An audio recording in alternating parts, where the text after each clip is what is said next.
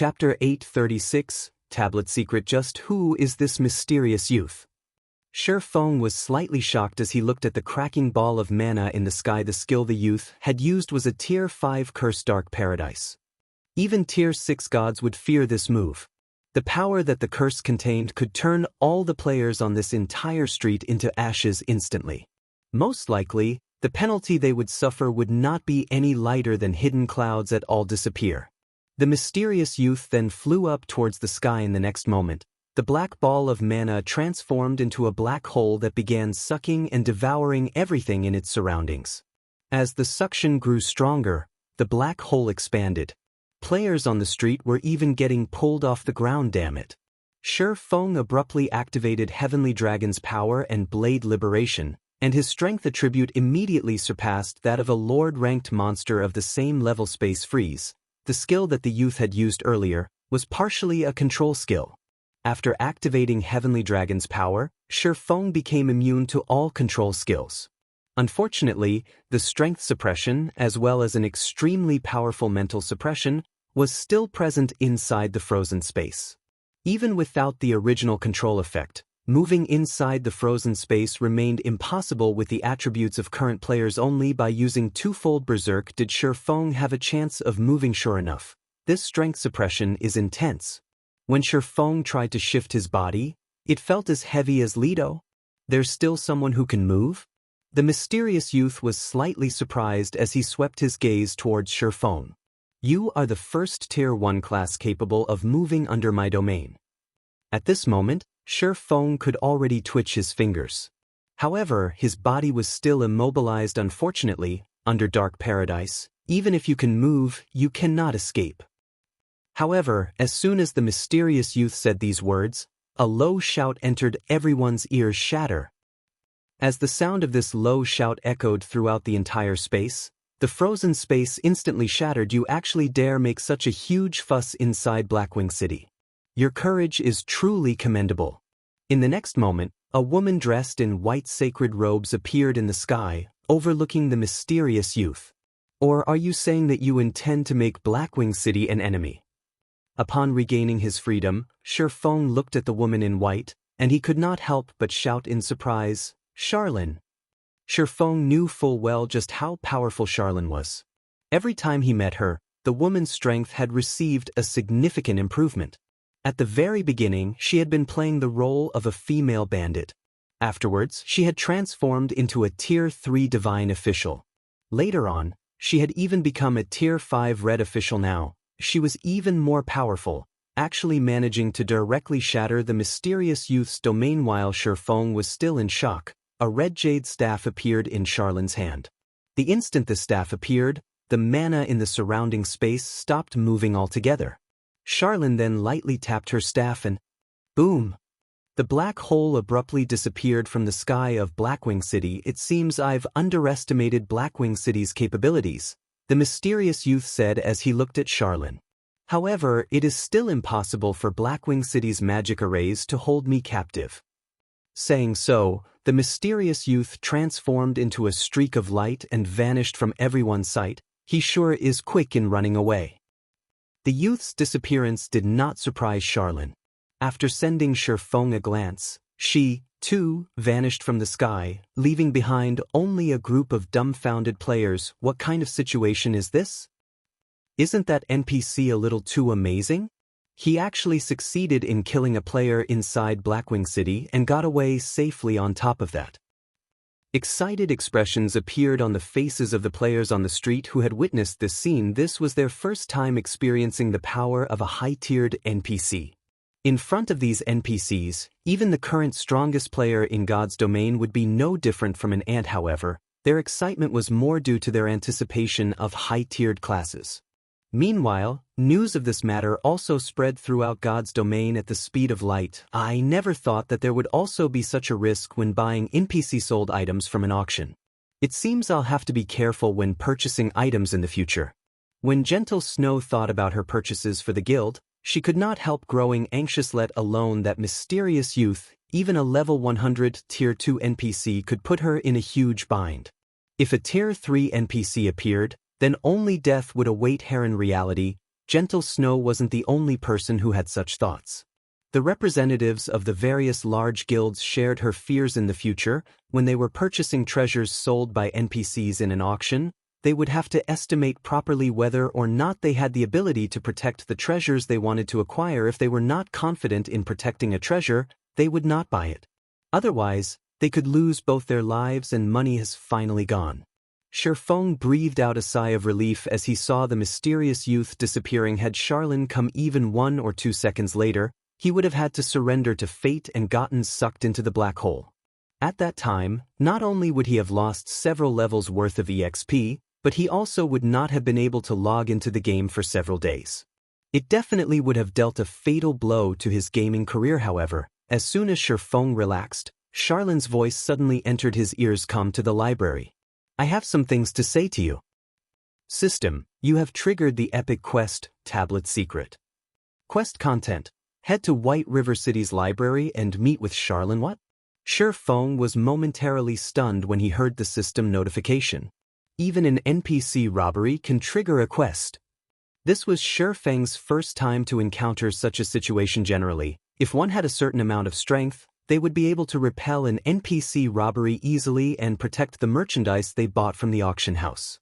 One could say that having sufficient financial power was only the first threshold to purchasing a treasure from the auction house.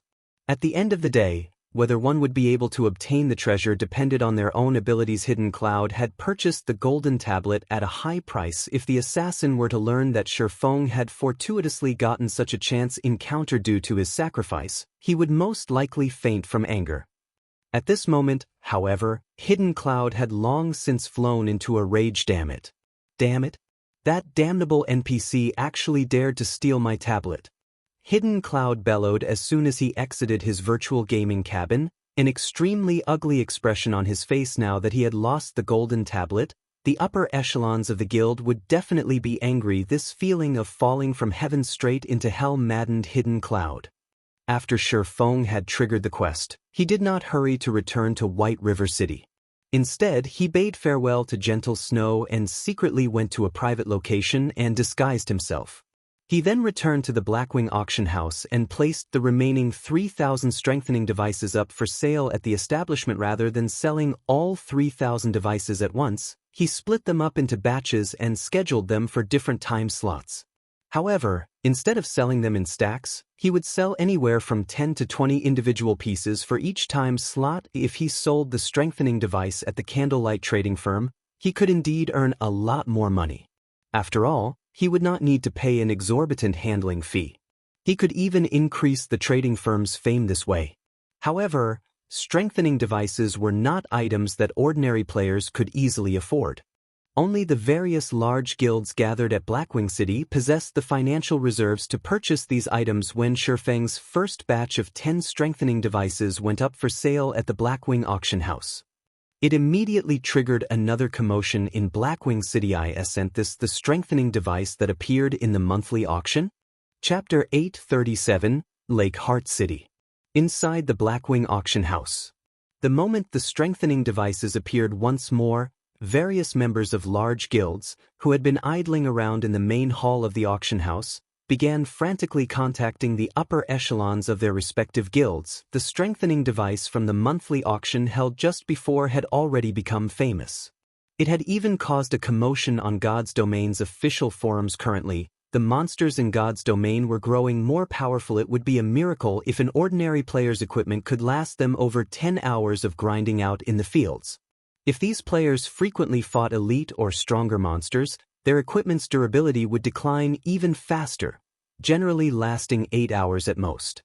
Guild elite members might be able to hold out for a little longer. However, the current mainstream grinding spots were becoming farther and farther away from cities.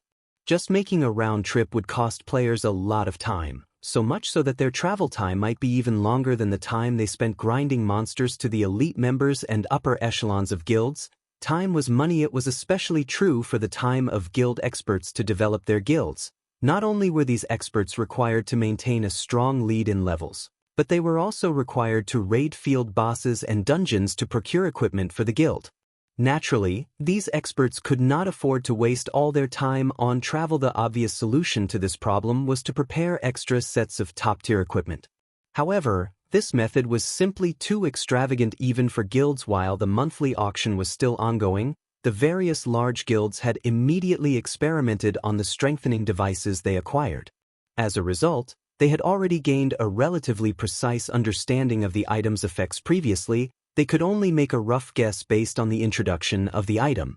Hence, upon conducting their tests, these large guilds were shocked. Although the strengthening device could only extend a player's grinding time by 3 to 4 times, the better the equipment the strengthening device was used on, the greater the effects.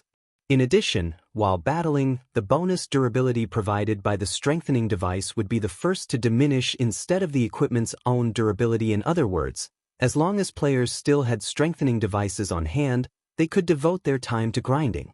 They would not have to prepare any additional equipment. Neither would they need to return to a city to get their equipment repaired. If allocated to ordinary or elite players, the 10 gold strengthening device would indeed be very extravagant. However, when assigned to an expert player, it would not be one bit extravagant. On the contrary, it would be a profit. Instead, unfortunately, the strengthening devices were sold only in the monthly auction. This situation caused many large guilds that had not participated in the auction great frustration. Now that the strengthening device had appeared in the auction house as a player-sold item, how could the members of the various large guilds not grow frantic? Just a few minutes after the strengthening device's appearance, the price for a single unit broke past the 9 gold threshold. Moreover, the price was still increasing rapidly. Even Feng had not expected the strengthening device to be this popular. When he exited the auction house, he saw group after group of players rushing into the building. Why is Phoenix Rain suddenly contacting me? Just as Feng was preparing to leave Blackwing City, he suddenly received a call from Phoenix Rain. However, the person she was contacting was not Yi Feng but Black Flame Guild leader Black Flame. Have you heard? There is a player selling strengthening devices at the Blackwing auction house right now, Phoenix Rain said through the video chat, smiling. Yes, I've also just heard about it. Feng nodded, having already changed to his Black Flame guise. But why is Phoenix Pavilion Master contacting me? I want to purchase a large number of strengthening devices, so I wish to borrow some money from you. Of course, I won't borrow it for nothing. 3 days later, I'll return it to you with 30% interest, or you can buy a high-potential land in one of the Black Dragon Empire's major cities from me. Phoenix Rain smiled as she extended a tempting proposition. Originally, she had not wished to borrow money from Feng. However, with the appearance of the strengthening device, and based on her newfound knowledge regarding the item, she had a great opportunity for the Phoenix Pavilion to surpass the Heavenly Dragon Pavilion. Level 40 was an important turning point in God's domain. With the strengthening device, she could rapidly raise a group of experts to level 40. At level 40, even using only common mounts would still bring about explosive improvements to their leveling speeds. They would be able to develop new maps earlier than other guilds. However, she had already spent a large part of her funds to purchase other items during the monthly auction. She did not have enough to contest for the strengthening devices, not to mention needing money to buy mounts. Hence, she gave Feng such a lucrative offer. Of course, the reason why she had looked for Feng to borrow money from and not someone else was mainly because Zero Wing was simply too wealthy. Zero Wing had relatively few members. The guild's various departments were also incomplete. The guild's expenses were not particularly high, either. Moreover, Zero Wing was the proud owner of Star Moon Kingdom's wealthiest trading firm, the Candlelight Trading Firm. The guild also possessed the enviable Stone Forest Town. The guild's daily profits were in no way inferior to even those of a super first-rate guild like the Dragon Phoenix Pavilion. Due to these reasons, the wealth Zero Wing possessed could make even her envious. Just from the bid Yi Feng had placed earlier on the golden tablet, one could tell how rich Zero Wing was. Alright, but I want to purchase land at the Black Dragon Empire's Lake Heart City. Feng inwardly cheered upon hearing Phoenix Rain's words. He had never imagined that the woman would be so desperate. However, I'll say this first. I still have other uses for my coins. I won't buy it if your price is too high.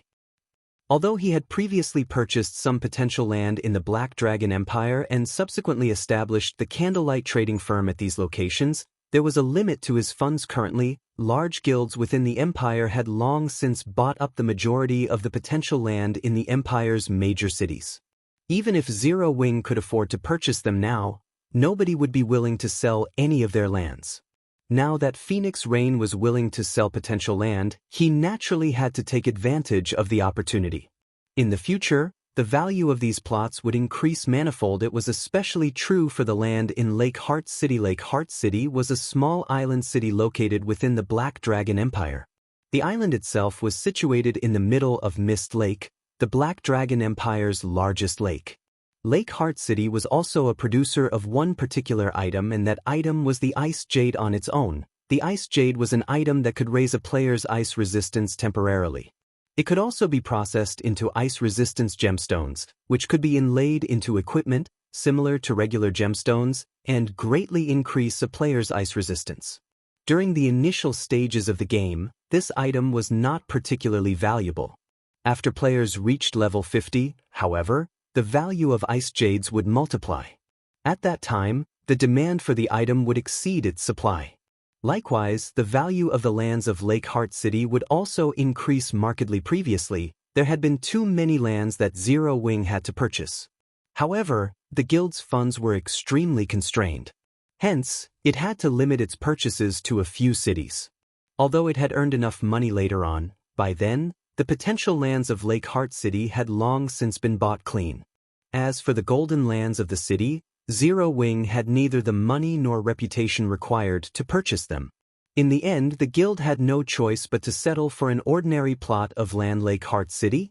Phoenix Rain checked and discovered that there were indeed 2 plots of high potential land under her name in Lake Heart City. Moreover, although Lake Heart City was one of the major cities in the Black Dragon Empire, the player population there was not particularly high, as the city was mainly a tourist spot for casual players. She had never imagined that Feng would actually be interested in such a location. Alright, I have land that is close to the auction house there. I'll sell it to you at market price, which is 6,200 gold. However, I also want to borrow an additional 4,000 gold. I'll return the 4,000 gold 3 days later. How about it? Deal. Feng immediately grew ecstatic when he saw the location of the land in the map Phoenix Rain had sent him. With this plot of land, he would gain another income source for his city-building funds. Chapter 838, Raging Market. Lake Heart City was currently a prime tourist spot for players, as the city itself was like heaven on earth. Many casual players or players who wished to get away from the front lines would often visit this city. However, those who preferred adventuring and battling rarely visited the city. Most of the leveling maps around Lake Heart City were either located underwater or shrouded in mist. Both environments affected a player's combat power considerably. Hence, very few players wishing to level up and go on adventures would reside in Lake Heart City due to players reaching higher levels and the increasing number of maps and dungeon bosses requiring high ice resistance. The presence of the Ice Jades eventually attracted a lot of attention to Lake Heart City. In the past, the city had very quickly gained popularity, becoming the 6th most populous city in the Black Dragon Empire. The prices of land there had skyrocketed overnight. Feng never imagined that he would receive such a fortunate offer as a result from selling the strengthening devices. After agreeing on the trade conditions, Feng and Phoenix Rain decided to meet up in White River City. If one wanted to trade lands, they needed to do it through a city hall through either of 2 methods. The first method was a relatively fast but troublesome process, while the second method was simple but time-consuming. Feng usually left the responsibility of purchasing lands to Aqua Rose and Melancholic Smile. They would then transfer the ownership of these lands to him through a random city hall. This way, he didn't need to make a trip to the city hall. However, this method of transferring ownership had a verification period of 1 day. The other method was for him to go to the relevant city hall in person. By doing so, he could complete the transfer procedures immediately. Currently, Feng was in no hurry to obtain the land in Lake Heart City. Hence, there was no need for him to travel there personally to complete the transfer of ownership. During the time Feng and Phoenix Rain were chatting with each other, one notification after another popped up in Feng's system notification window system. The 20 strengthening devices you placed on auction have been sold. After the deduction of the processing fees, A total of 164 gold 85 silver has been added to your bag space system. The 20 strengthening devices you placed on auction have been sold. After the deduction of the processing fees, a total of 165 gold 64 silver has been added to your bag space. During the short time since Feng left the auction house, the amount of money in his bag had increased by over 1,000 gold. The rate at which he was earning money was just staggering. This handling fee is simply usurious. Feng felt a pang in his heart when he looked at the actual amount of money he had obtained from the sales.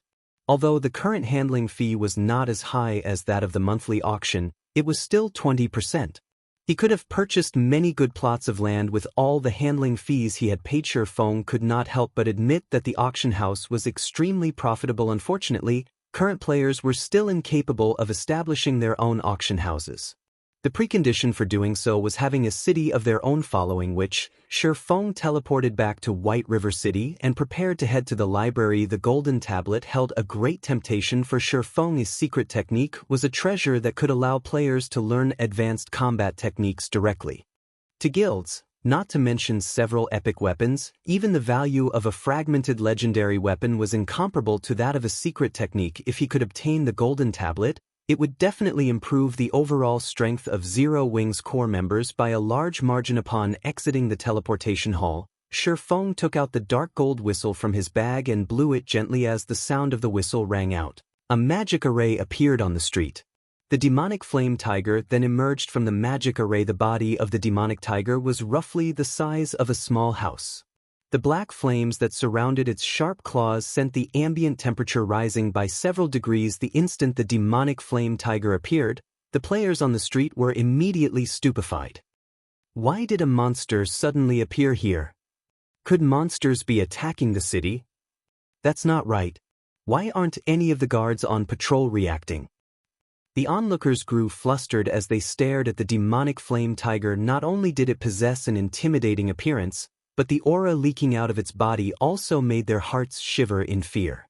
Even the elite players sensed a massive threat from the demonic flame tiger. Feng could not help but smirk as he swept a glance at the immobilized players. He then walked up to the demonic flame tiger. This was a dark gold mount. Its strength was equivalent to a level 40 chieftain. Naturally, it is not something ordinary players could handle. Has that person lost his mind? He's actually going up to it. Is he not afraid of getting killed? Everyone thought that Feng had lost himself to fear as they watched him approach the demonic flame tiger. However, when they saw the demonic flame tiger obediently lie down before Feng and enjoy Feng's caress agreeably, their mouths fell wide open. However, an even more shocking scene occurred in the next moment as Feng mounted the demonic flame tiger. Let's go! Feng shouted lowly. Suddenly, the demonic tiger let out a loud roar and took a step forward. It then transformed into an afterimage that disappeared before everyone. What? That's a mount. I'm not seeing things right. Who is that person? That giant tiger mount looks so cool. No one dared believe what they just saw. Riding a mount was still a faraway dream for them. Even if they managed to reach level 40 eventually, amassing a fortune of 40 gold was not that easy. It would be even more impossible for them to ride a bronze or mysterious iron mount. While Feng was rapidly making his way towards the library, the players present on the street outside the teleportation hall went into a frenzy. Every one of them was madly posting on the official forums, "A hero riding a giant tiger has appeared in White River City." Many people initially did not believe the words written in this post. After all, the number 1 players on the various Empire ranking lists were only at level 39. These players were still a long way off from reaching level 40. How could there possibly be someone capable of riding a high-ranking mount right now? After watching the recorded video, everyone was shocked. There were some who felt admiration, some who felt jealousy, and some who felt pride. There were also many people trying to guess at Feng's identity. Just who was actually capable of riding such a mount? Unfortunately, as Feng had hidden his face using the black cloak, nobody could discern his identity. A dark gold mount sure is fast.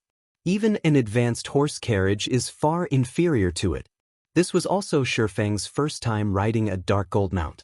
The speed of the mount was simply incomparable to Feingold mounts. The demonic flame tiger's speed was at least 20% or 30% faster than an advanced horse carriage. Just as Feng was quickly approaching the library, he suddenly received a call from Autumn Goose. When Feng accepted the call, the image of an anxious Autumn Goose appeared before him. What happened? Feng could not help but ask after seeing her apprehensive expression. Yi Feng, Gunfire contacted me just now, saying that a group of players that had suddenly appeared is hunting Rain and Blue. These players are very powerful and are capable of doubling the death penalty of the players they killed. Moreover, they also have a means of jamming a player's communications. However, I'm currently not in Star Moon Kingdom. Can you please go save them? Autumn Goose asked worriedly. After reaching their level, even a single death was a painful loss. If their death penalties were doubled, the cost of dying once would be devastating. However, she could not come up with a good method to save Thoughtful Rain and the others at the moment. The only person she could think of right now who might be of help in this situation was Yi Feng. Where are they now? Feng was initially stunned, but he immediately said in a hurried tone, "I'll head over there right away." Feng had never imagined that there would actually be people who would still dare to take action against Zero Wings members within the boundaries of Star Moon Kingdom at this point. Chapter 839, Crystal Maze. Hearing Feng answer without hesitation, Autumn Goose was touched. She also felt slightly envious. The reason why she had joined an independent organization like the Wind God Spear was precisely how the people within the organization treated each other like family. If one of them got bullied, they would fearlessly help out their companions regardless of the cost. They did not behave like guild members, who had to worry about various aspects even when helping out a companion. Generally, players in the upper echelons of guilds, like Feng, were even less likely to make a move casually.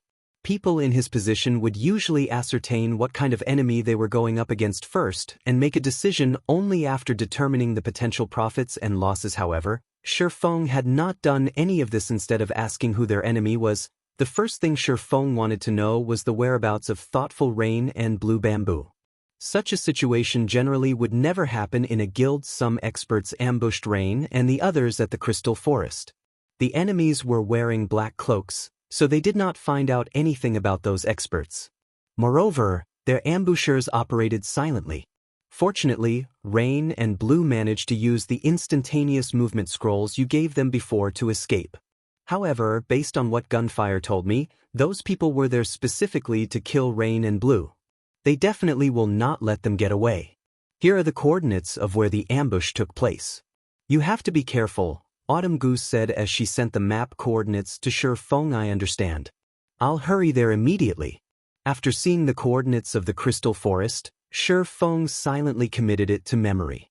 He quickly turned the demonic flame tiger around and headed straight for the teleportation hull. Despite the low odds for Thoughtful Rain and Blue Bamboo's rescue, when Autumn Goose heard Feng's calm and steady tone, for some reason, she felt relieved. The travel time from White River City to the Crystal Forest aside, just getting from the nearest transfer point to where Thoughtful Rain's group got ambushed would require at least 2 hours.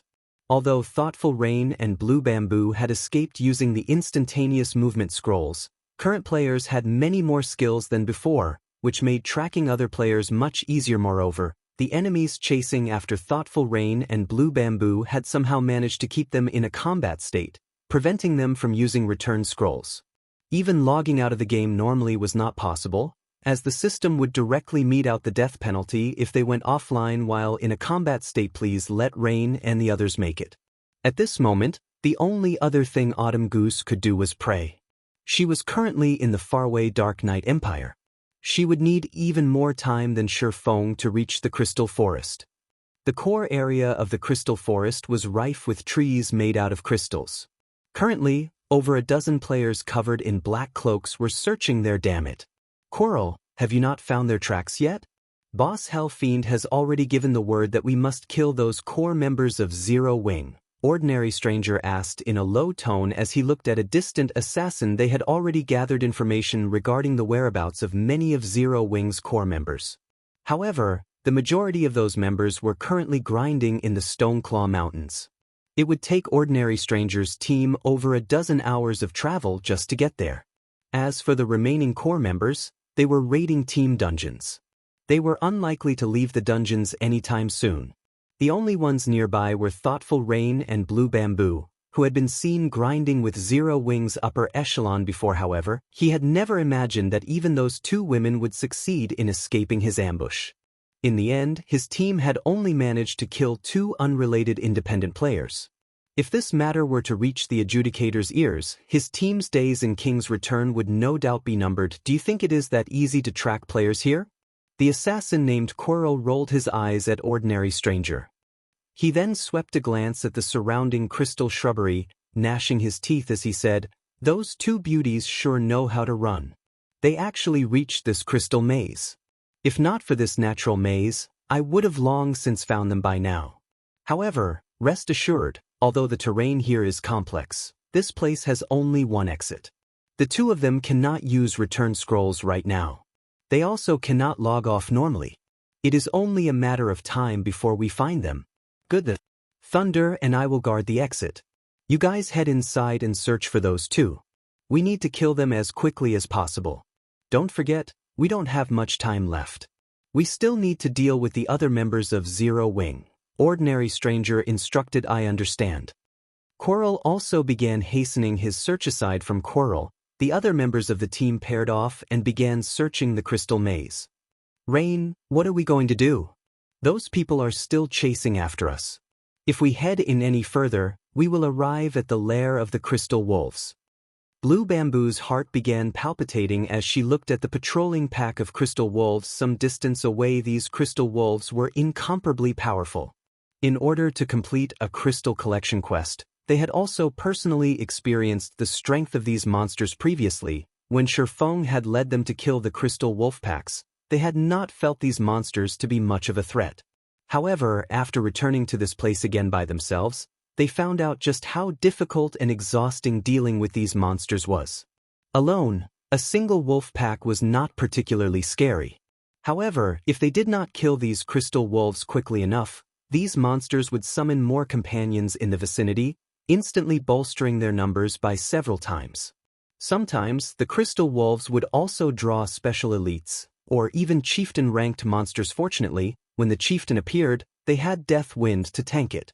Otherwise, they would have died without a doubt. Only, they had never imagined that, rather than dying to the level 45 chieftain, Death Wind would die at the hands of cloaked players that had suddenly appeared. Instead, if not for Death Wind and gunfire delaying those people, they would not have had a chance to use the instantaneous movement scrolls that Feng had given to them for emergencies. Currently, there were crystal wolves all around them. If they moved deeper into the maze, the possibility of discovery by a wolf pack would increase as well. In which case, by the time those cloaked players caught up to them, these crystal wolves would have long since killed them already. We can only give it a shot. We'll use an invisibility potion and continue forward. Hopefully, these wolf packs can buy us enough time. Thoughtful Rain gritted her teeth as she looked at her own status window. She then took out 2 invisibility potions and gave one of the bottles to Blue Bamboo. Both of them were currently afflicted with the Soul Lock debuff. As long as they were out in the fields, they would not be able to contact anybody for 5 hours. Their attackers had also forced them into a constant combat state, which prevented them from using their return scrolls. Arbitrarily logging out of the game would result in them suffering the death penalty immediately. While Thoughtful Rain and Blue Bamboo snuck deeper into the crystal maze, Feng had already arrived at the crystal forest. I finally caught up. Feng tapped on the demonic flame tiger, storing it away as he looked at the crystal forest before him. He then opened the map for the crystal forest. Even now, Autumn Goose had yet to contact him again. This silence meant that Thoughtful Rain and Blue Bamboo were still alive. The enemy is extraordinary. The fact that Rain and Blue have remained at large suggests that they entered the crystal forest's core area, the crystal maze. Hopefully I can make it in time. After taking a glance at the map, Feng used space movement. The activatable skill of the aura of space movement allowed him to cross up to 600,000 yards instantly. He could easily traverse the entire crystal forest or move to any location within the map. If not for this skill, he would not have made it to the crystal forest so quickly either. Now that the skill's cooldown was over, he could use it once again.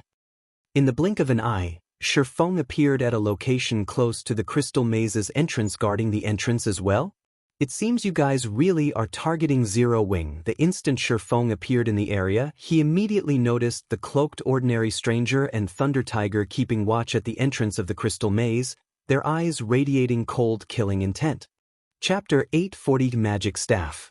Just when Feng noticed ordinary stranger and Thunder Tiger, the two of them caught sight of Feng. Brat, I don't know how you suddenly appeared here, but since you've come to this place, you can only consider yourself unlucky, Thunder Tiger, who had hidden his identity and appearance, said when he suddenly saw the similarly anonymous Feng. Taking the initiative, he walked towards Feng. All this waiting around has made me annoyed. Old stranger, you better not make a move. I'm gonna use this brat here to relieve some of my stress. Sure, but the equipment he drops will belong to me. Ordinary stranger laughed. Ordinary stranger had discovered Feng's presence the instant Feng had appeared. Initially, he had thought that a powerful enemy had shown up. However, after some close observation, he did not sense any threat coming from beneath the black cloak. On the contrary, he had noticed many holes in Feng's defense. If not for Thunder Tiger declaring his claim, Ordinary Stranger would have long since taken action to remove this ant. However, even if the opponent were an expert, it would not matter. Thunder Tiger was a top-tier expert of King's Return. Currently, he was already level 38. Placed in Starmoon Kingdom, his level would rank within the top 10. Not to mention, he was fully geared in level 35 Dark Gold equipment. His maximum HP was as high as 14,600. His combat standard was also at the refinement realm already. Dealing with 2 or 3 ordinary experts simultaneously would be child's play for him, even if the opponent were an expert of the same combat standards. Thunder Tiger was a refinement realm expert of King's Return. The guild had long since presented the Berserker with a Berserk skill. As long as Thunder Tiger activated this Berserk skill, he could kill a refinement realm expert easily. He could even defeat a flowing water realm expert in the off chance that Thunder Tiger was no match for this new arrival. Ordinary Stranger himself could still back up the Berserker. If he and Thunder Tiger worked together, they would be practically invincible in Starmoon Kingdom. Only Zero Wing's Black Flame and Yi Feng could cause them to feel fear. No one else was worth mentioning. As soon as Ordinary Stranger finished speaking, Thunder Tiger retrieved a two-handed saber from his back and used charge at Feng. When using charge, controlling the sudden increase in speed was extremely difficult for ordinary players. As a result, they would usually reveal flaws in their attack. However, Thunder Tiger was different. He had long since mastered this skill.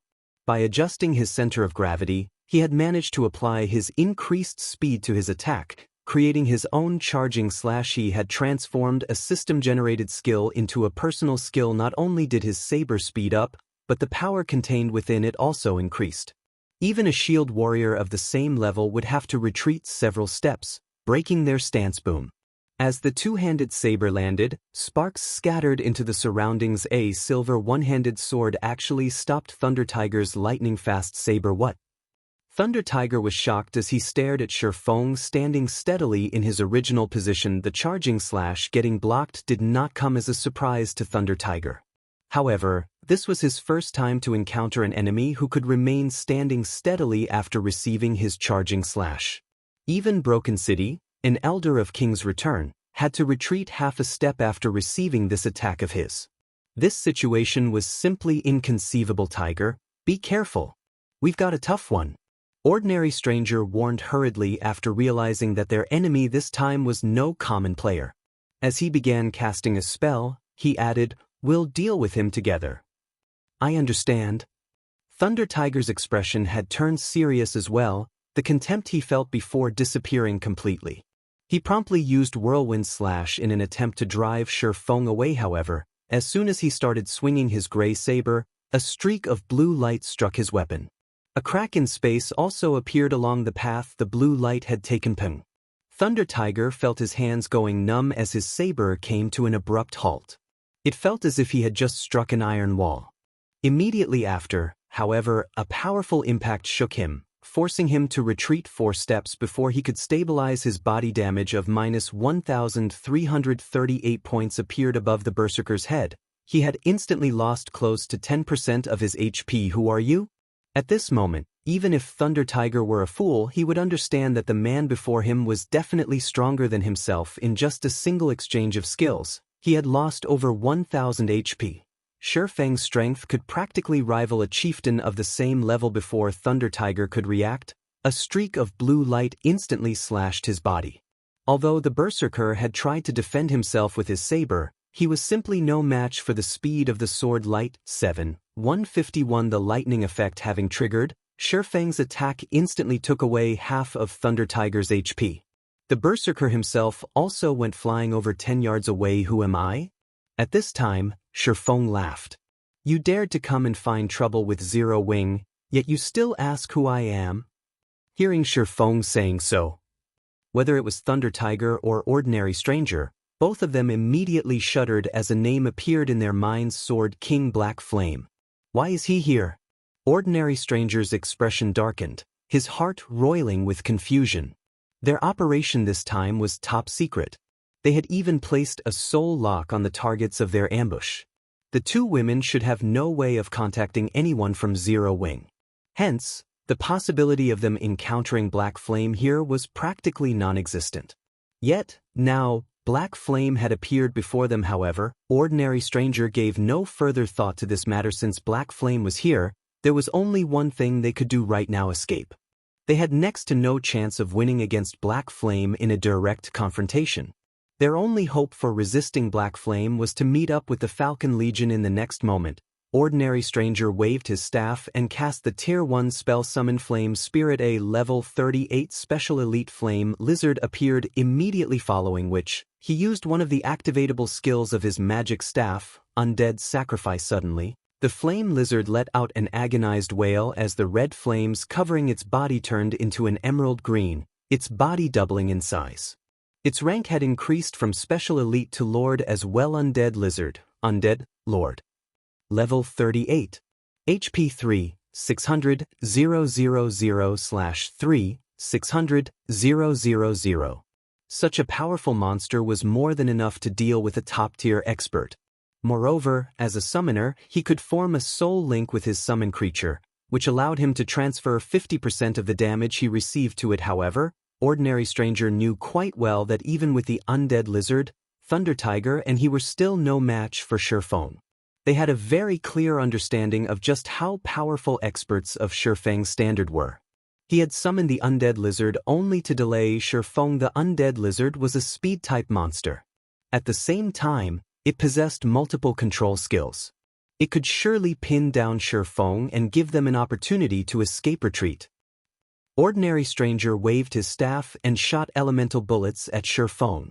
Simultaneously, he willed the Undead Lizard forward to attack Feng. Thunder Tiger no longer held back, either, as he activated his berserk skill, Heart of Fury.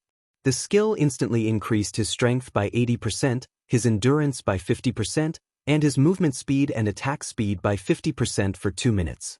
After activating his berserk skill, Thunder Tiger turned around and fled without hesitation. Looking at the oncoming elemental bullets and Undead Lizard, Feng sneered and said, "Don't you think it's a little too late to be escaping now?"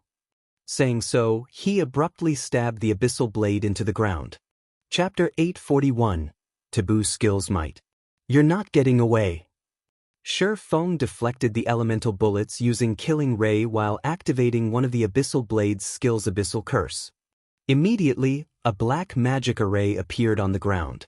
With Feng as the center, it covered a radius of 30 yards, instantly enveloping the Undead Lizard, which was the size of a small house, as well as ordinary stranger and Thunder Tiger. Endless streams of black mist flowed into their bodies. Not good. It's an AoE control skill. Ordinary stranger frowned. Right now, it felt as if his body was stuck in quicksand. He could not move at all. He had never imagined that Feng would have such a trump card as well at this moment. Not to mention him, even the Lord-ranked Undead Lizard was immobilized.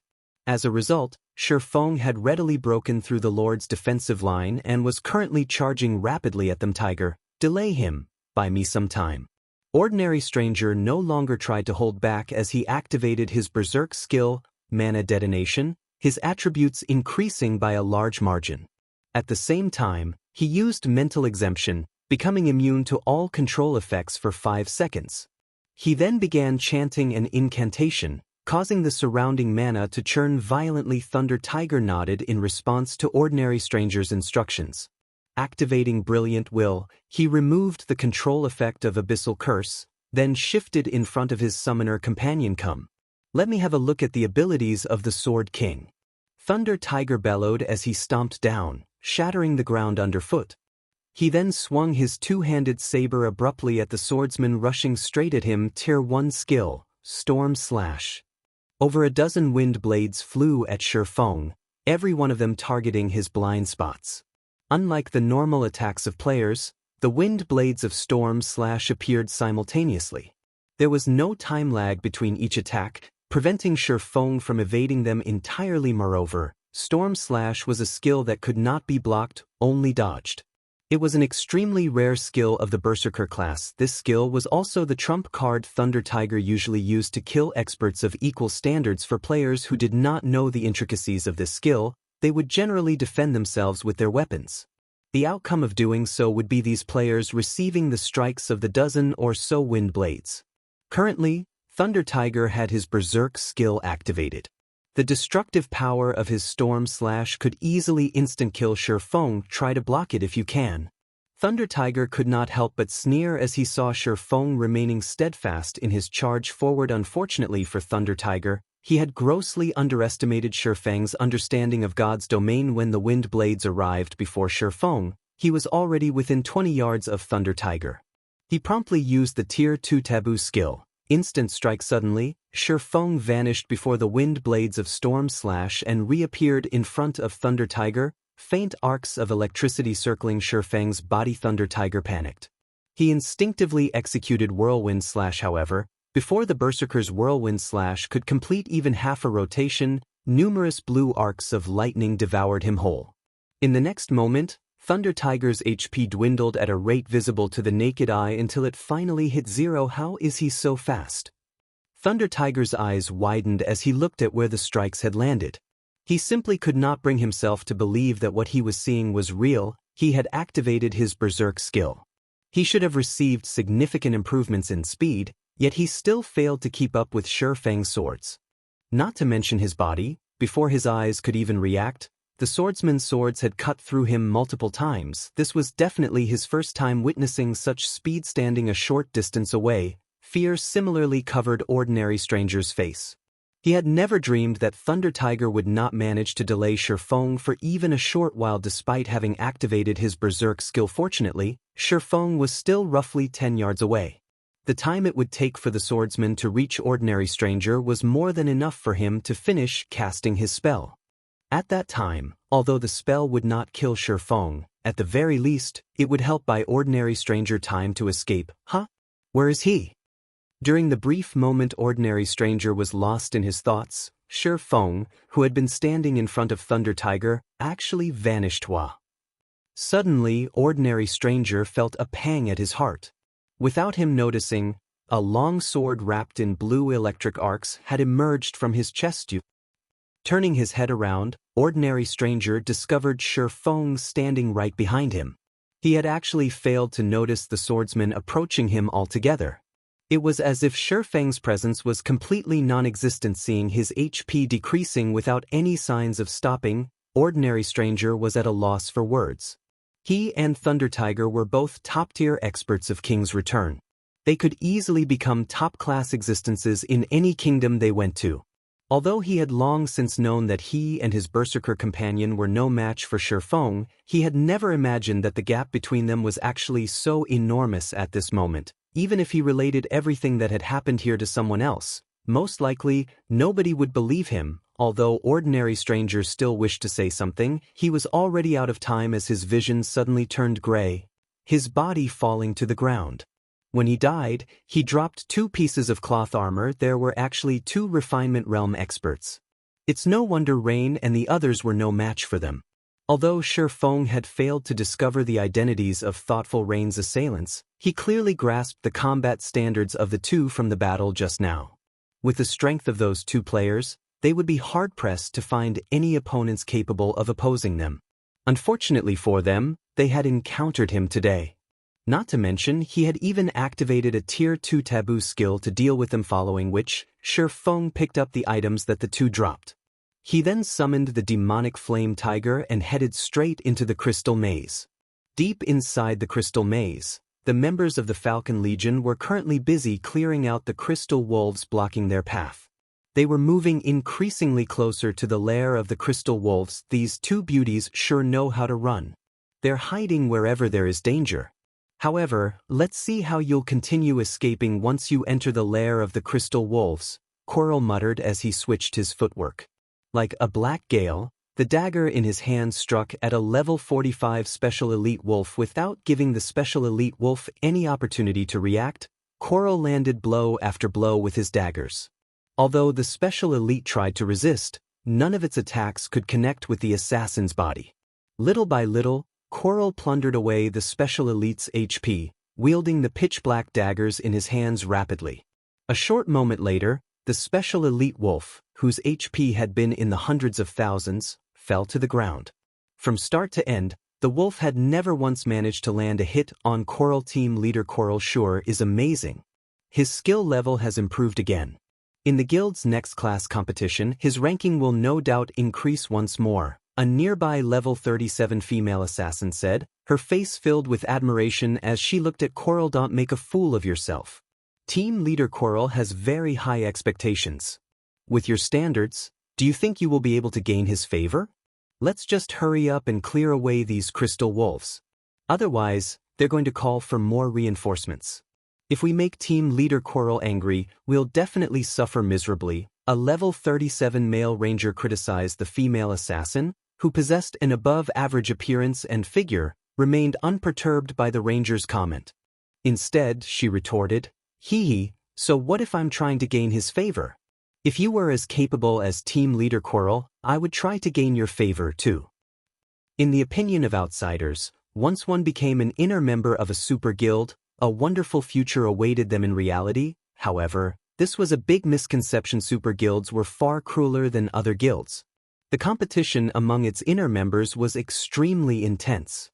All those who managed to become a part of the middle management of the guild were indeed experts among experts, dragons among men. They were experts who could easily wipe the floor with the so-called top 10 newcomers of the virtual gaming world.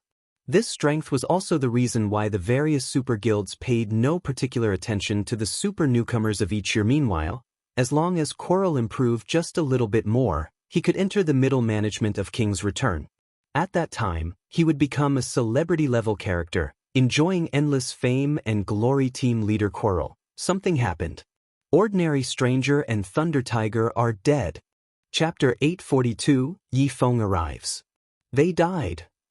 When Coral heard the report, he quickly called out the system team window. Sure enough, among the list of team members, both the names of Ordinary Stranger and Thunder Tiger had turned gray, which meant that the two of them were no longer alive at this time. When the other members of the team heard this, they promptly checked their team windows as well. They simply could not bring themselves to believe what they were seeing was true. Ordinary Stranger and Thunder Tiger were both top-tier experts in their guild. Their strength was equal to Coral's.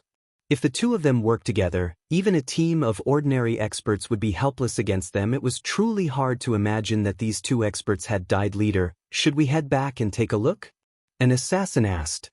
We can't just let someone kill the members of King's Return and do nothing about it. If we don't deal with this matter properly, the other super guilds will surely make fun of us. No. Just traveling back to the entrance will take us more than half an hour. By that time, the enemy would have long since disappeared, Coral said, shaking his head. Moreover, we don't have a clear understanding of the situation over there. First, find those two women. We'll talk about what to do next after we've gotten rid of those two. If the enemy is capable of killing both Stranger and Tiger, we cannot underestimate their strength. It is highly likely that the enemy is a powerful team that came here to grind. It won't be too late for us to deal with them after we complete our mission. In Coral's opinion, even a great lord-ranked monster would not be able to kill Ordinary Stranger and Thunder Tiger. No doubt the two of them had died at the hands of other players. Moreover, the enemy had to have very large numbers. They should also have many top-tier experts among them. Otherwise, with the two strength, at least one of them should have survived as the number of opponents was high. Resolving this matter would definitely be time-consuming. Their primary mission was to kill Zero Wing's core members. They would risk letting their targets get away if they chose to deal with this new enemy first. The losses greatly outweighed the gains. Now that they were close to completing this mission, they naturally could not give up halfway, following which, Coral and the other members of the Falcon Legion continued to move deeper into the lair of the Crystal Wolves, defeating one pack of Crystal Wolves after another leader. I found the two women's footprints up ahead. Judging from the tracks, they should have moved through here only recently. An assassin, who had detection activated, said as he looked at the light blue footprints on the ground. These light blue footprints showed that players had passed through this place before.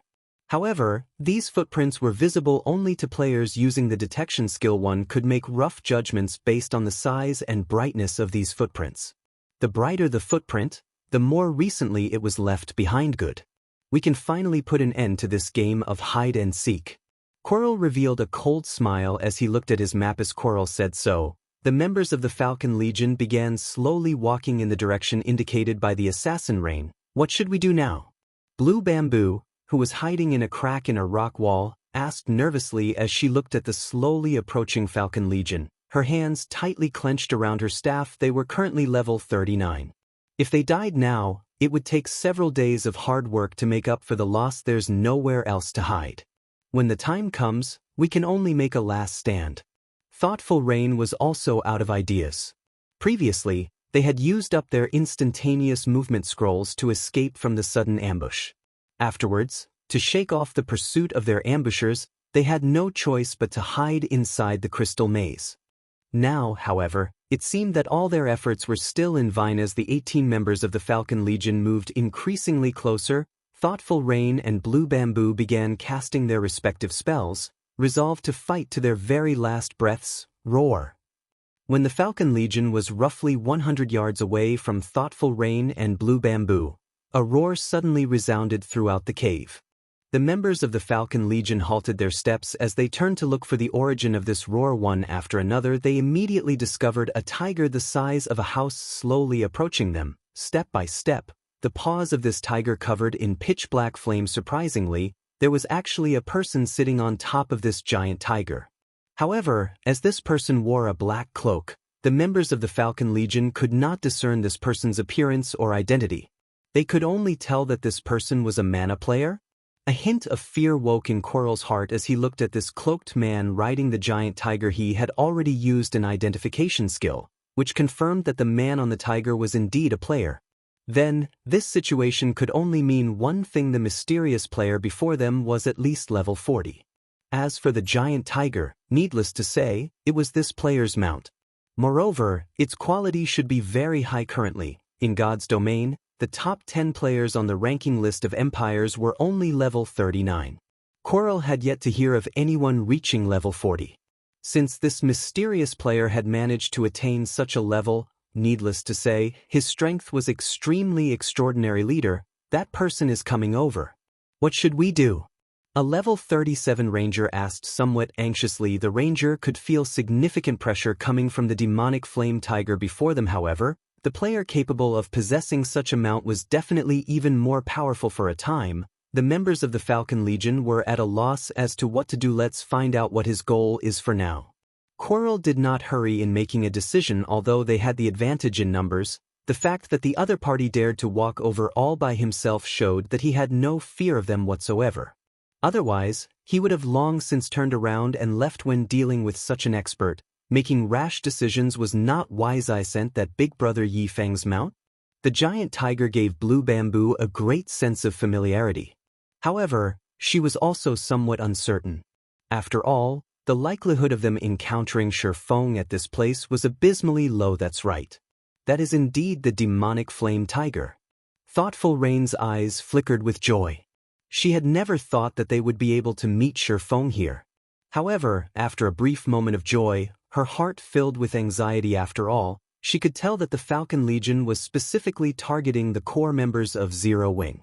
Meanwhile, Feng was someone important in Zero Wing's upper echelon. He was sure to be one of the Falcon Legion's targets. If they found out Feng's identity, they would immediately jump him for sure. Every member of the Falcon Legion was an expert. Many in the Legion were capable of defeating gunfire and death wind in a one-on-one. Among them, the leading assassin, Coral, was incomparably powerful, trouncing even the experienced death wind in just a few moves. Feng would definitely end up in an extremely dangerous situation if these 18 experts surrounded him, just as Thoughtful Rain was thinking of a way to warn Feng. Seated atop the demonic flame tiger, Feng looked down at Coral, who stood at the head of the team, and asked, "So you're the ones looking for trouble with Zero Wing?" When Coral heard Feng's question, his expression suddenly changed. He immediately understood Feng's objective. Moreover, he was very certain that Ordinary Strangers and Thunder Tiger's deaths had something to do with Feng kill him. Coral abruptly retreated and activated stealth. Hearing his command, the members of the Falcon Legion sprang into action. The 3 shield warriors of the team abruptly shifted to the forefront, the healers retreated, the assassins entered stealth, and the magical classes began chanting their spells. Everyone reacted with practiced motions. What is Big Brother Yi Feng trying to do? Blue Bamboo could not help but gape when she witnessed this scene. "Let's give him a hand. I'll help open a path for him." "Blue, you heal him," Thoughtful Rain said hurriedly. However, as the two of them rose from their hiding place, a gigantic crimson magic array appeared on the ground where the Falcon Legion stood. This skill was none other than the Aura of Fire's skill, Firestorm. Suddenly, flames devoured the Falcon Legion. Despite the 3 shield warriors of the team reacting very quickly and activating shield wall the instant the flames appeared, when bathed in the violent flames, the 3 of them still lost over half of their HPs in the blink of an eye. Naturally, the other classes fared much worse. By the time the flames dissipated completely, the entire area had turned into a scorching hell. Just like that, 13 out of the 18 players died all at once. The situation of the Falcon Legion took an abrupt turn. Chapter 843, Showing Off One's Trivial Skills Before a Master. At the sight of his companions reduced to ashes, Coral's mouth twitched slightly. This large-scale destruction spell came all too suddenly. Evidently, Feng had long since been prepared to cast the spell while he was approaching them. He had only voiced that question earlier to tempt them into attacking him and draw them into his trap. They did not have any time to evade this surprise attack at all. If not for Coral being near the edge of the spell's coverage, he would not have been able to utilize the brief invulnerability wind steps provided to rush out of the flames in time.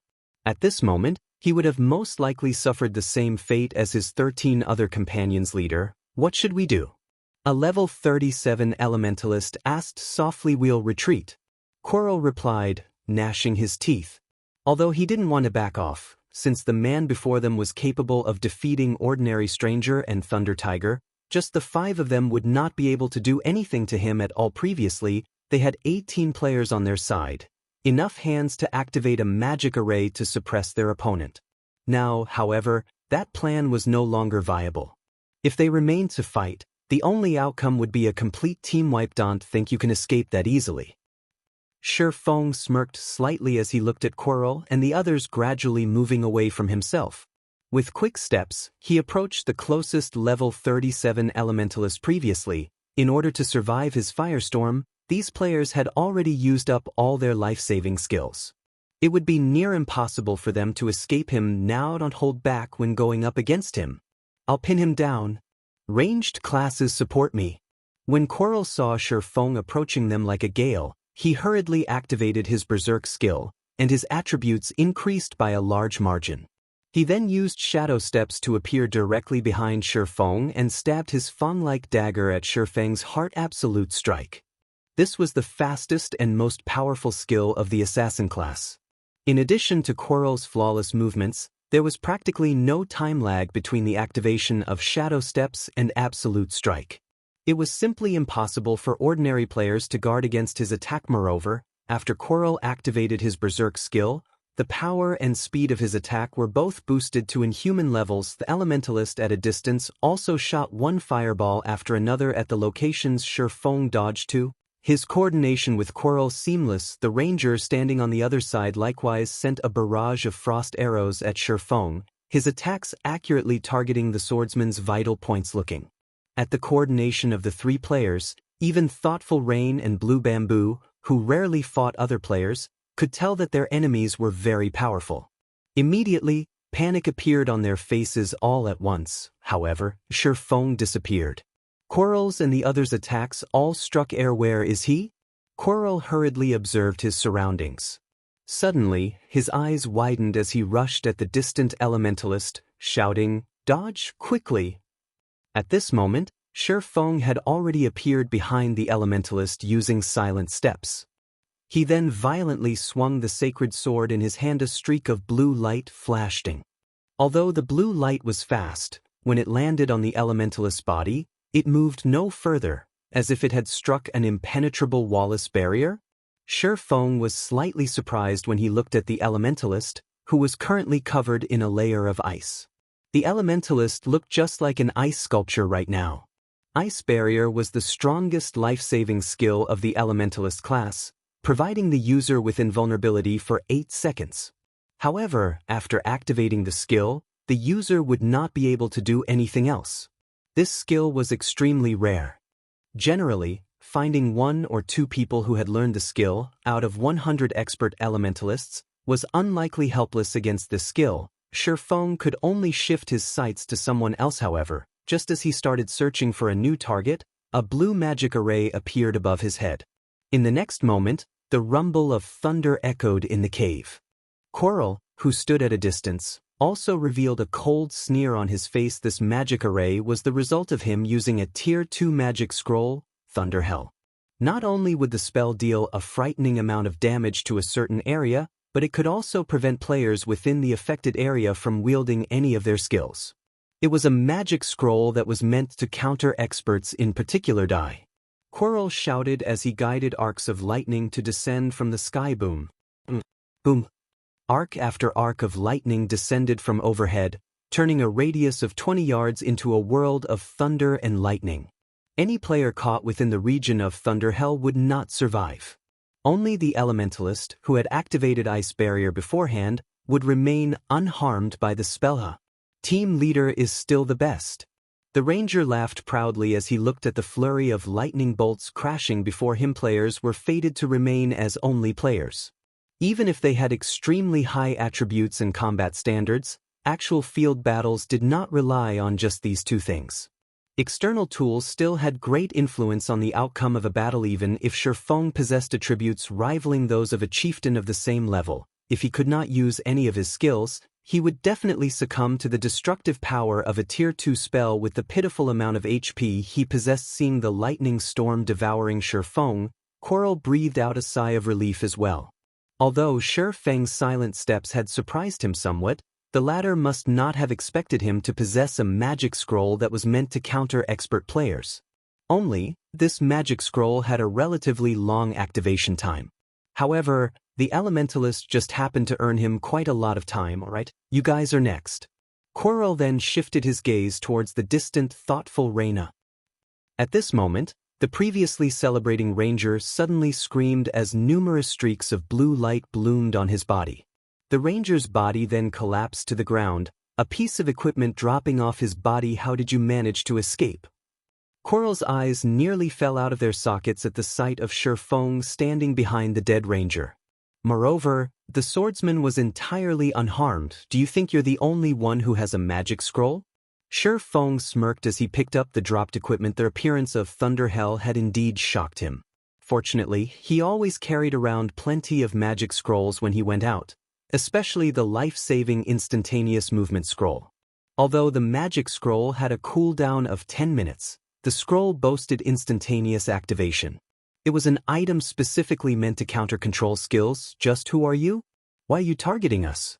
Quarrel asked, his complexion deathly pale. However, while Quarrel was posing his question, he was also making subtle gestures, signaling the 2 other assassins in stealth to circle around and ambush Feng. The 2 stealthed assassins nodded silently. They then began approaching Feng with light steps. Both of them were experts capable of melding their actions with their environment.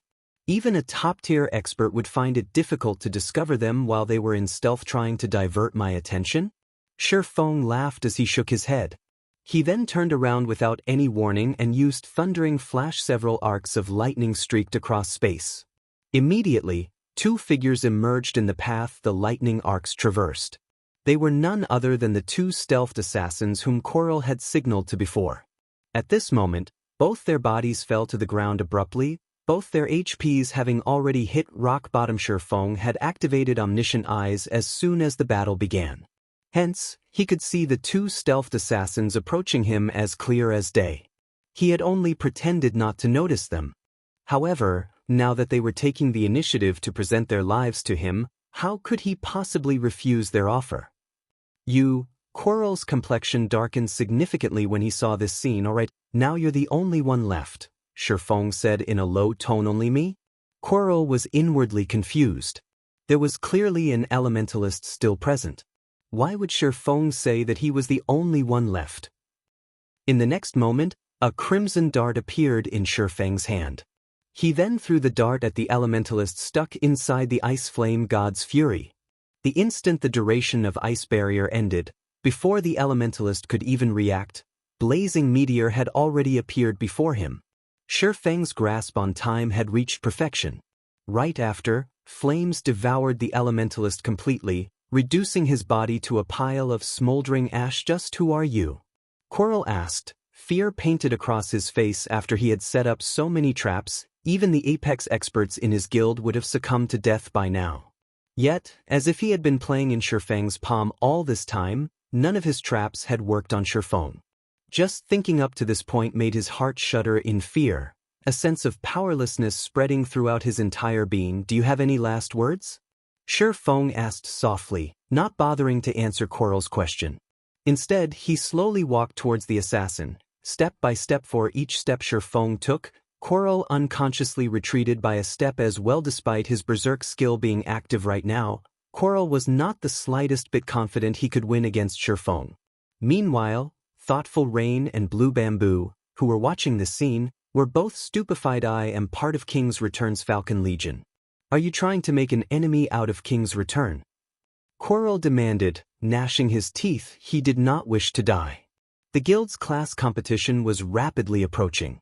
If he died now, the loss in level, equipment, and skill proficiency would have a significant effect on his performance in the competition. Now, his only choice was to reveal his identity. Previously, the reason they had concealed their identities was to avoid letting Zero Wing take preventive measures against them. With their identities unknown, their subsequent operations would flow much more smoothly. Now that everyone except for himself had died, there was naturally no need to continue hiding this fact. Moreover, the stronger an expert was, the more knowledgeable they were about how powerful super guilds were. If the opponent still dared to make a move even after he revealed this fact, this person would definitely be a fool. Chapter 844, Field of Swords. What? Don't believe me? Upon seeing Feng showing no signs of stopping, Coral hurriedly took off his black cloak and displayed his King's Return Guild emblem. This sight momentarily stunned Thoughtful Rain and Blue Bamboo. Why is someone from a super guild targeting us? Thoughtful Rain was confused as she looked at the King's Return's emblem. She no longer possessed her previous joy at seeing Feng defeating the Falcon Legion. On the contrary, she felt somewhat worried. Instead, although she had come into contact with virtual reality games only recently, she still knew just how powerful an existence a super guild was in current society. Virtual reality games had over a century of history already. The super guilds of virtual reality games were just like major celebrities. In the real world, one often saw news coverage of these existences. Hence, it was difficult for one not to know about them. Among them, King's Return operated slightly differently from other super guilds. The guild would occasionally recruit expert players. Regarding popularity, King's Return greatly surpassed the other super guilds. One could frequently hear news of certain powerful experts joining King's Return. Hence, Thoughtful Rain had a certain degree of understanding of the guild, and she knew just how wide the gap between Zero Wing and King's Return was. Whether it was in terms of member count or number of experts, the two guilds were on entirely different levels. If a war were to break out between their two guilds, it would be a disaster for Zero Wing. No wonder you guys dared to take action against Zero Wing's members in Star Moon Kingdom. So you're a member of King's Return. Feng finally understood what was going on. Because he had rejected King's Return's previous offer, the guild was now targeting Zero Wing's core members. However, he immediately smiled at Quirrell and asked, "But don't you know who I am?" Saying so, Feng stored away his black cloak and revealed his original appearance. Feng. Quirrell's mouth slackened when he saw Feng's appearance. He simply could not bring himself to believe this was true. Feng was not as famous as Zero Wing's Black Flame and was an existence known only among the major powers of God's domain. But when speaking of strength, Feng was someone who had defeated Sirius, one of the Wolf Kings of the Battle Wolves Guild. After the fight at the Dark Arena, King's Return had even created a database specifically for information on Feng. Quirrell himself had watched the battle video between Feng and Sirius, learning from it. Hence, Quirrell recognized Feng right off the bat. However, although he had indeed recognized who his opponent was, his complexion turned even uglier than before. Damn it. Why is my luck so horrible? To think I would actually encounter him here. At this moment, Quirrell was regretting the fact that he had revealed his own identity. If he had not exposed himself, he might still have a chance of surviving. Now, however, nothing he said would get him out of this situation alive. Although he still had his vanish skill, even if he was stupider, he could tell that invisibility skills were useless against Feng. Otherwise, Feng would not have struck at the stealthed assassins behind him without even the slightest bit of hesitation. If even stealth was ineffective, then wanting to escape in front of such an expert was nothing more than a pipe dream. King's Return had done detailed research on that battle at the Dark Arena and made a rough estimation of the attributes of the two fighters already. In terms of basic attributes, he was considerably inferior to Feng. Not to mention, speed was also one of Feng's strong points. Quirrell's face darkened at the sight of Feng rushing over. Damn it. To think that I would have to use that opportunity now. I definitely won't forgive you, Feng. I will definitely massacre every core member of Zero Wing. Quirrell bellowed. He then took out a purple crystal ball from his bag while continuously spewing venomous curses. Just you wait. Quirrell, will definitely make you regret this day. In reality, the real reason he did not wish to die was the crystal ball in his hand. This item was something he had obtained unexpectedly after completing one part of a chain quest. It was a one-time use item. Moreover, it could only be stored in his bag and would drop upon death. This item could directly transfer its user to a special space. Based on his research, that special space should be a sacred training ground capable of allowing players to improve their combat techniques and standards. Its effects should be even better than those of a secret technique tablet his guild possessed. This item was something he had kept to himself originally. He had intended to wait until he had grown stronger and had hit a bottleneck before going to that special space, because based on the information he obtained, that space was extremely dangerous. If he went there too soon, he would only be wasting this opportunity. Hence, he had always done things with great care, avoiding dangerous situations as much as possible. He had never expected that he would actually be forced to enter that special space due to the mission this time. This crystal ball was his greatest opportunity to join the guild's upper echelon. Now, however, Feng ruined all of his plans. How could Quirrell not be angry? Suddenly, an endless amount of mana rapidly flowed into his body. A crack then appeared in the space behind him. Like a black hole, the spatial crack sucked the assassin towards it. You think you can get away? Feng smiled with disdain.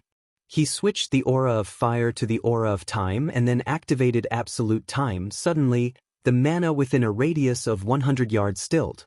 The mana surrounding Quirrell's body also dissipated abruptly.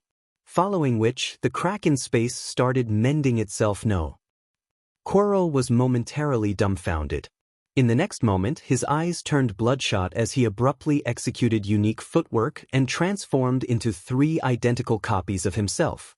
These 3 copies then charged at Feng maniacally. The 3 indistinguishable copies of Quirrell continuously circled Feng die. All 3 Quirrells bellowed as they held their daggers in a reverse grip and stabbed them at Feng like a black whirlwind. The pitch-black daggers struck at Feng from all directions. Thoughtful Rain and Blue Bamboo, who were watching this scene from afar, were stupefied. They understood clearly that the phenomenon of the black whirlwinds they were seeing right now was not a result of a system-generated skill. Instead, it was the result of a combat technique used by the player himself. This was the first time they had seen such a situation. They were utterly clueless as to how the assassin had achieved such a feat compared to Coral. The experts they had encountered before were simply weaklings. It was no wonder death, wind, and gunfire fell at Coral's hands in just a few moves. He was practically a monster in human skin, so he's finally using his specialty, Whirlwind Strike. This sudden development did not surprise Feng. After all, Coral was no stranger to him. In the past, Coral had been titled the Whirlwind Assassin. Although he had not been particularly famous during the early stages of God's domain, upon his promotion to King's Return's middle management, he began improving rapidly. In the end, he had even managed to become an adjudicator of King's Return. His strength back then had been extremely overbearing. Not daring to be careless, Feng chose to activate Thunder God's Descent, which increased his movement speed and attack speed by 150% and damage dealt by 50%, as well as decreased all damage received by 50% facing the storm-like dagger attacks. Feng madly brandished his two swords immediately. Sparks scattered as the clangor of metal clashing against metal echoed throughout the surroundings multiple times. Feng had already reached the realm. He had long since exerted his five senses to their limits. He read his surroundings like an open book.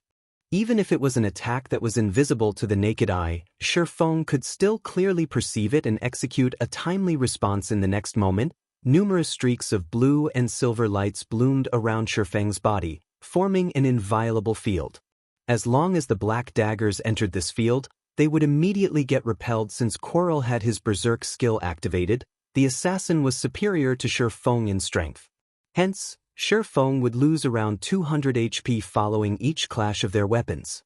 Fortunately, with Thunder God's Descent, Feng still had a clear speed advantage, so none of Coral's attacks managed to penetrate his defense. Aside from blocking all of Coral's attacks, Feng would also occasionally strike back at the assassin, reaping a large chunk of the latter's HP. In reality, Feng could have ended the battle instantly. However, he wanted to improve his own techniques by fighting the assassin.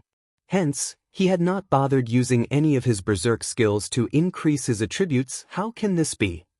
Why can't I hit him? The more Coral fought, the more fearful he became.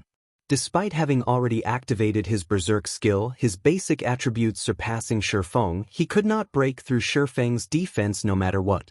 On the other hand, Feng managed to strike at his vital points time after time, whittling his HP chunk after chunk until it finally zeroed out. As Coral fell reluctantly to the ground, he also dropped several items.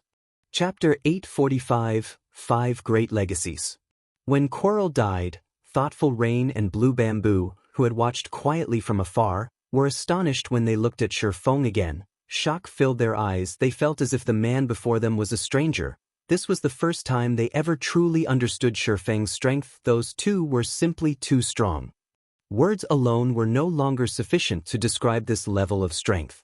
This was the first time they had ever witnessed such an intense battle. Their eyes had not been fast enough to keep up with the combatants' speed, let alone their bodies.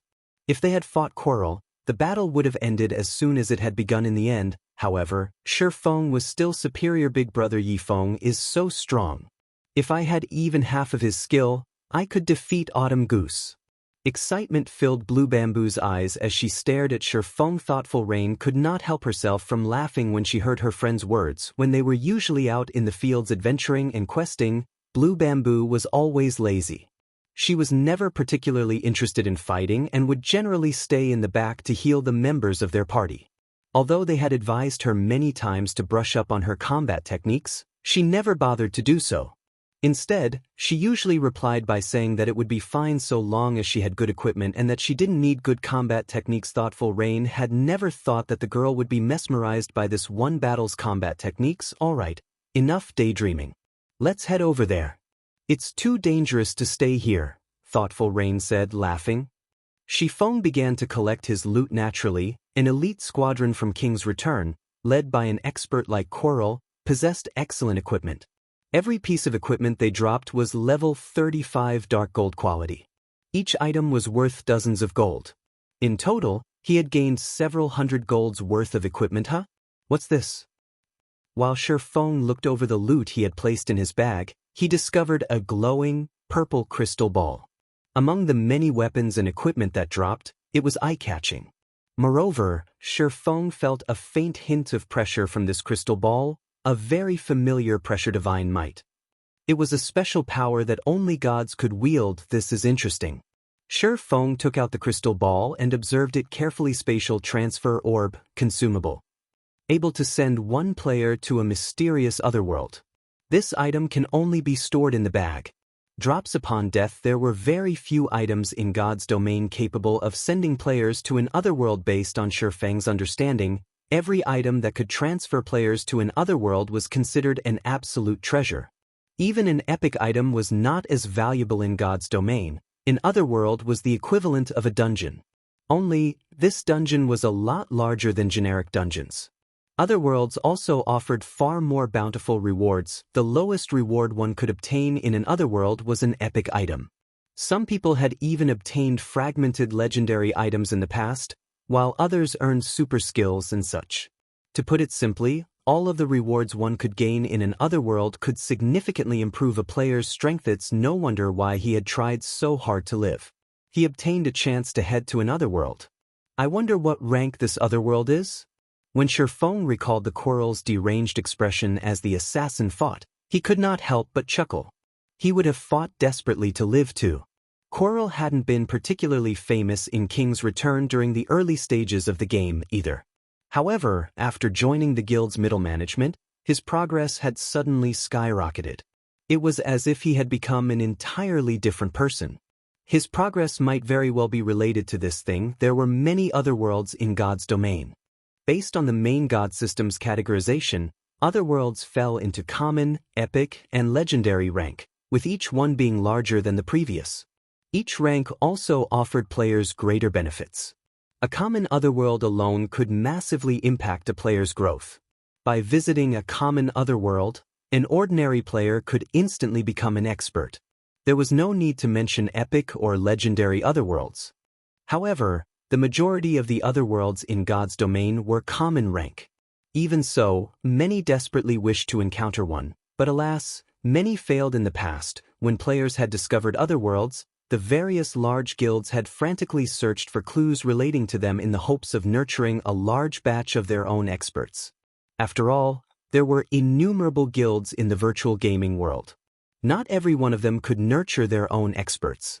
With such a golden opportunity available, the various large guilds could not let it slip through their fingers. In the past, a top-tier expert had sold an opportunity to go to an otherworld at an auction. Although the otherworld in question had only been common rank, the various large guilds fought over it like a pack of wolves.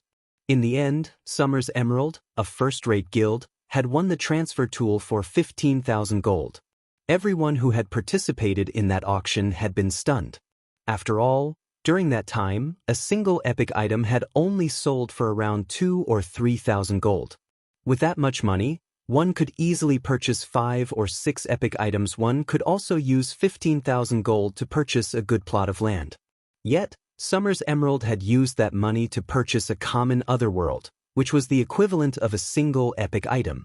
Wasting so much money was the epitome of foolishness. Yet, nobody could have ever imagined that, in the end, Summer's Emerald would profit from the exchange. The guild had only obtained a single epic weapon, which was worth roughly 6,000 gold, from the common otherworld.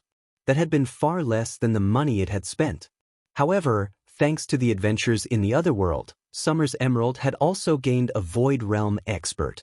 The outcome had made many guilds regret not fighting harder during the auction. From then on, transfer tools to otherworlds became extraordinarily precious. Even Feng, who had been the guild leader of a second-rate guild, had invested a long amount of time before he had gotten his hands on a common otherworld transfer tool. Although he had not experienced breakthrough during his visit, his combat techniques had improved significantly. What a strange transfer tool. It doesn't have a rank displayed. Even after observing with omniscient eyes, Feng had not discerned the purple crystal ball's rank. This was the first time he had encountered such a situation. However, although there was no rank displayed, the crystal ball reminded Feng of something: otherworld transfer tools. This was a good option to cultivate guild experts. The general populace had yet to learn of otherworlds. They were also not well known by the various large guilds.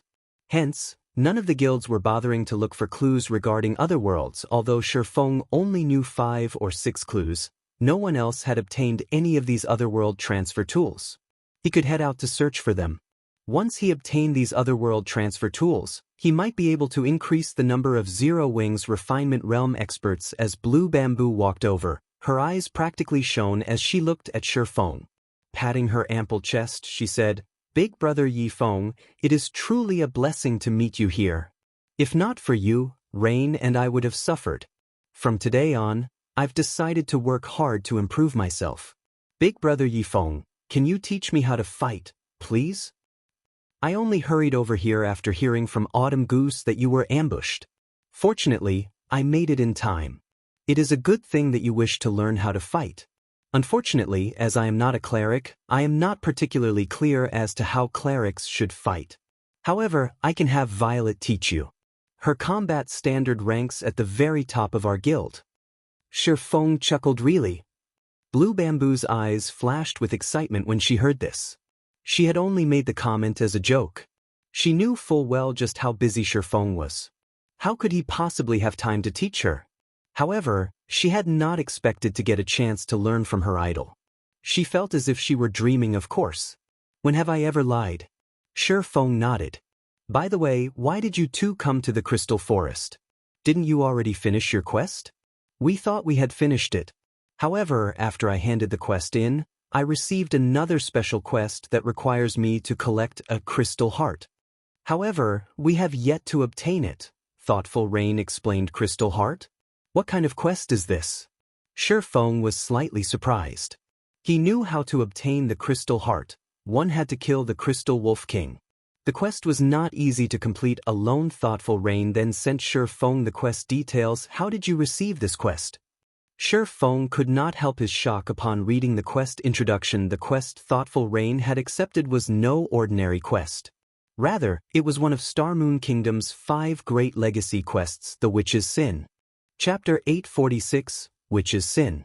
When Feng read the quest introduction, he wondered if he had read it wrong. However, after reading it a few more times, he was 100% certain that this quest was one of Starmoon Kingdom's 5 great legacy quests. "Is this quest very difficult?" Thoughtful Rain asked when she saw Feng's shocked expression. "I can't say for certain, but it should be more difficult than an epic quest," Feng explained. "Just for the first phase of your quest, you have to kill the Crystal Wolf King to obtain the Crystal Heart. There were many legacies in God's domain. However, in Starmoon Kingdom, there were 5 legacies known to be the strongest. The Witch's Sin was one of them. These 5 great legacies were all peak legacies. Unfortunately, there was no concrete method to triggering any of these 5 great legacies quests. It was highly possible for one to trigger the quest after completing an ordinary quest. Those who encountered these 5 great legacy quests were extremely lucky. They were the system's pampered children. After all, peak legacies were extraordinary. As long as one succeeded in their class change, they would improve their strength tremendously. Until now, throughout Zero Wing, only Feng and Violet Cloud had managed to obtain a hidden class. One could just imagine how rare hidden classes were. However, stumbling upon one of Starmoon Kingdom's 5 great legacies and completing one were completely different matters. Most importantly, there would be frightening consequences if one failed the quest after accepting it. Those who failed a basic legacy quest would, at worst, be barred from logging into the game for a certain amount of time. They could continue challenging the quest once they were able to log back into the game. As for legacies that provided hidden classes, players only had one chance. Failing these legacy quests usually resulted in a single death. However, the punishment for failing the 5 great legacy quests was extremely severe. Not only would one lose 3 levels, but they would also enter a weakened state for 10 days. However, this was only the tip of the iceberg. The worst part about failing one of the 5 great legacy quests was that one would permanently lose some of their luck attribute. The luck attribute was a hidden attribute. Normally, it was difficult to increase the attribute by 1 or 2 points. If a player permanently lost some of their luck as a result of failing the legacy quest, it would massively impact their performance in various aspects such as their drop rate when opening treasure chests and grinding monsters. Due to this, the 5 great legacies of Star Moon Kingdom had been extremely famous in the past. There was only a thin line separating heaven and hell on the surface. They were known as the 5 great legacies. Secretly, however, players knew them as the 5 great curses in the past. Many players had obtained the 5 great legacy quests of Star Moon Kingdom. However, based on Feng's knowledge, Gentle Snow was the only one who had completed one of the quests. He had never heard of anyone else. One could just imagine how difficult the quests were correspondingly. However, when Gentle Snow had obtained one of the 5 great legacies, she had risen to fame in God's domain instantly. In field and guild battles, she had killed plenty of top-tier experts and had even killed apex experts. Unfortunately, she had suddenly disappeared from the game, and the incident became one of God's domain's unresolved mysteries. If Gentle Snow had not left God's domain, many people speculated that she would have become a Tier 6 God-ranked expert in Star Moon Kingdom. Many players could not help but sigh at how unfortunate the situation was. Hence, when Feng saw that Thoughtful Rain had accepted the legacy quest for the witch's sin, he was both excited and worried. More difficult than an epic quest? Thoughtful Rain's eyes widened when she heard this, and inwardly, she smiled bitterly. Up until now, she had completed many quests in God's domain, so she understood one thing very well. The more difficult a quest was, the more difficult its punishment for failure would be. There was nothing good in accepting a quest that was beyond her abilities. A player would suffer if they failed an epic quest. If she failed a quest that was even more difficult than an epic quest, she did not dare to imagine the consequences awaiting her. There is no need to get too hung up about it. The quest has a time limit of 3 months. You still have 3 months to grow stronger and complete this quest. During this period, how do you feel about training with the guild's main force? Feng asked. Even Feng didn't know the finer details of the 5 great legacy quests. However, since it was a legacy quest, Feng was sure of one thing. Players had to rely on their own strength to pass the quest's final phase. If one were strong enough, it would not be too difficult to complete the legacy quest. Based on what Feng remembered, Gentle Snow had completed her legacy quest when she had reached the Flowing Water Realm. As long as Thoughtful Rain could also reach the Flowing Water Realm, she should have no problems completing the final test. At that time, Zero Wing would have another player with a hidden class I can join in the training? Thoughtful Rain could not help her surprise when she heard Feng's offer. The treatment Zero Wing's main force enjoyed was far from ordinary. The magic crystals they received each day alone even made experts like Autumn Goose Drool. One could use magic crystals to challenge the trial tower inside the Divine Colosseum and improve their combat standards. The magic crystal was an absolute hard currency.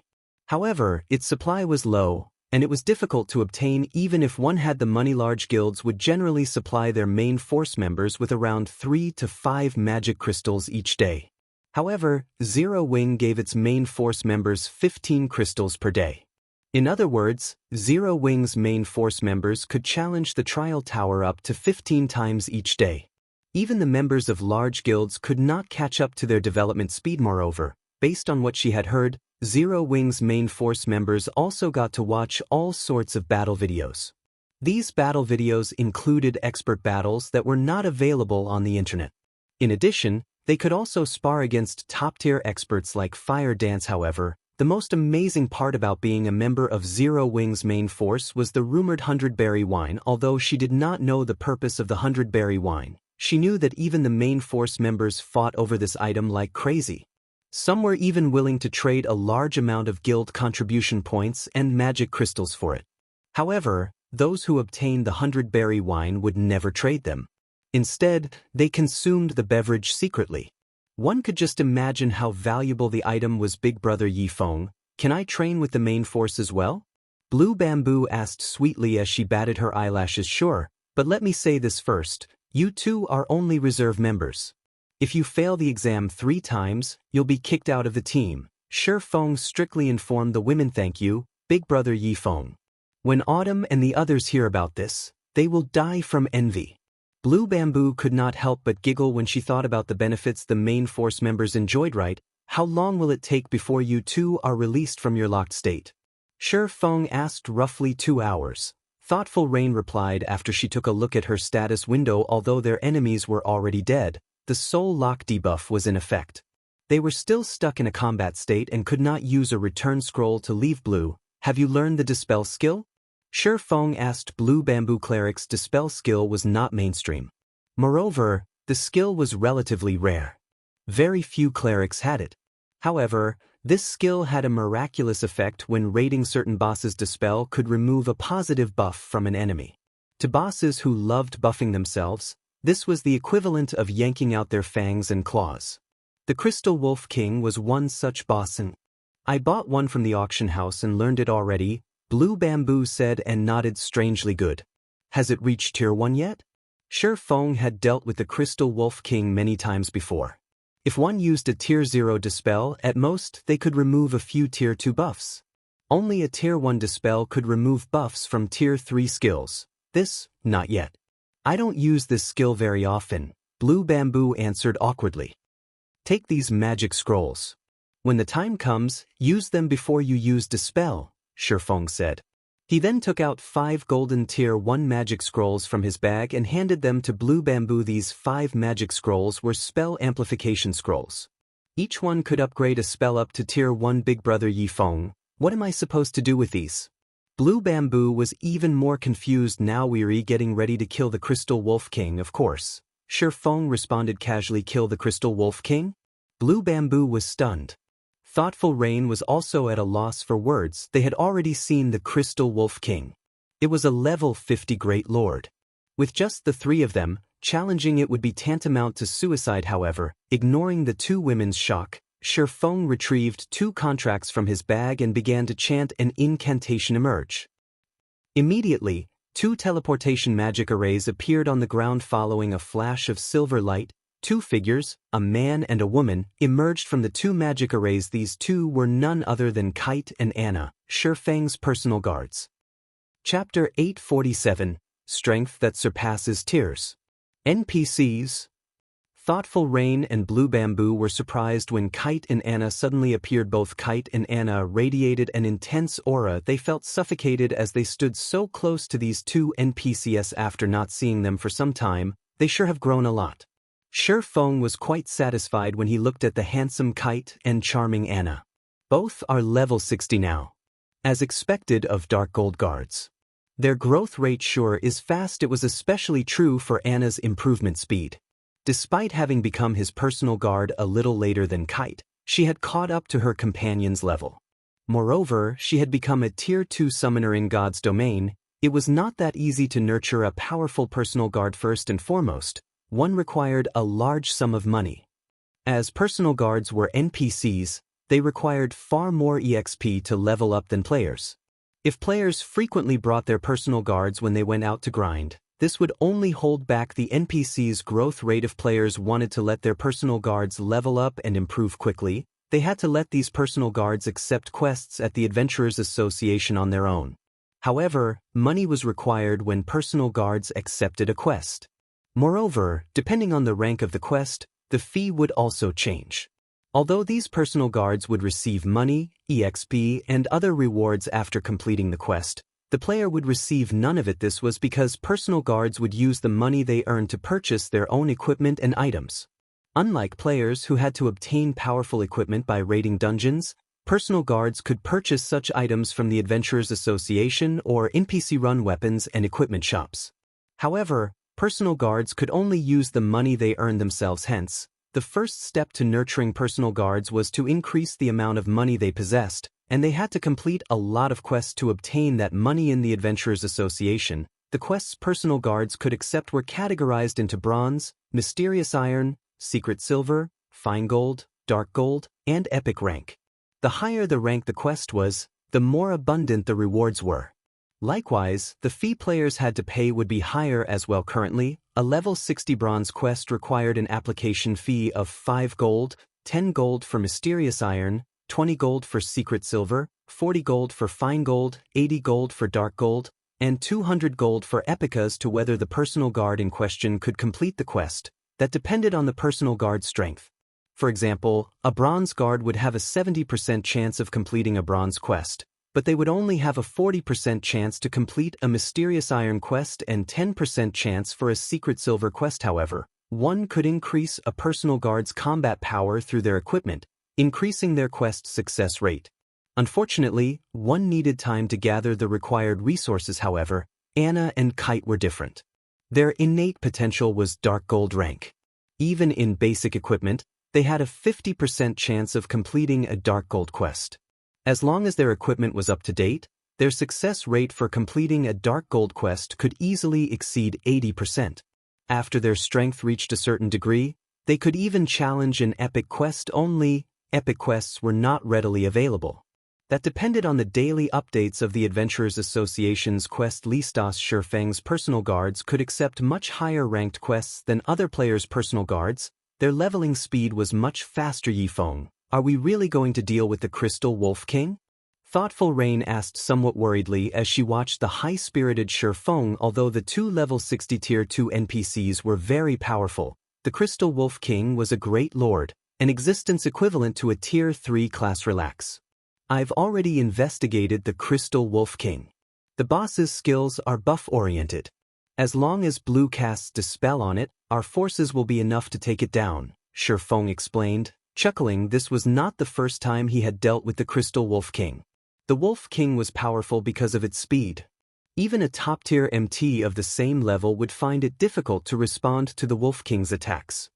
In addition, the boss had a stackable gain skill that allowed it to grow stronger the longer it fought. If they did not deal with this gain buff appropriately, they would be annihilated. However, if they dealt with the boss's gain buff properly, with the strength of 2 dark gold guards, they should have no problems taking down the Crystal Wolf King. Following which, Feng led Thoughtful Rain and Blue Bamboo to a cavea. Strong gale accosted the small team at the cave's entrance. As they stepped into the cave, they heard the howling of a wolf. The howl echoed throughout the cave, causing the cave walls and floor to tremble. In the next moment, a towering figure emerged from the depths of the dark, spacious cave. The figure stood over 10 meters tall. Bearing its snow-white fangs, a hint of bloodlust flashed in the figure's crimson eyes as it overlooked Feng's group. The figure's body was made entirely of crystals, and a green glow flashed where its heart should have been. Crystal Wolf King, elemental being, Great Lord. Level 50. HP 21, 000, 000/21, 000, 000. Kite, you'll tank the Wolf King. Anna, you'll act as support. Blue, focus on healing Kite. Feng immediately commanded. As Feng gave his orders, the tall and robust Kite transformed into a gale as he dashed towards the Crystal Wolf King. Kite only had 750,000 HP. Compared to the Great Lord, that was practically nothing.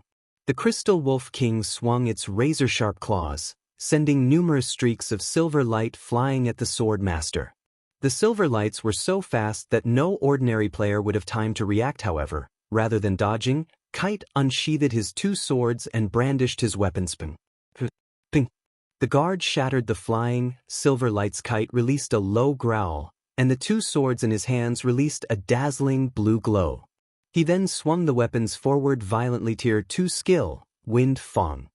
The 2 massive, blue fangs transformed into 2 streaks of light, instantly piercing the Crystal Wolf King's body.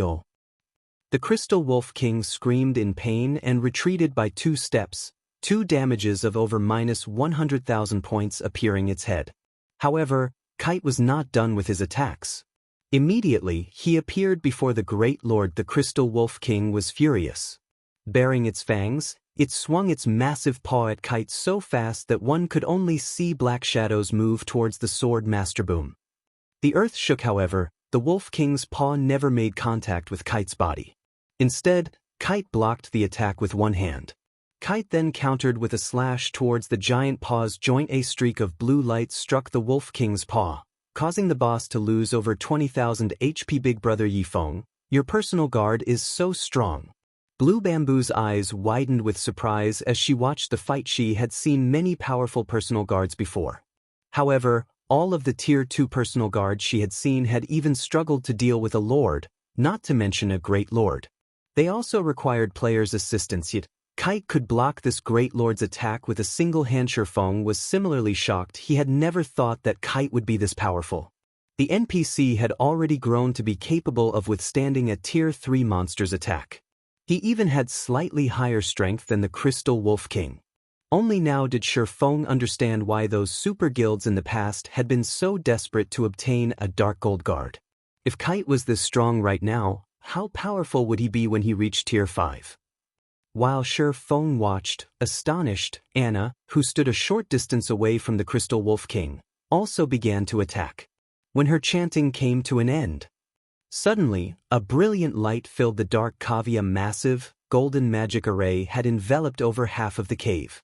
Anna's aura also grew by multiple times. Even Feng, who stood far away from the summoner, had trouble breathing in the dense aura. Chapter 848, Frightening Dark Gold Guard. What is this spell? Feng could feel the aura around Anna strengthening. Right now, it felt as if a tier 3 NPC was standing before him.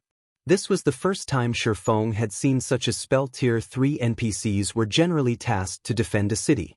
Even in a major city like White River City, they would be considered top-class individuals. Players would find it difficult to meet one. Feng immediately called out Anna's skill menu. What? She's grasped a tier 2 curse already. Feng was extremely shocked when he saw the list displayed on the skill menu. Anna's growth potential was incredible. Previously, Feng had checked Kite's skill menu.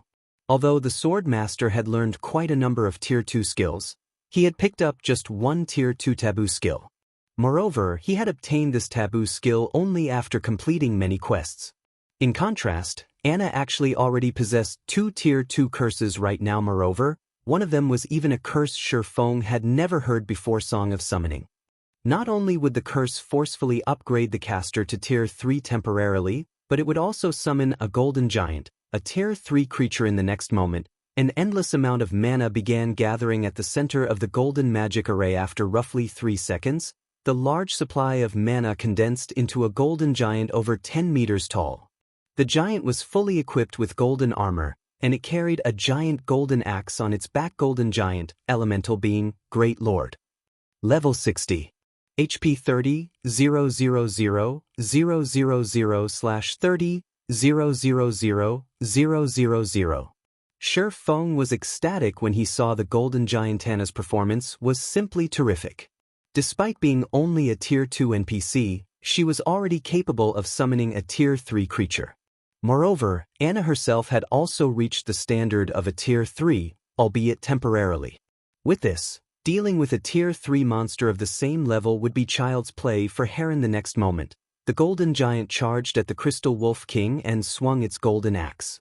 However, the speed of the giant's axe was not particularly fast. As a result, the Wolf King managed to block the weapon in time using its paw boom. The impact of the collision sent the Wolf King flying, and then its body slammed heavily into the ground.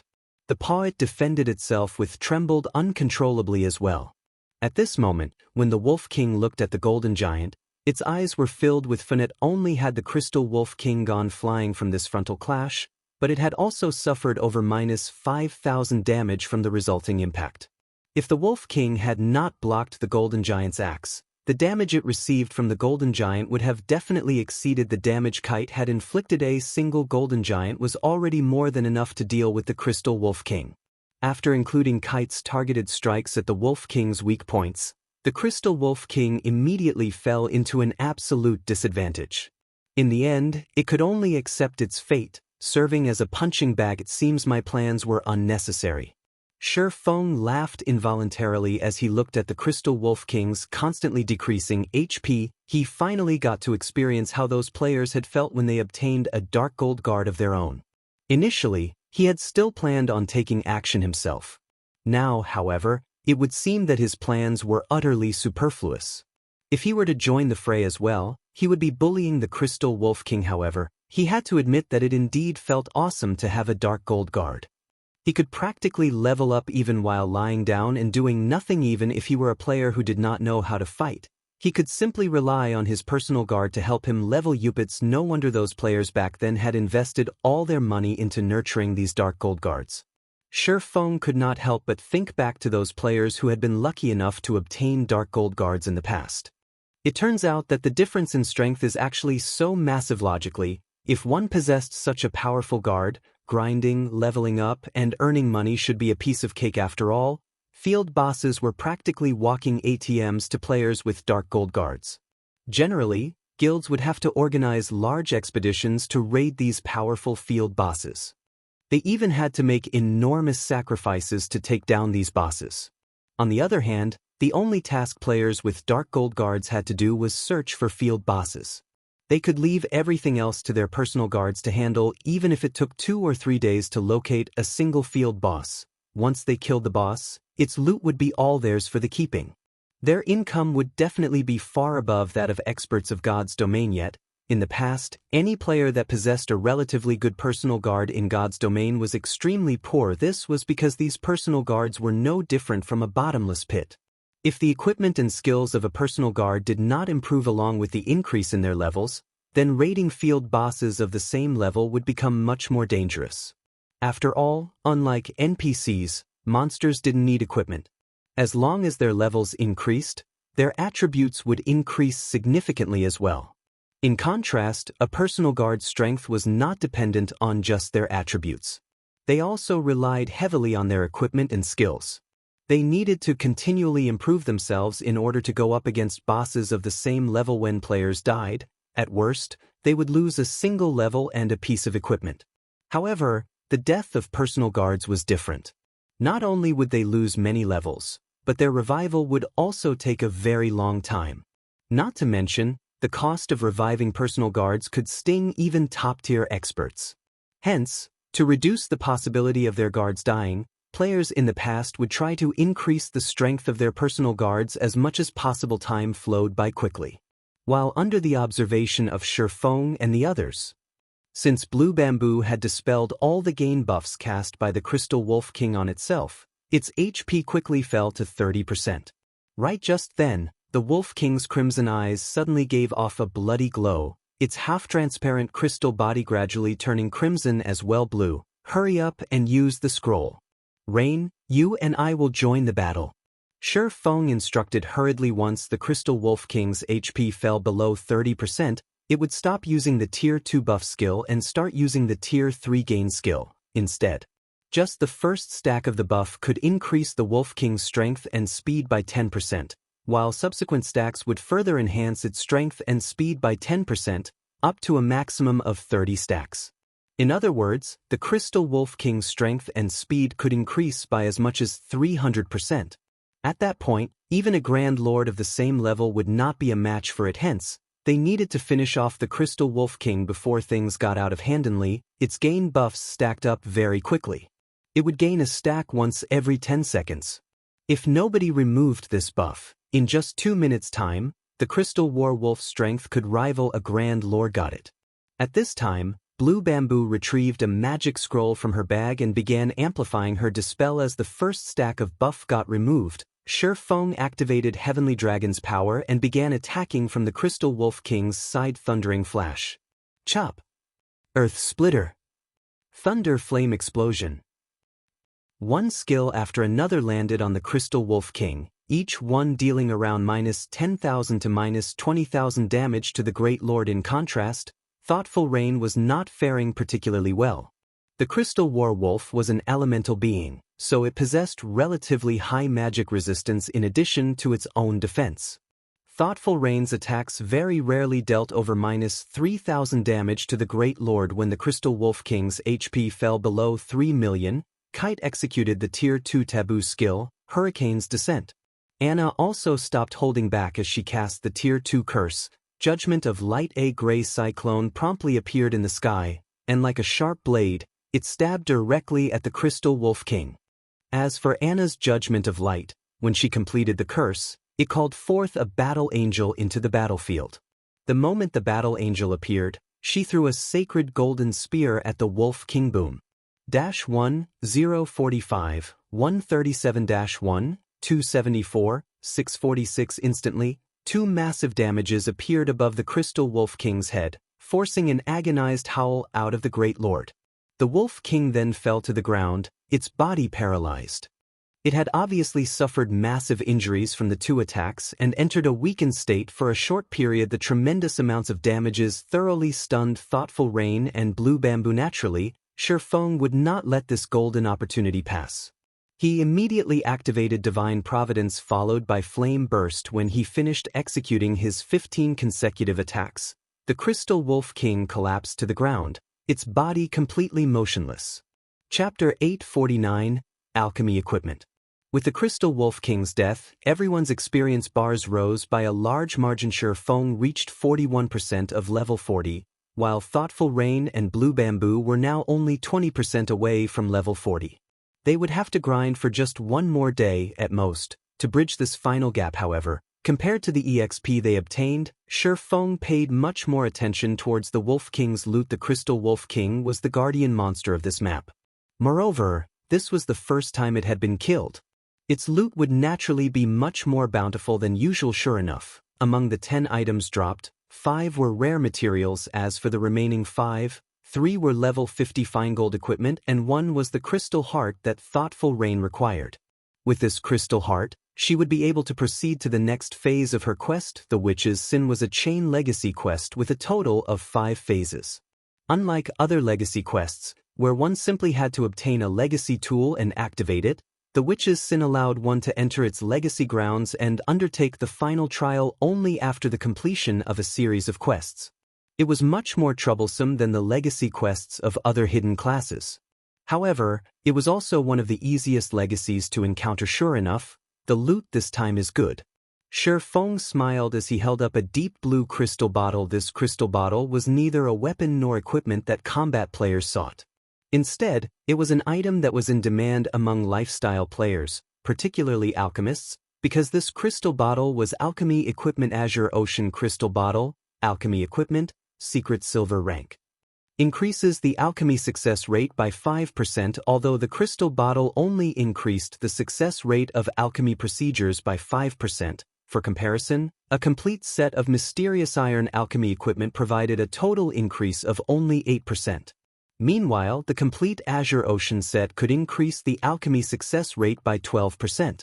It was a set that was highly desirable even to master alchemists. Although Feng currently had only a single bottle, this item would suffice to help an intermediate alchemist get promoted to advanced alchemist quickly. After reaching the advanced alchemist standard, an alchemist could begin producing all sorts of rare intermediate potions such as the intermediate fire resistance potion and intermediate ice resistance potion.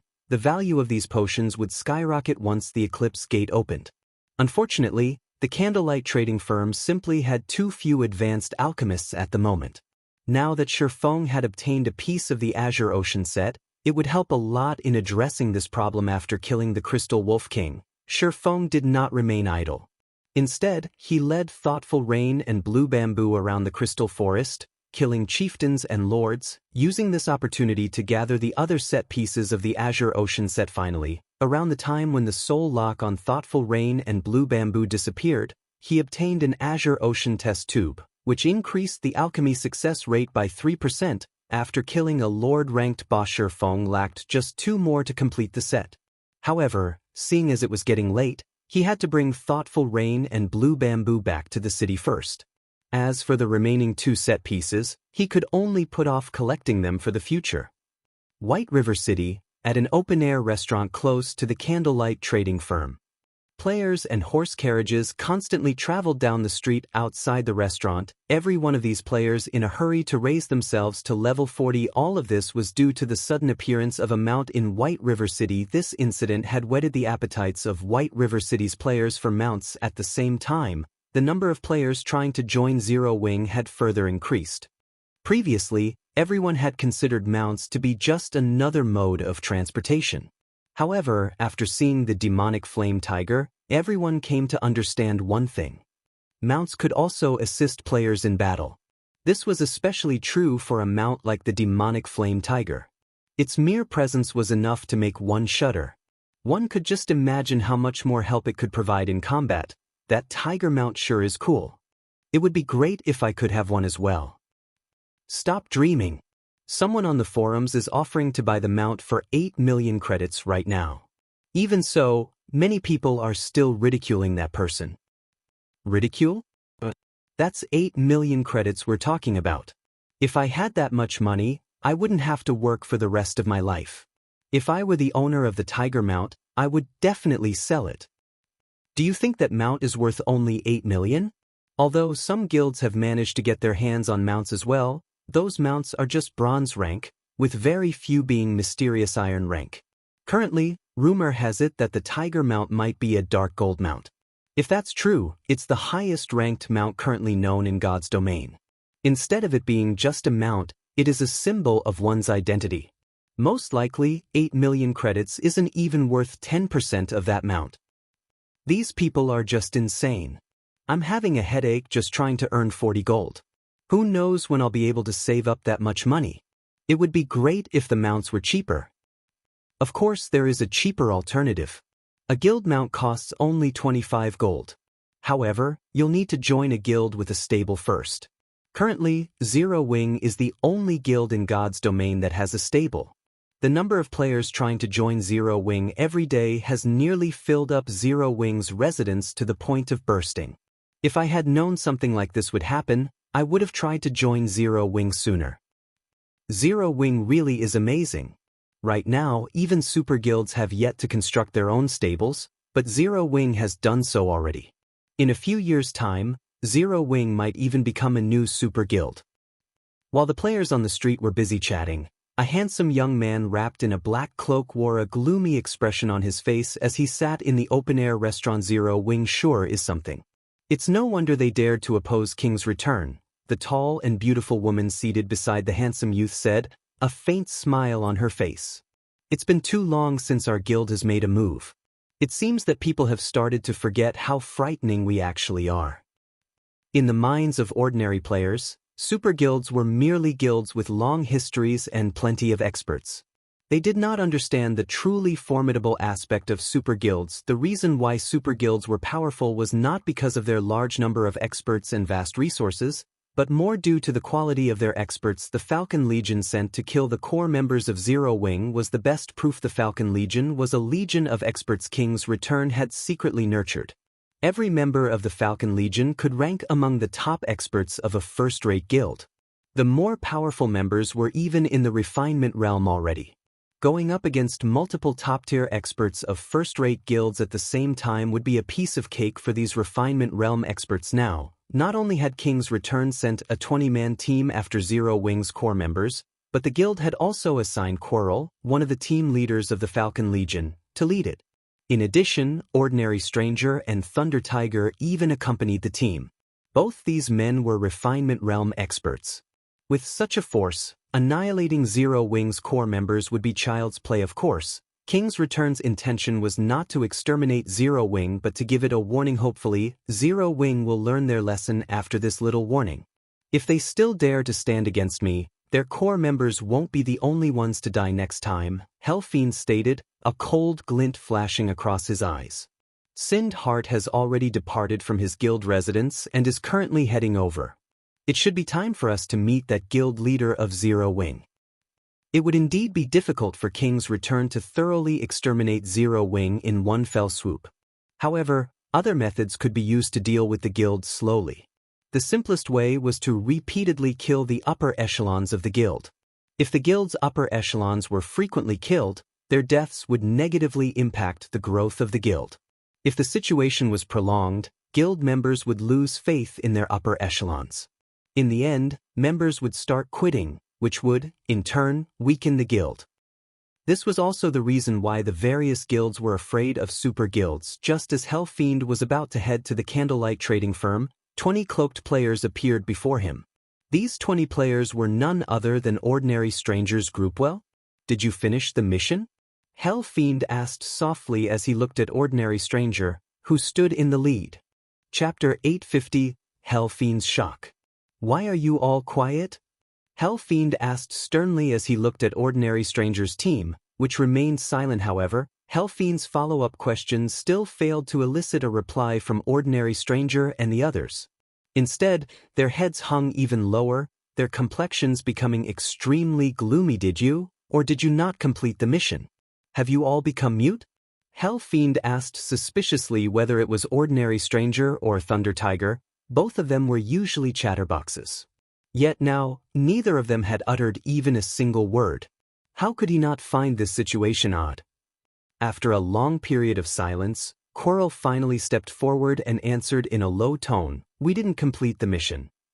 "You didn't complete the mission?" Fiend was momentarily stunned. He then looked at Coral and demanded in a deep tone, "Tell me exactly what happened." Following which, Coral and Ordinary Stranger made a full report to Fiend after hearing their recollection. Fiend fell silent praying Lotus, the beautiful level 39 oracle dressed in sacred white robes who was standing beside Fiend, also revealed an astonished expression. The reason for her astonishment was not because Coral and the others had died. Instead, it was because of who had ambushed them. Although Ordinary Stranger had guessed that the cloaked man was Black Flame, Coral had personally seen the cloaked man's true appearance, and he could say with 100% certainty that their ambusher was Yi Feng. Yi Feng was someone who had long since entered the list of targets to pay attention to of super guilds and super first-rate guilds. He was ridiculously strong. Even if Fiend were to take action himself, the outcome of the fight would be uncertain. Fiend's chances of suffering defeat might even be higher than Yi Feng's. Hence, it came to her as no surprise that Yi Feng had killed Coral and the others. If this were normal times, she could still chalk it up to Coral and the others having extremely bad luck. Unfortunately, things were not as simple as just having bad luck, and this was the part that gave her and Fiend a headache. The movements of the Falcon Legion were kept top secret. Even Fiend himself had been in the dark. For the mission this time, only the 20 players on the team had known the details. Hence, before the team had made its move, it was impossible for Zero Wing to have known about the ambush. Moreover, when Coral and the others had taken action, they had even used Soul Lock on their targets.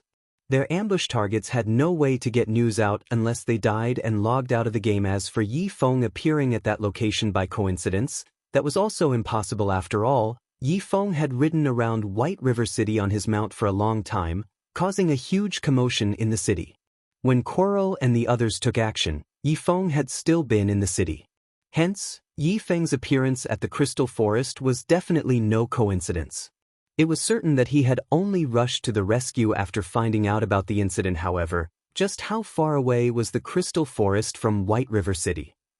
By the time Yi Feng arrived there, even with a mount, the Falcon Legion should have long since finished their targets. Yet, that was not the case. Not only had Yi Feng slaughtered the Falcon Legion, but he had even managed to save his companions. The speed of his mobilization was simply staggering. This meant that dealing with the members of Zero Wing would be much more troublesome in the future. If they were not careful, they might even end up suffering a huge loss. However, they also could not afford to send out their guild's apex experts. These people usually had their own tasks to handle. How could they possibly have the time to play around with an upstart guild? Moreover, if they really did dispatch these experts, doing so would turn their guild into a laughingstock for other super guilds. It's no wonder even the Dragon Phoenix Pavilion is helpless against Zero Wing. It turns out that they still have such a card to play. Good. Very good. Fiend exclaimed, his mouth twitching in anger. This move of Zero Wing had foiled his plans considerably. Fiend, are we still going to meet with Black Flame? Praying Lotus asked. Their initial plan had been to teach Zero Wing a lesson and let the guild know what kind of consequences awaited it should it offend King's return. Now with the Falcon Legion's defeat, they naturally lost their deterrent against Zero Wingo.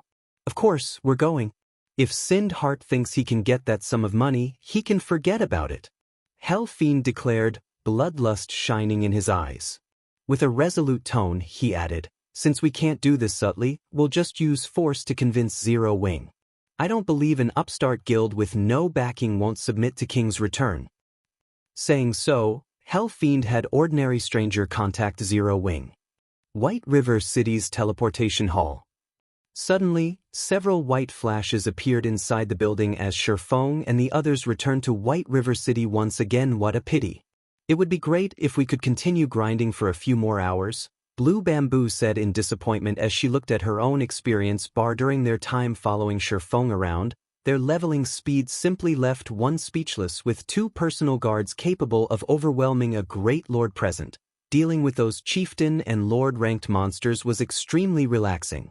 The crystal wolves they slaughtered as they traveled around the crystal forest also boosted their experience bars significantly.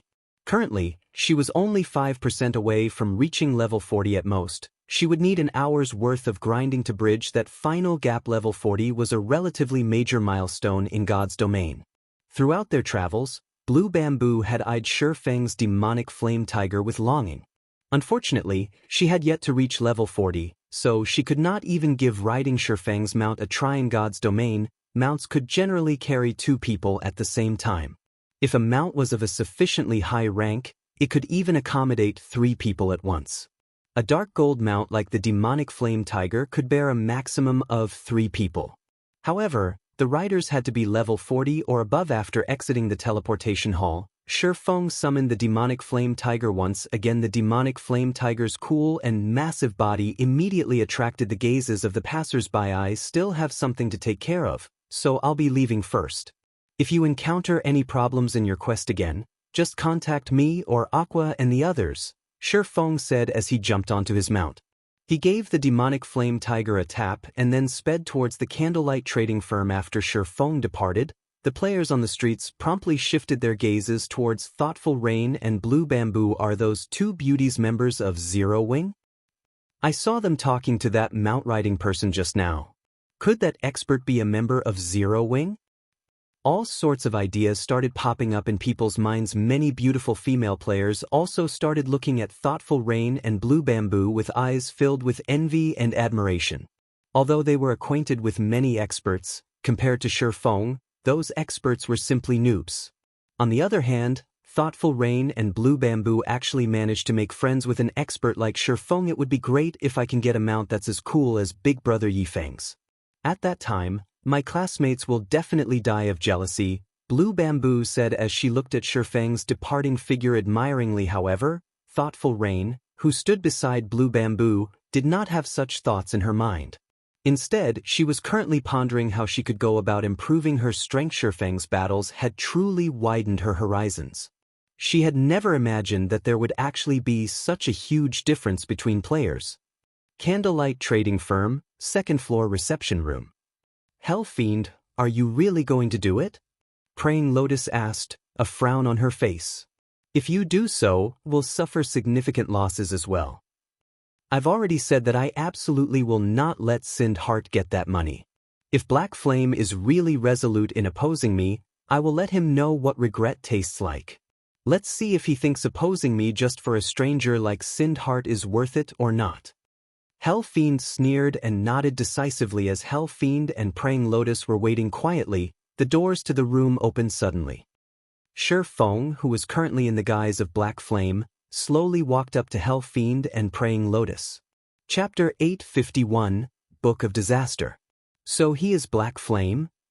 Hell Fiend began carefully observing Feng as the swordsman approached him. Although the general public did not have a clear grasp of Black Flame's strength, practically all experts from super guilds knew just how powerful the man was. Ranked 51st on God's Domain's experts list. Although the rankings on this list did not measure the exact strength of an expert, they were still useful as a reference. Someone ranked 51st on the list was unquestionably an expert who could rank at the top in any super guild. Moreover, the fact that Black Flame had managed to develop an upstart guild like Zero Wing to its current state showed that he was strong in more than just fighting. While Hell Fiend and Praying Lotus were observing Feng was also observing the two. Whether it was Hell Fiend or Praying Lotus, both of them had been very famous experts in the past. It was especially true for Hell Fiend. During the initial stages of God's Domain, he had already become an adjudicator of King's Return. The title of adjudicator was not just for show. It represented King's Return's apex combat power. Even the weakest adjudicator was a Void Realm expert. In addition, there was also an age restriction. Candidates for adjudicator could not be over 30. In other words, no one over 30 years old could take part in the exam to become an adjudicator. Hell Fiend had managed to become one at such a young age. 10 years later, he had even become a tier 6 mage god that everybody knew. Ophis for the female oracle, Praying Lotus. She was similarly very amazing. Although she could not compare to Hell Fiend, she had similarly been promoted into one of King's Return's adjudicators a year or so later. In the end, she had even become a tier 5 red priest. Her combat power back then had reached the peak of tier 5. She had been in existence that countless experts looked up to. Feng had never imagined that the two people looking to talk to him would be them. What business do you have with me? Feng asked in a deep tone as he looked at Fiend. You can't be trying to get me to give up on the trade, right? Actually, we are. The reason we've come looking for you this time is indeed to have you give up on that exchange. If you give up now, our previous agreement will still take effect. Fiend nodded. He then took out a tattered old book from his bag. Smiling confidently, he said, You can take a look at this thing here. If you are not willing to give up on the exchange, it won't be the Falcon Legion taking action the next time. Instead, I'll make use of this item. You don't wish to see any accidents happening to the stone forest town that you've arduously developed, right? This ancient book was very old. There didn't seem to be anything special about it. Its cover had long since been ruined. However, if one tried hard enough, one could still make out the faint words written on the book's cover: Abyss Summoning. The instant Feng saw these words, his heart involuntarily shook. This book was a nightmarish item in God's domain. This book itself was a disaster in God's domain. The human race was constantly at war with the Abyss. However, it was not that easy for the Abyss to invade the continent of God's domain. Abyssal monsters needed to travel through an abyss passage to enter God's domain en masse. It was extremely difficult to open an abyss passage. Nevertheless, this ancient book could simply do so. This ancient book was an item monsters from the Dark Abyss had specifically sent over. The reason for doing so was to have the people residing on the continent of God's domain use it.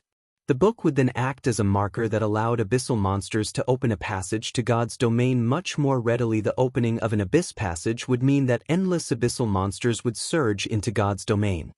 At that time, many kingdoms and empires would fall to the invasion. Feng had never dreamed that Fiend would actually possess this item. No wonder he's so confident. So he still has such a trump card. Feng was momentarily at a loss for words as he looked at the ancient book on the table. If an abyss passage opened close to Stone Forest Town, it would indeed bring about the destruction of the town. However, opening an abyss passage was no laughing matter. In the past, a player had similarly used one such ancient book to open an abyss passage. The abyssal monsters that came out had ended up destroying an entire kingdom and even spreading to several neighboring kingdoms. The Glory Empire was only a short distance away from Star Moon Kingdom. With the scope of the abyss passage, the Glory Empire would naturally suffer from the invasion. In such a case, King's Return would not escape unscathed either. However, this ancient book had one more secret that was not mentioned by the system. If you don't mind losing Stone Forest Town, you can go ahead and trade with Sinned Heart. Fiend laughed. This ancient book was extraordinarily precious. Originally, he had not intended to use it for such a matter. After all, it could be used to deal with other super guilds in the future. Now, however, with the situation as it was, he couldn't care less about wasting the book. However, he did not believe that Feng would be so foolish. How could a measly 5 plots of land possibly compare to Stone Forest Town? Contrary to Fiend's expectations, however, Feng shook his head and said very seriously, Sorry, but I still refuse. If you wish to use this ancient book of yours, go ahead. When Praying Lotus heard Feng's reply, she stared at him with an expression of disbelief on her face. Thinking that the man did not understand the severity of the situation, she hurriedly exclaimed, Guild Leader Black Flame, you have to think this through carefully. That's Stone Forest Town we're talking about, not an NPC city. Do you think you can fend off an endless wave of abyssal monsters? This ancient book was extraordinary. Just the price to activate the abyss passage would cost them significantly. It would be a complete waste to use it on a small guild like Zero Wing. Ivy considered this very clearly. If you don't have anything else, please leave. I still have many things I need to tend to, Feng said. Then he stood up and left. At this time, both Fiend and Praying Lotus were stunned. A lunatic. Black Flame clearly had a mental problem. Or did he think they would not actually carry out their threat? Good. Black Flame, I applaud you. You are the first person to have earned my admiration since entering the virtual gaming world. Since you insist on doing so, I'll fulfill your wish, then. I will definitely make you regret your decision today, Black Flame. Fiend laughed maniacally as he looked at Feng's receding back. We're leaving. Following which, Fiend and Praying Lotus departed the candlelight trading firm. Guild Leader, will helping Sinned Heart really be worth it? Aqua Rose asked curiously as she looked at Fiend's departing figure. She had watched everything that happened very clearly from a secret room beside the reception room. After all, two important figures from King's return had come. How could the vice leader of Zero Wing possibly be absent from this situation? Although Sind Heart was a good-natured person, they were merely acquaintances. If Feng were to abandon Stone Forest Town just because of a promise, it would be the epitome of foolishness. However, Aqua Rose also understood that it was precisely due to this personality of Feng's that she had agreed to join Zero Wing back then. If Feng were someone who readily bowed to threats, he wouldn't have so many people placing their trust in him right now. Do you think I'm doing it just because of Sind Heart? Feng could not help but laugh. If Fiend really does open up an abyss passage near Stone Forest Town, then I would have to thank him. Thank him? The abyss passage will call forth an endless wave of abyssal monsters. How could Stone Forest Town possibly defend against so many monsters? Aqua Rose asked. Confused gains and losses correspond in God's domain.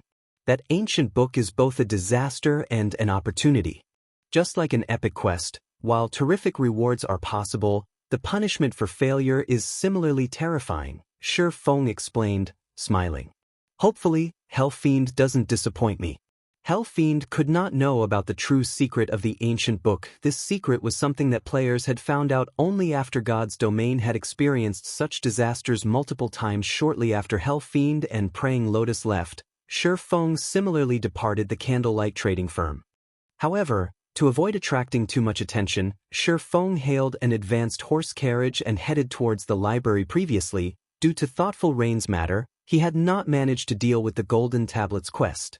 Now that he was done with that matter, he naturally could not leave the tablet quest alone. However, after arriving at the library, before Feng could head to the entrance of the building, a beautiful figure suddenly intruded into his path, blocking him. Taking a closer look, Feng discovered that the person blocking him was actually Yulan of Underworld Guild leader Black Flame. You really are difficult to find. May I know if you have time for a private chat? Yulan asked softly, smiling as she looked at the cloaked Feng. Chapter 852, Sacred Grounds. Your ability to find someone is really amazing, Feng said. However, his attention was currently not on Yulan. Instead, he was surveying his surroundings. However, even after careful observation, nothing in particular drew his eye. He did not detect anybody trailing him. Moreover, in a city, many players chose to wear a black cloak to avoid exposing themselves. Hence, cloaked players were not an uncommon sight in a city. Despite that, Yulan had still managed to locate him at this moment. Yulan wore a set of luxurious purple robes, a glowing, silver staff clasped in her hand. The staff had many runes engraved on it, and Feng could faintly feel the ambient mana gathering around it. Yulan's level was similarly extraordinary. Currently, she was already a level 39 summoner. The current first-ranking player on Star Moon Kingdom's ranking list was only level 38, yet Yulan had already reached level 39. Her leveling speed was already on par with the experts of Super Guild's guild leader. Black Flame is overpraising me. Why don't we find a quiet place to sit down and have a chat? Yulan revealed a meaningful smile. I have some intelligence that I know will certainly interest guild leader Black Flame. Intelligence that will interest me? Feng could not help but laugh when he heard Yulan saying so. He had already mingled in God's domain for over a decade already. In the past, he had even been the guild leader of a second-rate guild. The information he had regarding God's domain far surpassed that of any current player or guild right now. Most likely, only the secrets gathered by super guilds could possibly interest him. Isn't guild leader Black Flame interested in the holy city of Titan? Yulan asked as she revealed a confident and provocative smile. How do you know about the holy city of Titan? Feng was greatly shocked as he looked at Yulan. The holy city of Titan was one of God's domain's major secrets. Even in the past, not many players had known about the holy city. It was a place that independent players had no chance of ever visiting. Even those who knew about the existence of the holy city would not necessarily be able to go there. Only an extremely few large guilds were capable of visiting it. Generally, only first-rate guilds and above had the ability to get to the holy city. Although Shadow had been a second-rate guild in the past, it was only after joining hands with many guilds, as well as having the powerful immortal light guild of that time taking the lead, that Feng had managed to get a glimpse of the Holy City of Titan. The Holy City of Titan was originally a city where the Titans resided. It was once an extremely powerful city, capable of going up against even gods. However, after the war between the gods, the city had weakened significantly. Even so, it was still much more powerful than the current 4 great empires of God's domain, and was roughly Blackwing City's match and greatly respected by the various kingdoms and empires of God's domain. However, the Holy City of Titan was different from Blackwing City. Blackwing City was more of a place for players to conduct trade at. Titan City, on the other hand, was a place meant for nurturing players. It had been titled a sacred training ground by many players. The reason for this was because the mana density at Titan City was much denser than in most locations in the outside world. Aside from being a sacred training ground for combat players, Titan City was also a sacred ground for lifestyle players. Due to the excellent environmental conditions there, lifestyle players would have their production success rates improved considerably. In addition, the chance of obtaining lifestyle designs at the grinding spots around Titan City was much higher than at other locations. Hence, many lifestyle players yearned to visit the Holy City of Titan. However, Titan City was not a place that just any player could visit. Similar to Blackwing City, one needed to obtain a pass. However, the drop rate for Titan City's pass was much lower than Blackwing City's. Moreover, only level 30, 100-man large-scale team dungeons or above had a chance of dropping the pass. Although Feng had thought of going to Titan City, until now, not a single team in Zero Wing had managed to obtain a pass for Titan City. In Feng's opinion, though, this was a very normal occurrence. The drop rate for that item was simply too low. Obtaining it in level 30 or level 40 dungeons was practically impossible. Only after reaching level 50 would 100-man team dungeons have a slightly higher possibility of dropping the pass. Even so, the probability was only 1 in 1,000. In other words, one had to raid 1,100-man team dungeons to obtain a pass to Titan City. Moreover, the drop rate for the pass was unaffected by one's luck attribute. Hence, Feng had excluded the Holy City of Titan when thinking of ways to nurture guild experts. That method simply relied too heavily on luck. It seems guild leader Black Flame really does know about Titan City. That will make the following discussion easier. Yulan smiled. I have a pass to go to that place. Have I managed to catch your interest now? You've got me. Feng could not help but laugh. He had never imagined that this woman before him would actually be so capable. A pass to the Holy City of Titan. The value of this item far surpassed that of an epic weapon. In the past, some guilds had even been willing to pay 20,000 gold just for a pass. Unfortunately, no guild was willing to sell this item. After all, the value of going to Titan City was far above 20,000 gold, following which, Feng followed Yulan to a high-class restaurant. The restaurant was located in the Nobles District, so the prices here were way beyond the means of independent players. As a result, Feng and Yulan were the only players within the restaurant. Inside a quiet VIP room on the second floor, Feng and Yulan quietly sat facing each other. Miss Yulan, I'm very curious. With Underworld's power, you guys should have a high chance of getting through the entrance trial. Why have you come looking to cooperate with me? Feng asked curiously. Guild leader Black Flame, surely you jest. Underworld has existed for a long time already. Like those super guilds, the power structure inside the organization is very complicated. Everyone has their own opinions and motives. For example, Feng Xianyang and I are under different superiors. How could Underworld possibly compare to a straightforward organization like Zero Wing? Yulan laughed. This Titan City's pass is something I just happened to chance upon. Nobody in the guild has found out about it yet. However, with my own abilities, it is very difficult to get through the entrance trial. In addition, I only have 3 chances to challenge the trial. I won't gain anything if I fail all 3 chances. Hence, I thought of asking for your help, Guild leader Black Flame. So that's the case. Feng found Yulan's words readily convincing. After all, if even Ouroboros had faced such problems, what more an organization like Underworld? Then, what kind of remuneration are you prepared to give me in return for my help, Miss Yulan? Since guild leader Black Flame knows of the holy city of Titan, you should also know of the value of a pass to the city. As long as we get through the entrance trial, I'll give 30 slots to you. How about it? Yulan said, gnashing her teeth in reluctance. A single pass could allow a maximum of 100 players into Titan City. However, the difficulty of Titan City's entrance trial was very high. With just her subordinates, she was unlikely to pass it. They needed the help of several powerful experts. Otherwise, she would not be willing to offer so many slots that won't do. I want half. I can't help you if you don't give me half of the slots. Feng shook his head. Guild leader Black Flame, this is simply daylight robbery. I am only trying to borrow a few experts from your guild, yet you want half of the slots. I might as well rely on myself to get through the trial if this is your price, Yulan countered as she glared at Feng. She had never imagined that Feng would be so black-hearted. If Feng were not someone known to keep his word, she would have long since sought out other experts. Then, she wouldn't have to give away any of her limited slots. Just paying some coins would suffice. Chapter 853, Entrance Trial.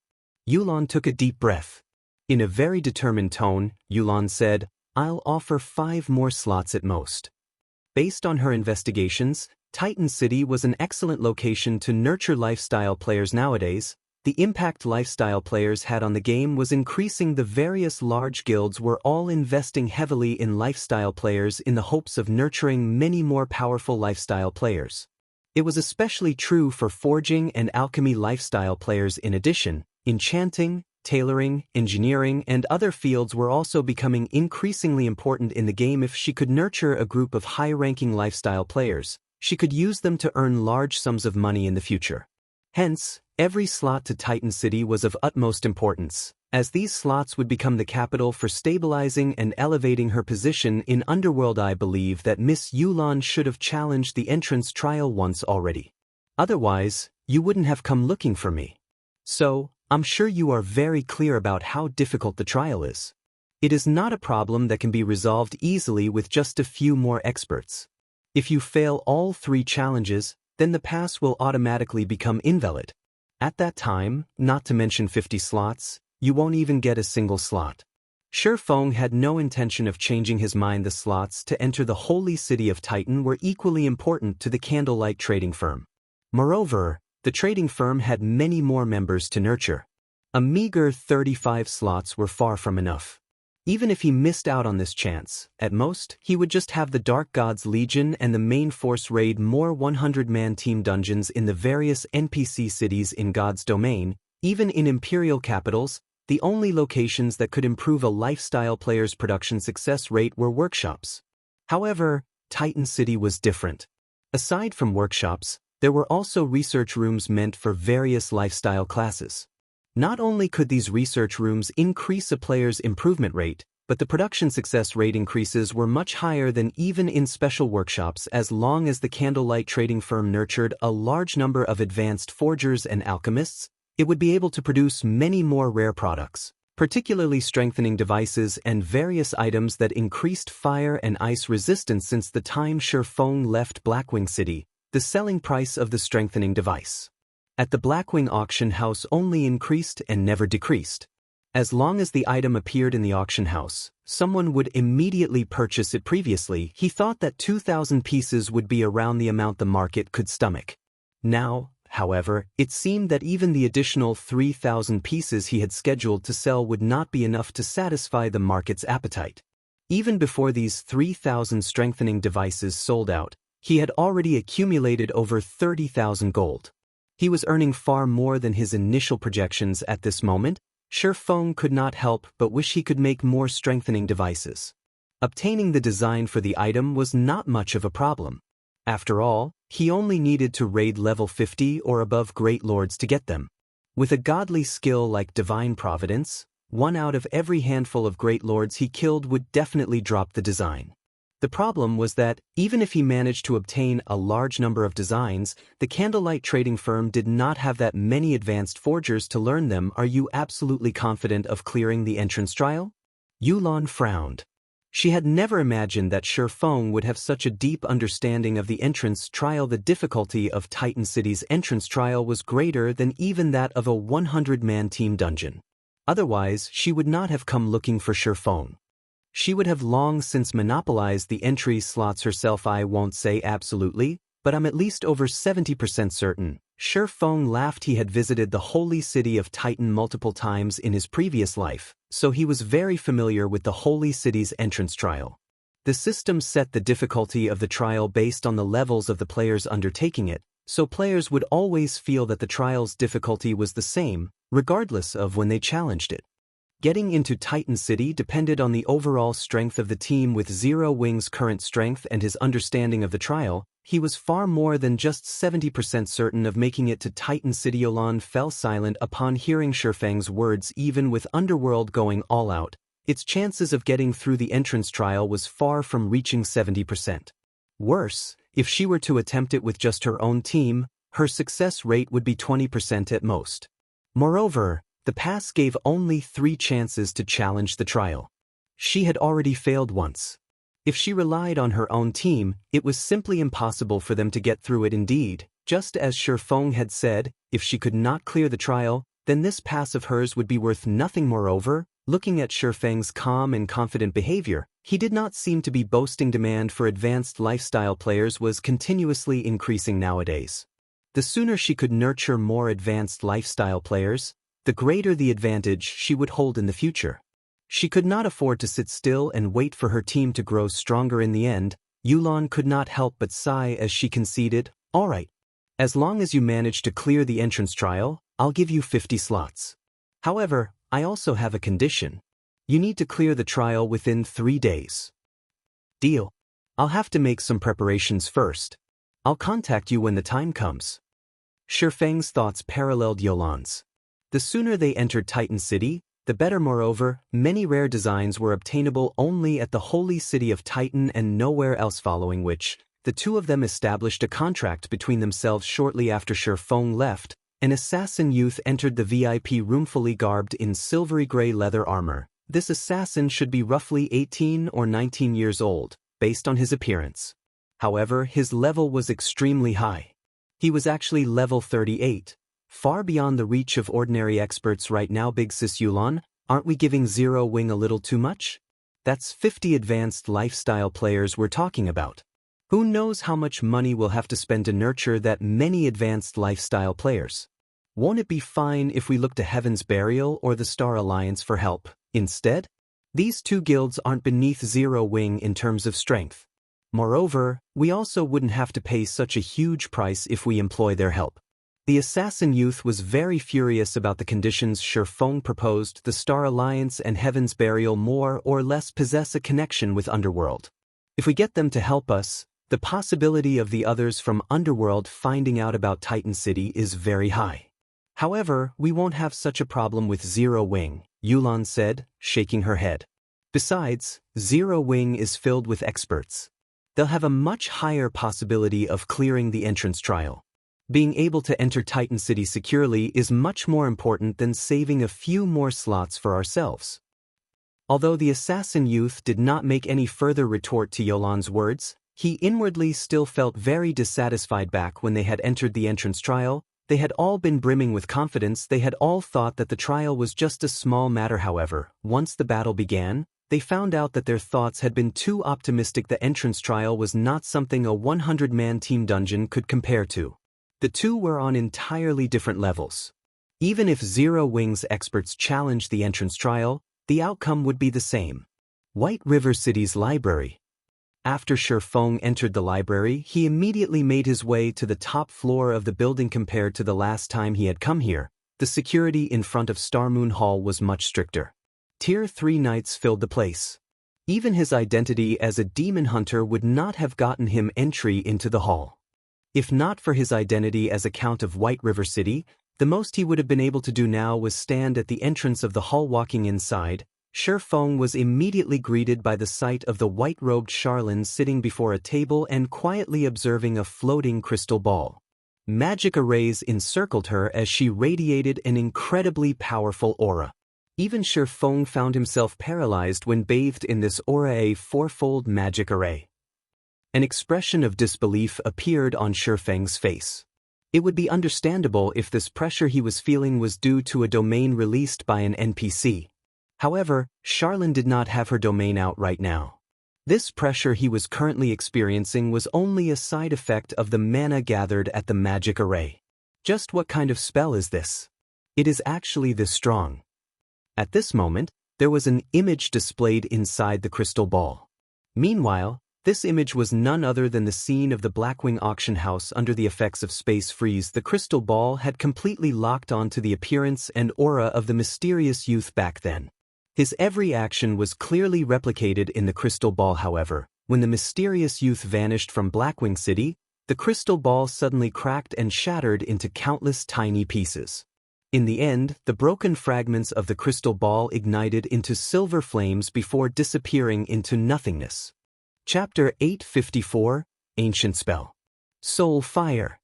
Feng's expression immediately tensed when he saw the burning flame. This was not his first time to encounter this flame. Soul Fire was a flame capable of causing great damage to players, inflicting extremely severe death penalties, even more severe than having their immortal soul absorbed. To put it simply, Soul Fire was a flame that players should avoid coming into contact with at all costs. As the crystal ball disintegrated into nothingness, the silver flames immediately transformed into a leopard.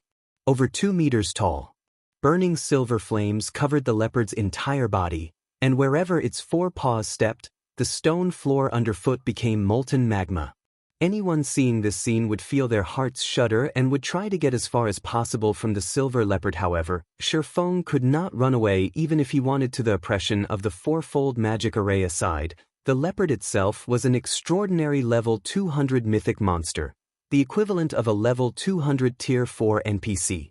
Such a monster could instantly kill any current player. Even if Feng were at his peak during his previous life, the only thing he could have done if he encountered such a monster was run away as fast as he could. Fortunately, this leopard formed from soul fire did not seem interested in Feng.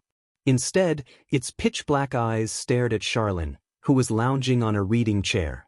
In the next moment, the leopard transformed into a streak of silver light as it pounced at Charlene. The leopard was so fast that Feng did not even manage to react before it appeared in front of her. What a feisty little cat you are. I was just looking into your owner's movements, yet you actually came all this way to pick a fight, Charlene said, eyeing the silver leopard pouncing at her as if she was just looking at a cute little animal. Suddenly, her left arm turned into a blur as she grabbed the silver leopard by the scruff of its neck. In the next moment, something unbelievable happened. The silver leopard, which was originally over 2 meters tall, actually began shrinking at a rate visible to the naked eye, until it was no larger than a little kitten. No matter how hard it fought, it couldn't escape Charlene's grasp. The only thing it could do was bare its tiny fangs and swipe its puny paws at her while emitting threatening hisses, following which, Charlene took out a crimson crystal ball and did a short chant. The silver leopard then transformed into a streak of light and entered the crystal ball. Trapped inside the crystal ball, the silver leopard still tried struggling, but its efforts were all for naught. It couldn't escape the bindings of the crimson ball. Feng was incomparably stunned as he witnessed this scene from a distance. Charlene had actually just played around with a level 200 mythic monster as if it were a toy. Rather than a tier 5 red priest, she seemed more on the level of a tier 6 god. So you've come. After Charlene was done dealing with the silver leopard, her golden eyes slowly shifted towards Feng. Smiling faintly, she said, "After not meeting you for some time, I see that you've landed yourself in yet more trouble. Before you have even dealt with the matter of the Lord of Balrogs, you have earned yourself yet another curse. I really don't know whether you've been blessed by the goddess of fate, or fancied by the goddess of misfortune." Cursed? Feng frowned. He then gave himself a thorough look as well as checked his status window. However, he did not discover any abnormalities with himself. Don't bother. Ordinary mortals won't be able to detect it. Charlene shook her head lightly. She then walked up to Feng. Stretching one of her flawless fingers towards him, she began drawing one line of divine runes after another like golden ribbons. The glorious, golden divine runes wrapped around Feng. As the number of divine runes increased, the mana fluctuations surrounding him began weakening. After a short moment, his surroundings were devoid of mana. This form of mana nullification was different from the silencing skills used by players, which only froze the flow of mana. What Charlene used thoroughly erased the existence of mana. With the absence of mana in his surroundings, Feng felt as if his brain was suffering from oxygen deficiency. Momentarily, his vision blurred a bit. His mind grew somewhat dizzy as well, his control over his body dulling slightly, but in the next moment, a silver chain with the thickness of a finger appeared, extending from Feng's chest.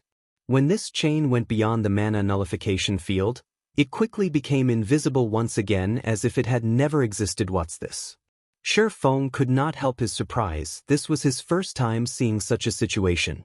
Moreover, with the appearance of this chain, he could clearly feel himself continuously weakening. This is your curse.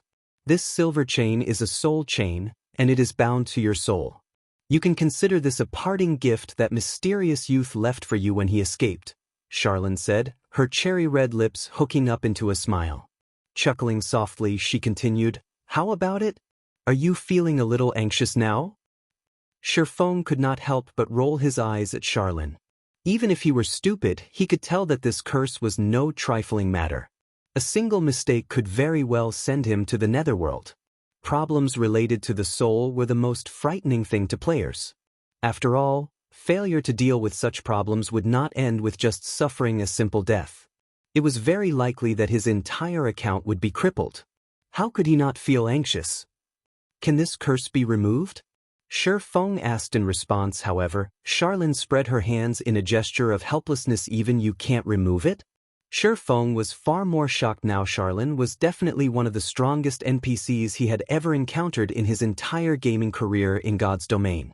If even such an NPC was incapable of helping him, one could just imagine what a stinking pile of trouble he had landed himself in this time. This thing here is a soul chain. It is a super spell that has been passed down since ancient times. I am not a god, so how can I possibly remove it? Charlene rolled her eyes at Feng. Snappily, she continued, "However, you don't have to fall into despair either. There are two methods to remove this curse of yours. The first method is to remove the curse using force, while the second method is to kill the person who placed this curse on you. Since you can't remove the curse, the only option left for you is to kill the person who had cursed you in the first place." Feng was immediately rendered speechless. He wanted to, but did he have this kind of ability?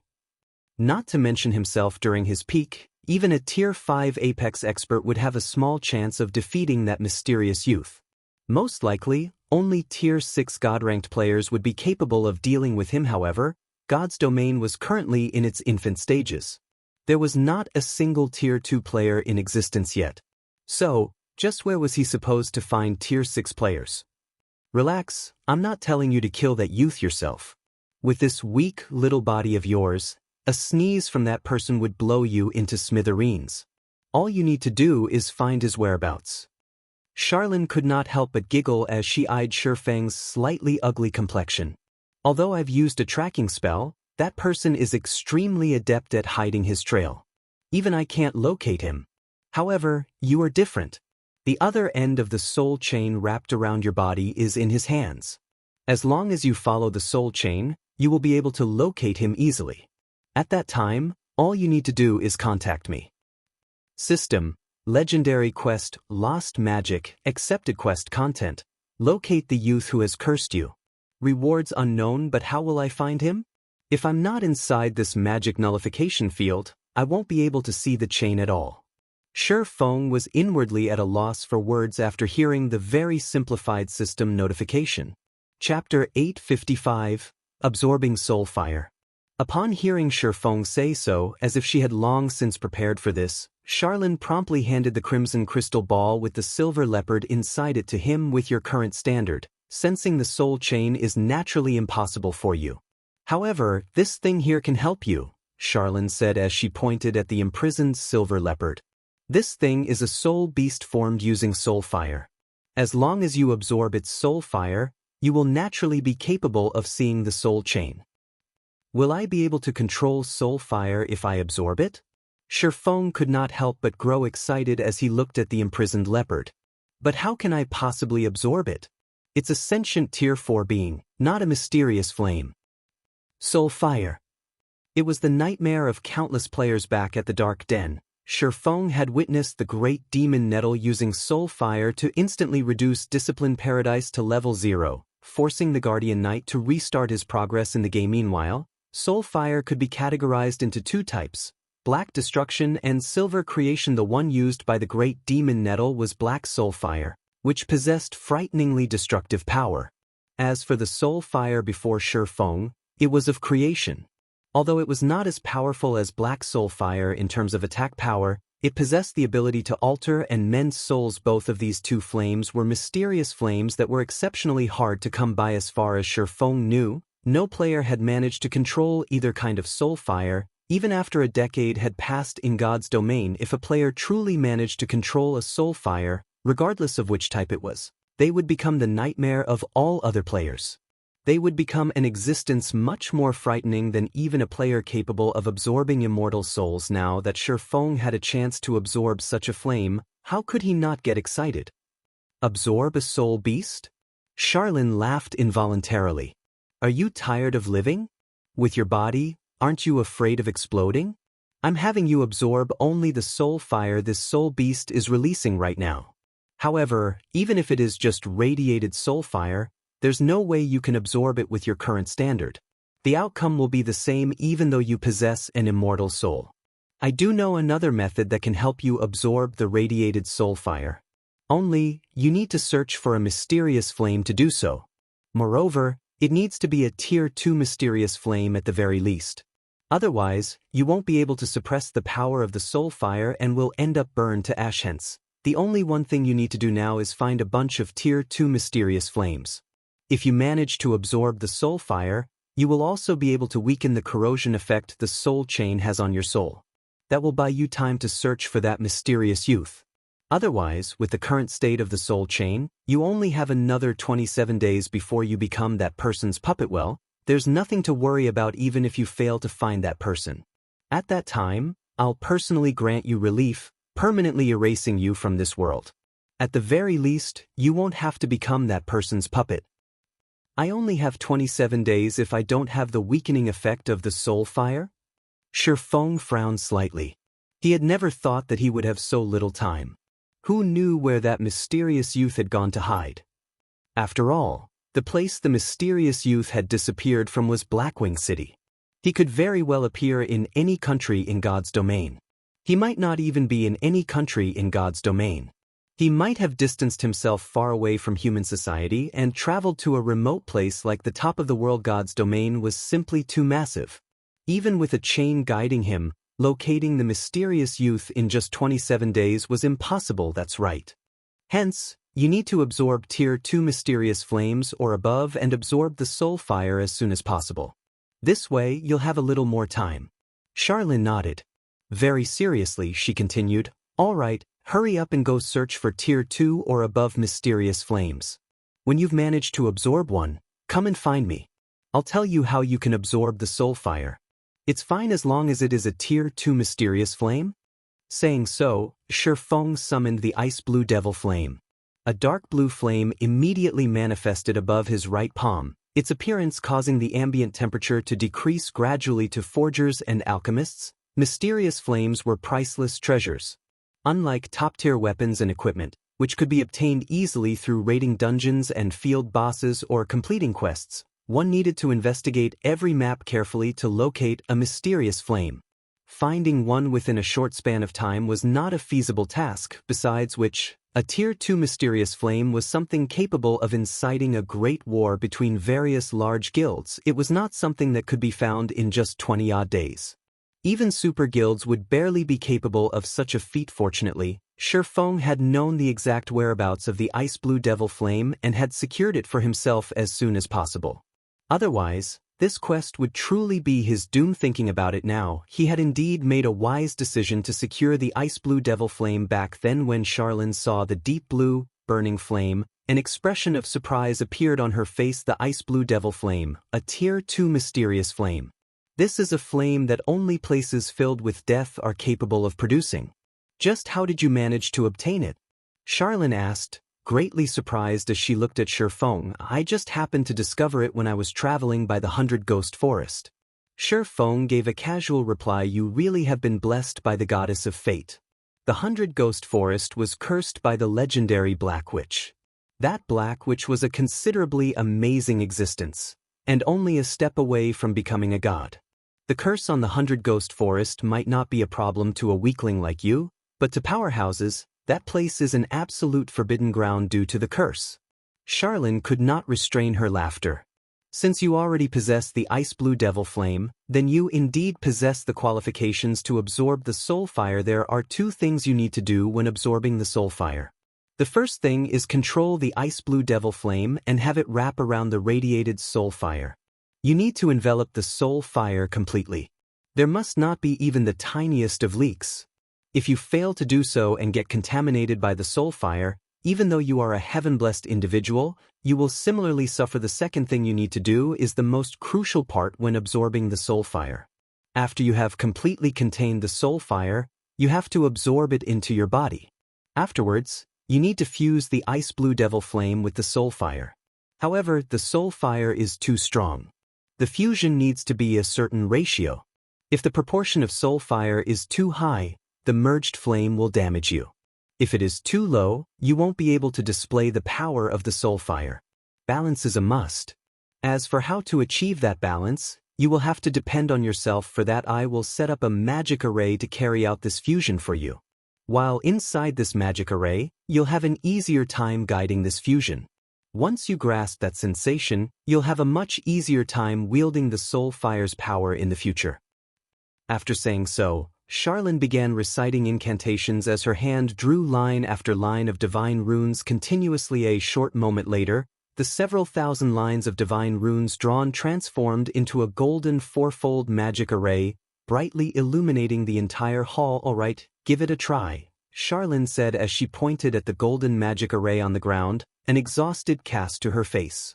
Evidently, forming this fusion magic array had not been as easy as she made it look. Chapter 856, Basic Control. Star Moon City, Teleportation Hall. A group of cloaked players suddenly appeared inside the building. Standing at the head of this group were an uncloaked young man and woman. The instant these two appeared, they immediately attracted the attention of many players. "Aren't they Fiend and Praying Lotus, experts of King's Return? Why would they appear here?" As expected of a super guild. Their levels and equipment are simply too amazing. Both of them are fully equipped in level 35 dark gold equipment. That staff Fiend is carrying is actually epic ranked. The difference between us is just too massive. I wonder when I'll be able to wear a full set of level 35 secret silver equipment? Could King's Return be looking to develop in Star Moon Kingdom? Experts of King's Return were practically big-time celebrities in the virtual gaming world. Not to mention, neither Fiend nor Praying Lotus had bothered to hide the special effects of their equipment.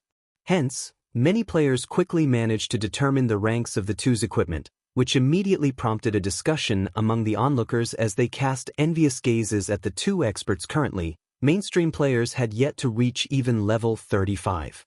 Only the elite players of large guilds had mostly attained this level. Being able to have a complete set of secret silver equipment was also a very amazing achievement already, yet these two experts from King's Return, a super guild, had already reached level 39. They even sported the current best weapons and equipment from head to toe, an epic weapon. This was definitely the first time these ordinary players had seen such an item. There had been no news of such a weapon appearing in the entire Star Moon Kingdom.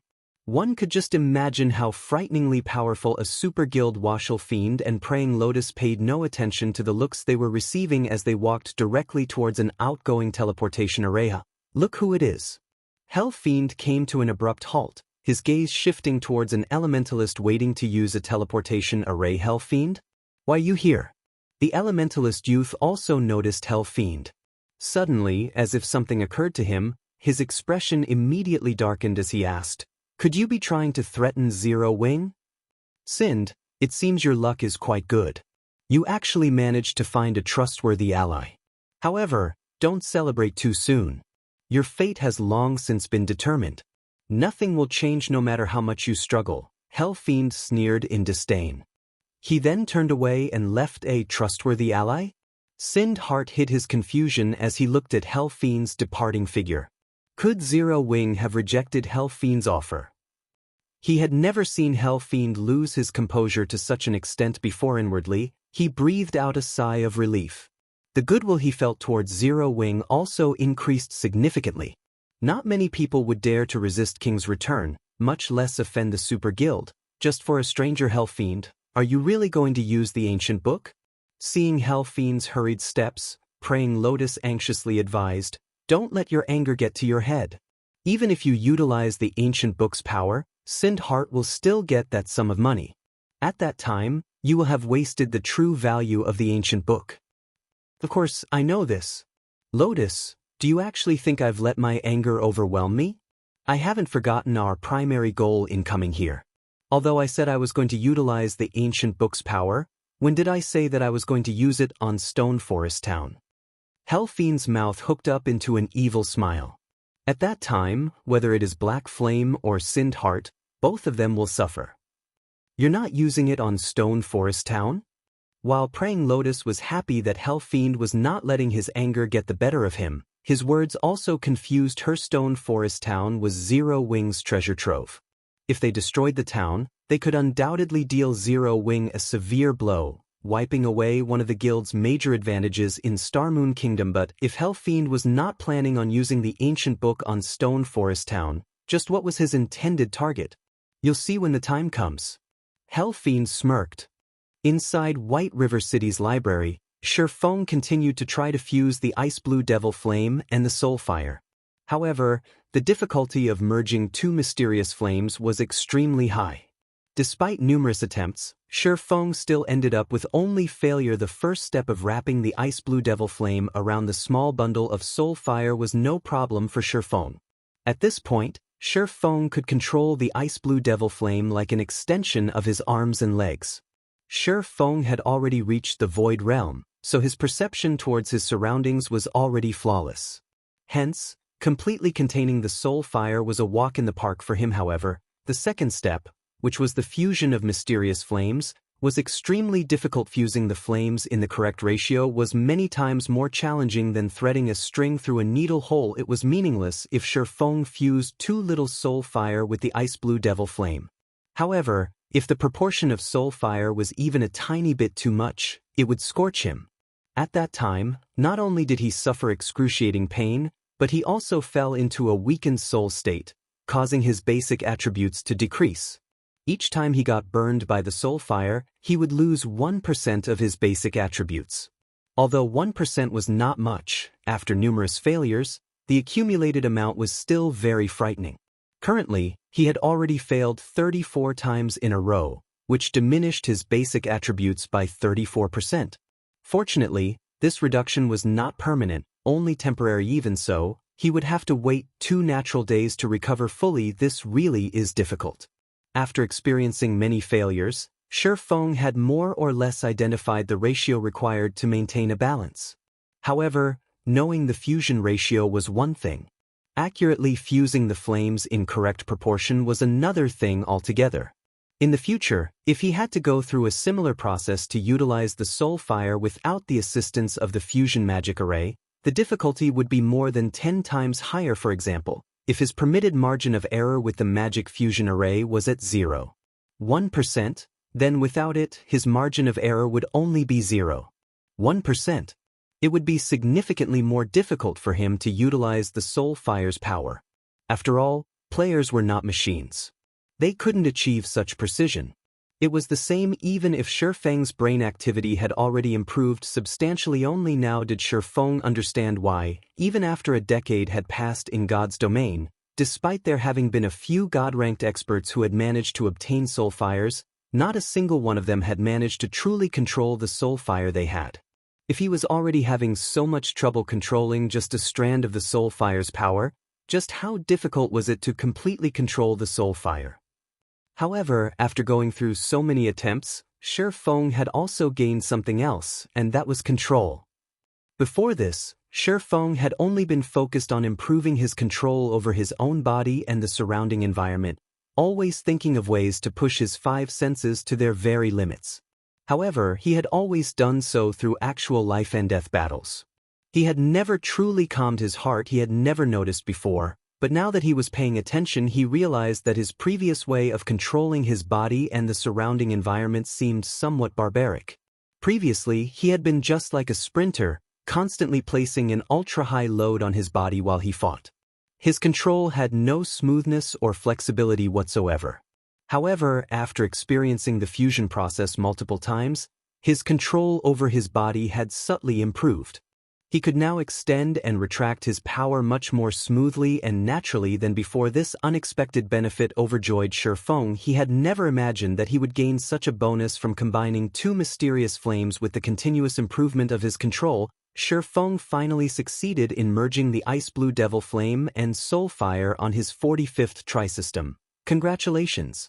You have gained basic control over the Soul Fire. You are now able to utilize the basic abilities of the Soul Fire. Chapter 857, New Class. Hearing the crisp sound of the system notification, Feng let out a deep sigh of relief. He was supposed to challenge the Holy City of Titan's entrance trial in 3 days. If his attributes had decreased any further, he would have to wait until he had fully recovered from the weakened soul state before he could do so. He did not wish to miss out on this opportunity to visit the Holy City of Titan. With 50 slots to enter the Holy City, he could get quite a number of intermediate alchemists and intermediate forgers promoted to advanced rank. If he let this opportunity slip by, who knew how much time and resources he would have to expend to nurture so many advanced lifestyle classes? Moreover, with these new advanced classes, he could greatly increase the production volumes of strengthening devices and ice and fire resistance items in the current god's domain. The importance of lifestyle players was increasing by the day. For example, large guilds such as first-rate guilds initially nurtured their own lifestyle players. Now, however, in order to increase their competitiveness, these guilds had now begun to recruit lifestyle players as well. Moreover, the conditions they offered were exceedingly munificent. Currently, even ordinary lifestyle players received benefits equivalent to those of guild elite members. If their standard was sufficiently high, they could even receive a core member's treatment. This situation was something unimaginable a few weeks ago. As a result, players who originally intended to rely on field combat to get by in God's domain had started considering switching careers and becoming a pure lifestyle player instead. After all, playing a lifestyle class had its own benefits. Only, the status of lifestyle players was not particularly high previously, and the treatment they received had only been subpar at best. Hence, most players would generally choose to fight monsters. Now that the situation had changed, players who did not excel at combat were exploring various lifestyle classes. With the large influx of lifestyle players into the market, the competition between lifestyle players had intensified further. The number of advanced lifestyle players was also much higher than before.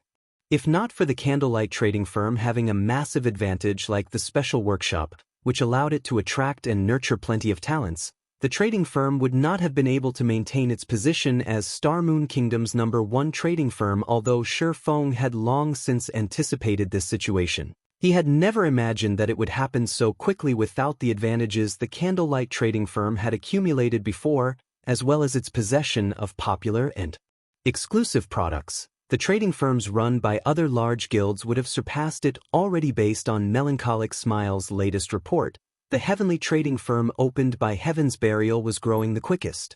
In just a short dozen days or so, Heavenly Trading Firm had become one of Star Moon Kingdom's 6 major trading firms. Recently, it even surpassed Overwhelming Smile's Overwhelming Trading Firm to become the second largest trading firm in Star Moon Kingdom. It was also precisely because of this demotion that Yulan was in such a hurry to enter Titan City. After all, when judging the strength of a trading firm, aside from products and traffic, the crucial factor would still have to be the number of advanced lifestyle players. It had not bad. Now that you have basic control over the soul fire, you should have a much easier time searching for that person, Charlene said as she walked over to Feng. After thoroughly sizing him up, she nodded and added, "Unfortunately, with just basic control over the soul fire, you can only weaken the effects of the soul chain slightly. At your current state, you have roughly 54 days to find that person." However, as your control over the soul fire improves, the weakening effect it will have over the soul chain will also increase, and you'll gain more time to find that person. How can I improve my control over the soul fire? Feng asked curiously, although he could tell that he had only basic control over the soul fire and hence still had room for improvement. The soul fire's introduction made no mention of how he could improve his control. Simple, look for other mysterious flames and absorb them. The soul fire is no ordinary mysterious flame. The power of the ice blue devil flame can only allow you to exert the soul fire's power to this extent. If you wish to improve, you'll need more mysterious flames to suppress the soul fire. The higher the mysterious flames tier, the better. However, tier 2 is the bare minimum. Charlene explained, I need more mysterious flames to improve? Feng was immediately rendered speechless. Mysterious flames were not bronze equipment. They were far from easy to obtain. There were indeed many mysterious flames located within Star Moon Kingdom. There were even several just within the region of White River City. However, the ice blue devil flame was the only tier 2 mysterious flame Feng knew the whereabouts of. He had no clue where to find the other tier 2 mysterious flames. Although Feng knew of the whereabouts of a tier 3 mysterious flame, that place was a secret location.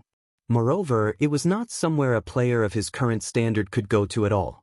At the very least, he needed to reach level 60 or 70, as well as achieve his tier 2 class, to obtain that tier 3 flame with just 54 days. Accomplishing such a feat was simply impossible. It seems I'll have to have Aqua notify the guild members to gather information on a few mysterious flames as soon as possible. Feng thought to himself, a legendary quest was no laughing matter.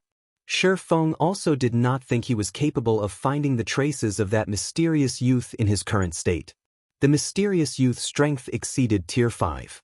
Moreover, seeing as the quest provided him with a way to extend its duration, this indicated that this quest was not one he could currently complete. Just the difficulty of locating and obtaining a tier 2 mysterious flame was no lower than an epic quest based on the statistics players had collected on God's domain in his previous life. An epic quest took anywhere from a few days to 1 or 2 months to complete. For legendary quests, however, players could take anywhere from 2 or 3 months to even 3 or 5 years to complete. The system's main goal right now was to have him delay for time. If he could not locate a sufficient number of mysterious flames and failed to delay for enough time, it would be equivalent to him failing the quest. In the end, he would become someone's puppet. At that time, his only option would be to delete his account and start all over again. This was the frightening aspect of legendary quests. It was not something an epic quest could possibly compare to, following which, Feng shook the thought of the legendary quest out of his mind and calmed himself. He then began testing out the power of the soul fire. In the next moment, a silver flame appeared in each of Feng's dark pupils. The feeling he gave off also changed abruptly. Previously, when Feng intentionally hid his aura, he appeared to be as calm as the great ocean. When he was not hiding it, the feeling he gave others was like an unsheathed sword, sharp and domineering. Now, however, even though he had made no attempt to draw in his aura, he had an air about him that was similar to an iceberg's, silent and cold. One would shiver inadvertently when bathed in this aura. Not a hint of emotion could be found within Feng's eyes. There was only cold rationality present. It was as if nothing in the world could affect his composure right now. Is this the power of the soul fire? Shock filled Feng's heart as he observed his surroundings. Previously, when he activated the ice blue devil flame, the mysterious flame only increased the damage of his fire and ice-type skills. However, when he activated the soul fire, although he did not receive any improvements to his damage or attributes, his mind felt calm like never before, to the extent that he even found it frightening. Currently, everything in the world was just like data to him. Aside from absolute calm, the world before Feng had also become silver and white. He could see no other color through his eyes. Meanwhile, in this world of silver and white, he could see the soul chain wrapped around his body very clearly. He could also see it extending out of the hall and beyond. Just as Feng was thinking of testing this newfound power of his, the sound of a system announcement entered his ears. System announcement. A new expansion pack, Abyss Invasion, has been triggered. The Twin Towers Kingdom has been assaulted by the Abyss, and abyssal monsters have begun invading the surrounding countries. When the time comes, players can participate in the Abyss War. After accumulating a sufficient amount of merit, players can class change into a new class. Chapter 858, Fallen City. When the system announcement appeared, every player in God's domain was stunned. There was nothing surprising about the launch of a new expansion pack. After all, this was not the first time something like this had happened. However, the mention of a new class piqued everyone's interest.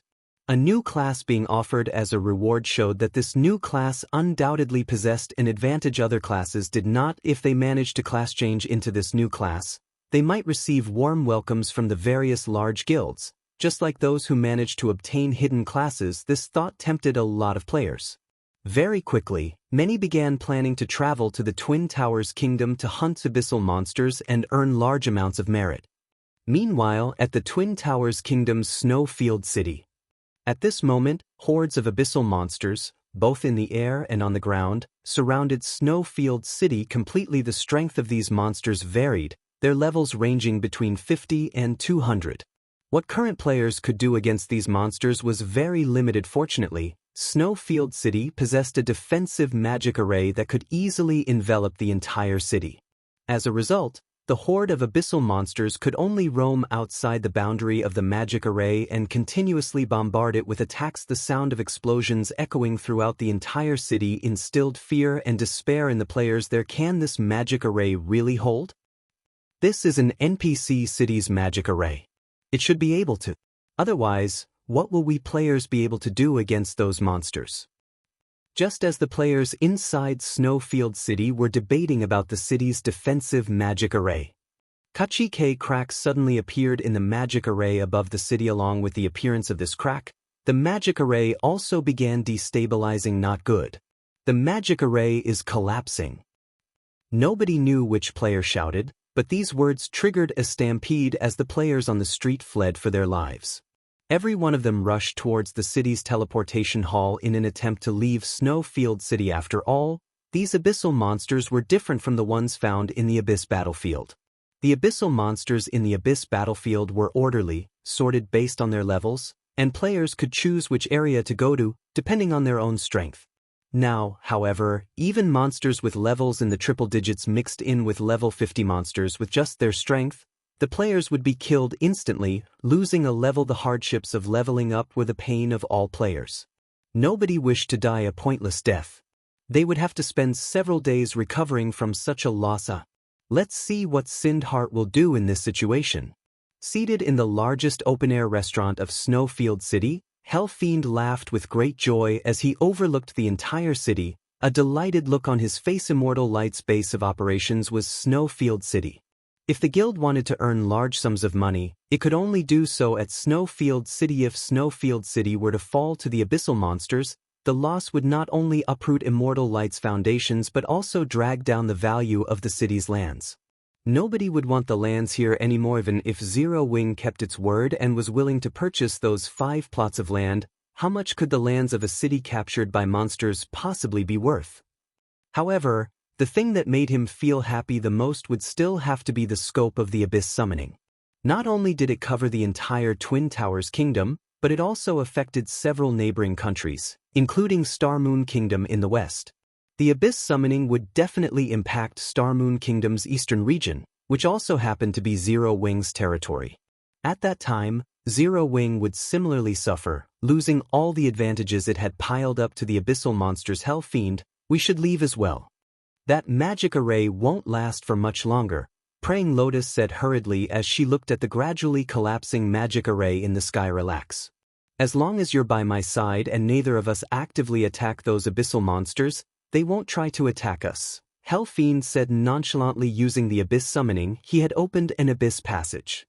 As a reward for his efforts, he had obtained a strand of the Abyss's power. To others, the abyssal monsters might be extremely dangerous. To him, however, these monsters were practically his allies. White River City's library, Starmoon Hall. The system announcement was repeated 3 times, the contents of the announcement resonating in Feng's ears. Fiend activated the Abyss summoning in the Twin Towers Kingdom? Feng was slightly surprised originally. He had thought his provocation would prompt Fiend to use the incomparably precious ancient book on Stone Forest Town. He had never thought that the elementalist would give him such a surprise. Now, it would be somewhat difficult for him to take advantage of the situation. The Abyss invasion indeed posed an enormous threat to the country the invasion occurred in. Players residing in said country wouldn't even be able to level up normally.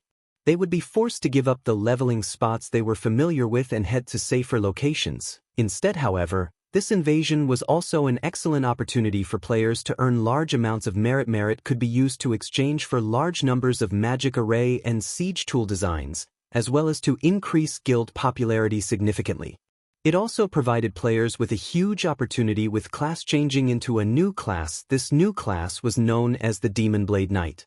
Not only was it a class that possessed the characteristics of a berserker, making it extremely strong in melee fights, but it also had ranged attacking capabilities. Although the Demon Blade Knight was neither a match for the berserker class in a melee nor a match for rangers and elementalists in a ranged battle, the combination of these two modes of attacking increased the class's survivability in battles significantly. After all, in both field battles and dungeons, bosses boasted a wide array of attack patterns. Dealing with these bosses with just a single mode of attack was not easy. Players who loved to fight both in a melee and at range would choose this class without hesitation. Just who is the fool who actually dared to open an abyss passage? At this moment, Charlene's complexion had turned extremely ugly, a wrathful flame burning in her eyes. Shifting her gaze to Feng, she said, "I have some matters I need to deal with. If you manage to absorb another mysterious flame, you can come here to look for me." After saying this, Charlene immediately disappeared from the spacious hall. It seems someone is out of luck. Seeing Charlene disappear, Feng could not help feeling some pity for Fiend. How could the power of the ancient book sent from the abyss be that easy to obtain? God's domain was fair. Although the ancient book could grant a player power, this power came with its own risks as well. It would be fine if an NPC of the human race did not catch the player who had used the ancient book. The consequences of capture, however, would not be one bit inferior to the penalty for failing a legendary quest. Feng couldn't care less about the trouble Fiend had just landed himself in, though. After all, he still had to thank him. Without these abyssal monsters, the members of his guild wouldn't have the opportunity to class change into a Demon Blade Knight, following which, Feng quickly left the library and hurried back to Zero Wing's residence. Although he had previously received news that Sindheart was already waiting for him at the residence, he had wanted to absorb the soul fire as soon as possible. Hence, he had not gone to meet with him right away. Now that he had gained basic control over the soul fire, it was about time for him to meet up with Sindheart. Zero Wing's guild residence. How could this be? Inside the reception room, Sindheart was currently walking around aimlessly, a very ugly expression on his face. His thick eyebrows were tightly knitted together, his heart filled with anxiety. This was especially so after he received the message from his guild, which notified him that Snowfield City had already fallen into chaos. Many players had died horrible deaths at the hands of the abyssal monsters, and Snowfield City was no longer a place where players could reside. Now, upon hearing this, Sindheart sank into deep despair. If Snowfield City had already fallen into such a state, then the lands of the city might as well be worth nothing. Just as Sindheart was trying to figure out a solution to his problem, Feng entered the reception room. Chapter 859, Design of Astronomical Value.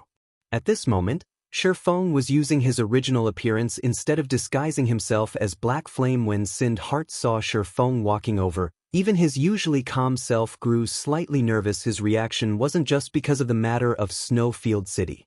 Rather, it was due to the massive pressure he felt from Feng. Like nothing before the last time he had met Feng, he could clearly sense a hint of danger coming from the swordsman that made him feel as if he was standing before a ferocious beast. Now, however, instead of danger, he felt relaxed while standing in Feng's presence. He could not feel any threat coming from the swordsman at all. Sindheart had experienced many things since childhood, so he was very knowledgeable about one thing: the true danger was not the one that could be perceived, but rather what could not be perceived. "Sorry to keep you waiting," Feng apologized. "Let's go carry out the exchange right now, then." Brother Yifeng, I wish to change the contents of our exchange. Will that be all right with you? Sind Heart said, having given the matter some thought. Change the contents of the exchange? Sure. Feng feigned surprise. What changes do you wish to make? I believe Brother Yifeng must have already heard about what happened in the Twin Towers Kingdom. Currently, you could say that Snowfield City is already finished. The land there has naturally become worthless as well. Brother Yifeng, you've treated me so sincerely all this time, so I naturally can't take advantage of you, Sind Heart said. He then took out a tattered, old drawing from his bag and unfurled it on the table. I've never told anybody about this item before. Originally, I had planned on using it to make a comeback. Now, however, I wish to sell it to you. At Sind Heart's tense expression, Feng shifted his gaze to the drawing on the table. Engineering locomotive. Feng could not help his surprise. There were three major fields of expertise in God's domain, namely forging, alchemy, and engineering. Under normal circumstances, engineering did not play a particularly large role. However, as the level of expertise of engineers rose, the variety of items they could produce, which were of great importance to players, also increased. As a result, the value of engineers would also grow. One of the reasons why engineering became popular in Feng's previous life was the need for mounts. Mounts played an extremely crucial role in a player's life in God's domain. However, common ranked steeds were simply too ordinary, both in terms of appearance and performance, and could not satisfy the needs of the general populace. Moreover, many players were independent, so they couldn't obtain a guild mount. Acquiring a mount through other means was also very difficult. As a result, engineering mounts became extremely valuable. Engineering mounts could be categorized into multiple ranks, with the lowest being bronze rank and the highest reaching dark gold rank. However, the design for a dark gold mount was almost as rare as a legendary item. The materials needed to produce it were also extremely rare, making it difficult to mass-produce the mount. However, a bronze mount was different. Although the design for it was similarly very hard to obtain, the materials needed to produce it were not particularly rare. As long as one had a sufficient number of advanced engineers, one could definitely mass-produce bronze mounts. Meanwhile, the design before Feng just happened to be the design for a bronze mount. Only field bosses had a chance of dropping this item, and even the luck attribute would not affect its drop rate. Meanwhile, its drop rate was lower than even that of Titan City's Pass. Nevertheless, Sind Heart had miraculously obtained it. Could this be the reason why he had managed to develop immortal light so quickly in the past? Feng could not help but think back to the past. Despite being an upstart guild, immortal light's rise back then could match even Zero Wings of today. In the end, it had even managed to stand shoulder to shoulder with first-rate guilds. One of the main reasons why immortal light had managed to develop so quickly back then was its immense funding. However, nobody actually knew how Immortal Light had obtained that funding. Everyone had simply assumed that the guild had found a powerful backer. In hindsight, there was over an 80% chance that Immortal Light had obtained its funds by utilizing this engineering design. Only a bronze mount design could possibly help a guild earn that much money. Even the strengthening device was far from comparable. After all, the value of an item like the strengthening device would decline sooner or later. However, the demand for bronze mounts was inelastic. It was one of the necessities in God's domain. Its value was not something other tools could compare to. In terms of monetary value, a single strengthening device was currently worth around 10 gold. It would be fortunate if the item could sell for 4 or 5 gold once it became commonplace in the game. A bronze mount, on the other hand, was worth several hundred gold. Just a single bronze mount was worth dozens of strengthening devices. Moreover, one did not need to fear that a bronze mount wouldn't sell. How much do you want for it? Feng asked as he looked at Sind Heart. 20,000 gold. Sind Heart stated after giving it some thought 20,000 gold was enough for him to deal with the problems plaguing him.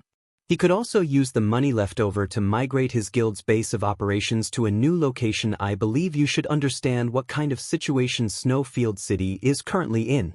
It would simply be impossible for Immortal Light to continue developing in the Twin Towers Kingdom under the current situation. How about joining Zero Wing? Feng asked in a low tone.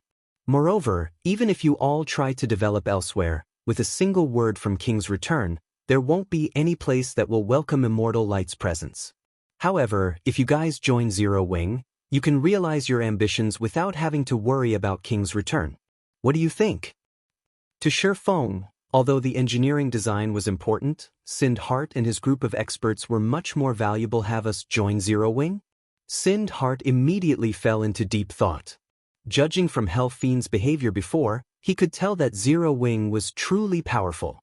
After all, even someone like Fiend could not do anything to Zero Wing. If Immortal Light joined Zero Wing, it would indeed allow them to develop safely without worry. However, Sind Hart still shook his head as he said, "Brother Feng, thank you for your kind intentions. However, I still wish to develop Immortal Light together with that band of brothers of mine." Feng had expected Sind Hart to reply in this manner. Hence, he offered another proposal, saying, "If this is so, how about having Zero Wing invest into Immortal Light? Our side will ask for just 50% of your guild's shares. In return, Zero Wing will supply you all with large amounts of funding and resources. Aside from the 20,000 gold for the design, we'll grant you a starting capital of 50,000 gold, in addition to 30,000 magic crystals. Afterwards, we'll also continue providing you with coins and magic crystals. This much should be enough to let Immortal Light develop in any city. Zero Wing also won't interfere with Immortal Light's development. What do you think?" Sind Hart was momentarily stunned when he heard Feng's offer. "Brother Feng, you're joking, right? With this much funding, not to mention Immortal Light, even buying 50% of a second-rate guild's shares won't be a problem." Sind Hart said he felt both moved and shocked. Right now Immortal Light was currently at its lowest point. Practically nobody felt optimistic about Immortal Light's future, much less want to invest into the guild. Before this, he had always heard other people mentioning how rich a guild Zero Wing was. He never imagined that the guild would actually be wealthy enough to casually throw out tens of thousands of gold and magic crystals. With this much funding, Immortal Light would be able to become a second-rate guild quickly. Chapter 860 Guild Expansion. Even after Feng's lengthy persuasion, Sind Hart remained silent, his hesitation reflecting in his eyes. Is that not enough initial funding?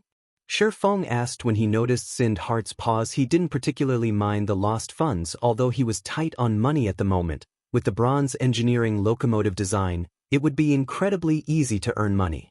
The only problem was that he lacked a large number of advanced lifestyle classes. Manufacturing the bronze locomotive was not easy. Not only was the manufacturing process complex, but it was also different from the method forgers used produced weapons and equipment. Aside from needing a large number of engineers, forgers and alchemists were also needed to produce various components for the engineering locomotive. Even for the candlelight trading firm, it would be very difficult to mass-produce the bronze mounts unless it stopped producing everything else. In Feng's previous life, abyssal monsters had not overrun the Twin Towers Kingdom. Hence, even though King's return had oppressed Immortal Light, the guild had a place to develop itself and nurture its own advanced lifestyle players. Now, however, that was not possible. No. It's more than enough. Only, Sind Hart hesitated as he looked at Feng. After considering the situation at length, he said, "There is one thing that I am really confused about. Brother Feng, we are only strangers who met by chance. I have also earned King's return's ire. Why are you so willing to help us? Immortal Light is an upstart guild, even weaker than a third-rate guild. There should be no reason for Zero Wing to sacrifice so much for us. Can you tell me why?" If he claimed that Feng's offer of initial funding did not tempt him, he would be lying. Even a first-rate guild would be greatly shocked by such wealth. Moreover, what had Immortal Light done to deserve such kindness? He was not particularly famous in the virtual gaming world. It was the same for his brothers in Immortal Light. There was no point for Zero Wing to go so far for them. Do you want to know the truth? Feng laughed. "If you're willing to tell me, yes." Sind Hart felt as if he were dreaming. Naturally, he wanted to understand this situation. If Feng's goal was the same as Fiend's, even in death, he would refuse Feng's offer. "All right. Since you wish to hear it, I'll tell you. I have 3 reasons. The first is that Zero Wing needs to expand to other countries. Unfortunately, Zero Wing has become too famous, and it is very easy for others to target our members, particularly God's domain's major powers. Zero Wing has already deeply ingrained itself in Star Moon Kingdom. It would be very difficult for those major powers to shake Zero Wing's foundation here. Even if they could do so, the price would be far greater than the gains. There is not a single major power in God's domain that is willing to pay that price. However, it is just as difficult to develop Zero Wing in other countries. None of these major powers will just stand by and do nothing as we expand into their territories. However, another way for Zero Wing to expand its influence is to develop an affiliated guild that won't attract these powers' attention. Immortal Light just happens to fit this bill. Your personality and potential are my second reason. I can tell that you've only joined the virtual gaming world recently. It is possible that God's Domain is the first virtual reality game you and your friends have truly experienced. The fact that you guys can obtain such strength in such a short period speaks volumes about your potentials. There is also the fact that you guys have managed to offend a super guild. Generally, it is very difficult for ordinary experts to do that. After all, the two are on entirely different levels. It is an extremely rare occurrence in the virtual gaming world. The third point is this bronze rank design. It can offer Zero Wing significant profit. Each of Feng's points was true if Zero Wing wanted to grow stronger. Expanding its influence to other countries was necessary. Feng had spent a lot of time considering the matter. Beyond those three reasons, Feng's strongest motivation was due to Heart and his companions. These people would all be top-class experts in the future. Even spending hundreds of thousands of gold to recruit them would be worth it, not to mention tens of thousands. However, Heart did not know this. Of course, these benefits are not without a condition. Feng changed the topic. After obtaining these funds, if Immortal Light fails to take control of 3 or 4 major cities within 2 months, Zero Wing will take over the guild's management. After all, coins and magic crystals do not grow on trees. Hearing Feng's condition, Heart's previously vigilant expression vanished as he quietly released a sigh of relief. All right. No problem. I can assure you that, after obtaining this much initial funding, Immortal Light will obtain control of 4 major NPC cities within 2 months. If we can't even do that, I would be too embarrassed to face you, Brother Feng. Heart said earnestly as he patted his chest. Feng simply shook his head and laughed. He was only trying to return the debt of gratitude he owed while taking the opportunity to recruit Heart to his side. He had never imagined that Heart would suspect him of ulterior motives, or that he would be forced to state conditions before the man would agree. There were only so many cities in a country. Now that God's Domain had launched some time ago, other guilds had occupied the various major cities throughout God's Domain. Even a second-rate guild would find it difficult to take control of 4 major cities within 2 months, not to mention Immortal Light, a guild that had recently been uprooted. However, Feng did not mind. Regardless of whether or not Heart succeeded, Zero Wing would still make a profit, following which, Feng and Heart signed an agreement. Feng then spent 20,000 gold to purchase the bronze engineering locomotive design. He also spent 3,000 gold to purchase the 5 plots of land of Snowfield City, paying far less than what they had initially agreed upon. In response, gratitude filled Heart's eyes when he looked at Feng. He had never imagined that Feng would keep to his word to such a degree. At this point, even if he tried to give them away for free, no one would want those lands. After all, one would have to pay the city the corresponding management fees after accepting the lands. Who would be willing to accept such a loss? However, Feng did not feel as if he had taken any loss. On the contrary, he felt that he had made a huge profit. At the end of the day, the Abyss invasion was only an expansion pack. Sooner or later, it would be resolved. Although not all NPC cities affected by the invasion would recover to their peaks and would undergo some changes, as one of the Twin Towers Kingdom's top 10 cities, Snowfield City would recover. Other guilds might not be able to afford to wait, but Zero Wing could. Moreover, aside from being able to resell these lands for a high price in the future, Feng had an important purpose for these 5 plots of land. When the time came, aside from the bronze locomotives, the 5 plots of land in Snowfield City would earn him the most money. After Feng and Heart completed their trade, Feng hurried back to the candlelight trading firm. As he prepared to produce the engineering locomotive, Aqua Rose called him guild leader. I've found Hell Fiend's location. He is currently residing in Light City, the Glory Empire's imperial capital. Here are his current coordinates. Aqua Rose then sent Hell Fiend's whereabouts to Feng. He sure moves quickly. Feng's lips hooked up into a grin as he read the coordinates. Even if you hide in Light City, you cannot escape. Chapter 861, Consecutive Upgrades. While the ancient book Abyss summoning could bring a disaster to God's domain, it could also bring power to players. However, there was one thing that Hell Fiend did not know: the power of that the ancient book could provide was not limited to protection from abyssal monsters or an increase to basic attributes. While in a demonic field erected by abyssal monsters, establishing a safe zone was the ancient book's true purpose. Inside the established safe zone, abyssal monsters would not actively attack players. This was the forbidden book's greatest value to players. Now that the Abyss Passage had been opened, not only had swarms of abyssal monsters appeared in the Twin Towers Kingdom, but Starmoon Kingdom would also be invaded. Fortunately, the abyssal monsters required some time to fly from the Twin Towers Kingdom to Starmoon Kingdom. Hence, Starmoon Kingdom was still relatively peaceful when the abyssal monsters reached Starmoon Kingdom. The kingdom's players would suffer, of course. Starmoon Kingdom wasn't the only country affected by the Abyss invasion. Twin Towers Kingdom's neighboring kingdoms and empires would similarly be affected. Only, they would not suffer as severely as the Twin Towers Kingdom. Feng wanted an advantageous position during the Abyss invasion. The ancient book was a necessary item. Fortunately, the ancient book would drop upon death.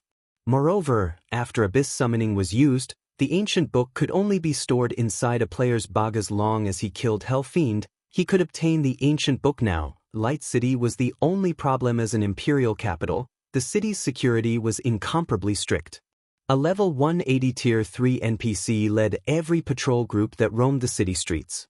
If a player tried to cause trouble, these Tier 3 NPCs would kill them immediately. It seems I'll have to level up the Abyssal Blade. Feng felt somewhat helpless when he looked at his own attributes. To absorb the soul fire, he had temporarily sacrificed 44% of his basic attributes. Even if his attributes had been quite high, after such a huge decrease, his basic attributes could no longer compare to Apex Expert like Hell Fiend.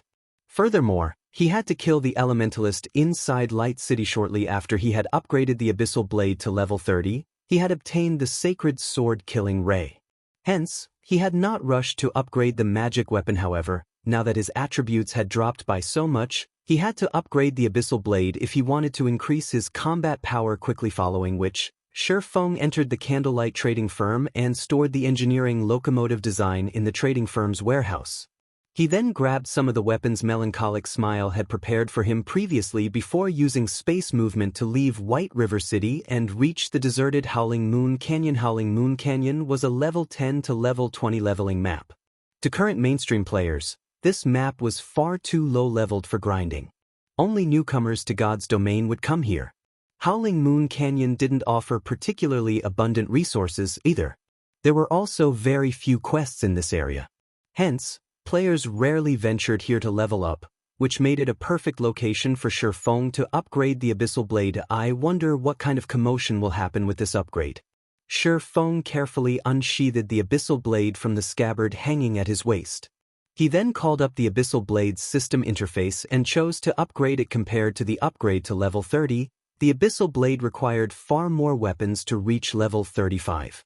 It needed 20 level 35 fine gold weapons and 3 level 35 dark gold weapons. To current players, level 35 fine gold weapons were top-tier weapons. Very few ordinary experts could obtain weapons of this rank. It was even more so for level 35 dark gold weapons. Even to large guilds, weapons of such caliber were exceedingly rare. However, without hesitation, Feng chose to sacrifice the level 35 fine gold and dark gold weapons he had prepared, following which, the Abyssal Blade transformed into a dark cloud as 23 weapons flew out of Feng's bag and hovered around him. Immediately, a black magic array formed beneath Feng's feet. The pitch-black light that the array released shot into the sky. If one watched from afar, they would discover a pillar of light rise up from the canyon's forest. The 23 weapons then disintegrated and transformed into 23 balls of pure, golden energy that melded into the magic array. After the golden energy balls vanished, Feng heard chains snap. following which, a dragon's roar echoed throughout the canyon, causing the monsters in the area to drop to the ground, paralyzed with fear as if their lives had been stolen from them. The plants around Feng began to wither before eventually turning into ash. This phenomenon continued to spread, only stopping after it had extended 20 yards away from Feng. In the next moment, the abyssal blade reformed into a sharp, silver sword with engraved, crimson runes on its blade, radiating a faint bloodlust. The runes gave off a sinister feeling. However, Feng did not pay much attention to the changes that had occurred as he clicked the upgrade button once more, this time to level up the abyssal blade from 35 to 40. Although the number of sacrificial weapons had not changed, it now required level 40 weapons to current players. Level 40 top-tier weapons were utterly out of their reach. After all, even the number 1 players on Empire's ranking lists were only level 39. They were still far from level 40, not to mention obtaining level 40 dark gold weapon. Feng, however, had plenty of level 40 fine gold weapons. Previously, while farming for designs, he had killed tons of high-ranking field bosses. He even had a godly skill like Divine Providence to assist him. He had piles of level 40 weapons in stock. Hence, he could easily offer the Abyssal Blade the required 23 articles. The Abyssal Blade leveled up once more compared to the previous black magic array. A twofold magic array now appeared beneath Feng's feet. The array's radius had also expanded from the previous 15 yards to 45 yards. In the next moment, a massive pillar of black light appeared in the middle of the canyon. Even those standing at the canyon's entrance could see the pillar of light clearly, much less the players within the map. What's that? What's going on with those monsters? The players grinding in the canyon were momentarily stunned. The pillar of black light towered like a mountain. Everyone felt as if they were suffocating while they bathed in the pillar's pressure. It felt as if their fate were no longer in their own hands. Shortly after, the pillar of black light faded. However, before anyone could feel relieved, a deafening dragon roar shook Howling Moon Canyon. This roar was so powerful that it even frightened some of the weaker monsters to death. The players inside the canyon had not fared much better as every one of them slumped to the ground, trembling. Is there a legendary monster over there? Why don't we go take a look? It might be a fortuitous encounter or some kind of rare boss. If we can kill it, we might be set for life. Although the numerous parties were afraid, they were also excited. There were many fortuitous encounters in God's domain. One frequently read such stories being on the official forums. There were many cases where unknown noobs miraculously stumbled across a powerful treasure, instantly becoming a famous local expert. Either that or they could make a fortune from selling the treasure they obtained and gear themselves with powerful equipment, earning countless players' envy. Hence, compared to dying, the players in Howling Moon Canyon were more eager to obtain the treasure. This might very well be a turning point in their lives. At this moment, however, the source of the pillar of light was a disaster. Every plant and monster within a radius of 100 yards had been turned into ash. Currently, only one man and one sword resided in the center of this desolate area. Chapter 862, The Hidden Effect of Magic Weapons. After upgrading the Abyssal Blade twice in a row, the magic weapon's appearance had changed significantly. The sword was now pure silver with blood-red runes engraved across the blade. There was also a faint layer of black mist enveloping the sword. The hilt bore a miniature black dragon which looked astonishingly lifelike despite part of the sword's blade being buried in the ground. Feng could feel a significant oppression from the weapon. Even he felt slightly uncomfortable even after Feng had firmly held onto the abyssal blade. The oppressive feeling still did not disappear. To think it would be so powerful at level 40. If I upgrade it 2 or 3 more times, I won't be able to wield it in battle. Feng both rejoiced and felt helpless as he gazed at the silver abyssal blade. There were weapons capable of mentally oppressing players in God's domain. However, this was definitely the first time Feng had seen a weapon that would also oppress its user. When expert players fought ordinary players, they could similarly exert a significant mental oppression. This mental oppression could dull an opponent's reactions and weight down their movement, which would, in turn, reduce their combat powers significantly. But against experts of similar standards, this mental oppression was practically negligible. However, the mental oppression that God's domain's weapons and equipment exuded was different from that of players. This kind of mental oppression resembled what players felt when they faced Grand Lord-ranked monsters. Not only could it dull players' thought processes, but it could also increase players' stamina consumption rate. It was precisely this reason that Grand Lords were so difficult to deal with. It was practically impossible to rely on numbers to defeat Grand Lords. Even expert players would suffer tremendously against a Grand Lord's mental oppression. It would be impressive if an expert could even exert 60% or 70% of their actual combat power, yet the mental oppression the Abyssal Blade released was stronger than that of Grand Lords. Even an expert of Feng's level would squirm under this mental oppression, affecting their combat power slightly, following which, Feng tightened his grip on the Abyssal Blade and slashed at the empty space before him. Earth Splitter. Hua!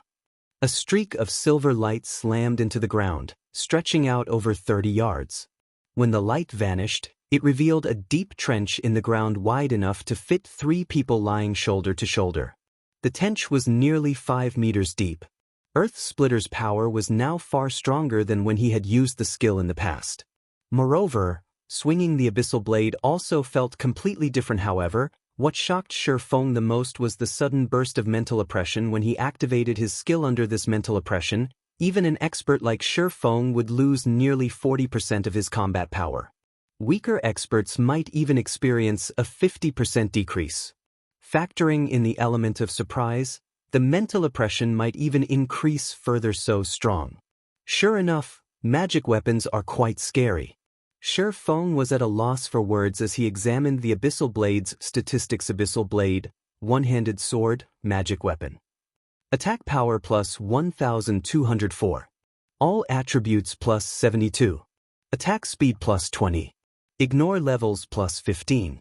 Attacks have 60% chance to cause 200% damage, 30% chance to cause 300% damage. Every attack increases damage by 2% to a maximum of 20% if wielder belongs to a swordsman-related class. All skill levels plus 4 increase free ability points received for every increase in level by 2 points. Equipment level 40. Can be upgraded. Devour 30 level 45 fine gold weapons and 10 level 45 dark gold weapons to upgrade to level 45. Equipment Tier 1. Can be evolved. Devour 10 mana crystals to evolve to Tier 2. Additional skill 1. Phantom Kill, Tier 1. Instantly creates a doppelganger under the wielder's control. Doppelganger has 80% of the wielder's attributes and all skills. The wielder can swap positions with the doppelganger at any time. Duration: 1 minute, 10 seconds. Cooldown: 5 minutes. Additional skill 2. Abyssal Bind, Tier 1. Binds enemies and prevents movement, reducing defense by 100%. Duration: 4 seconds. Cooldown: 50 seconds. Additional skill 3. 9 Dragon Slash, Tier 1. Instantly creates 12 phantoms of the Abyssal Blade for wielder's use. Each phantom sword deals up to 60% damage. Duration: 30 seconds. Cooldown: 5 minutes. Additional skill 4. Abyssal Curse, Tier 1. Prevents all targets within a radius of 30 yards from moving or attacking for 6 seconds and reduces their attributes by 20% for 10 minutes.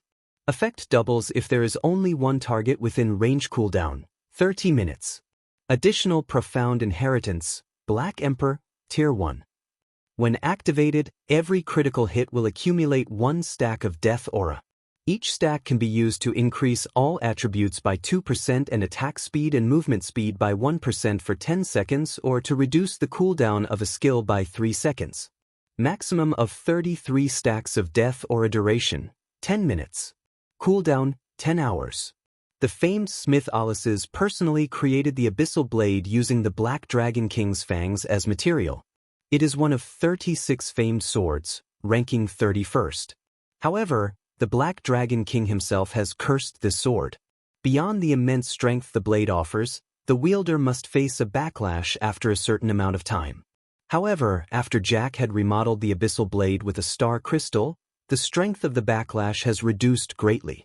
If the wielder is unable to suppress the backlash, the wielder will receive the Black Dragon King's curse, permanently reducing all attributes by 50%, unable to be dropped, unable to be traded, unable to be destroyed. Purely regarding attributes, the Abyssal Blade was no longer weaker than epic weapons.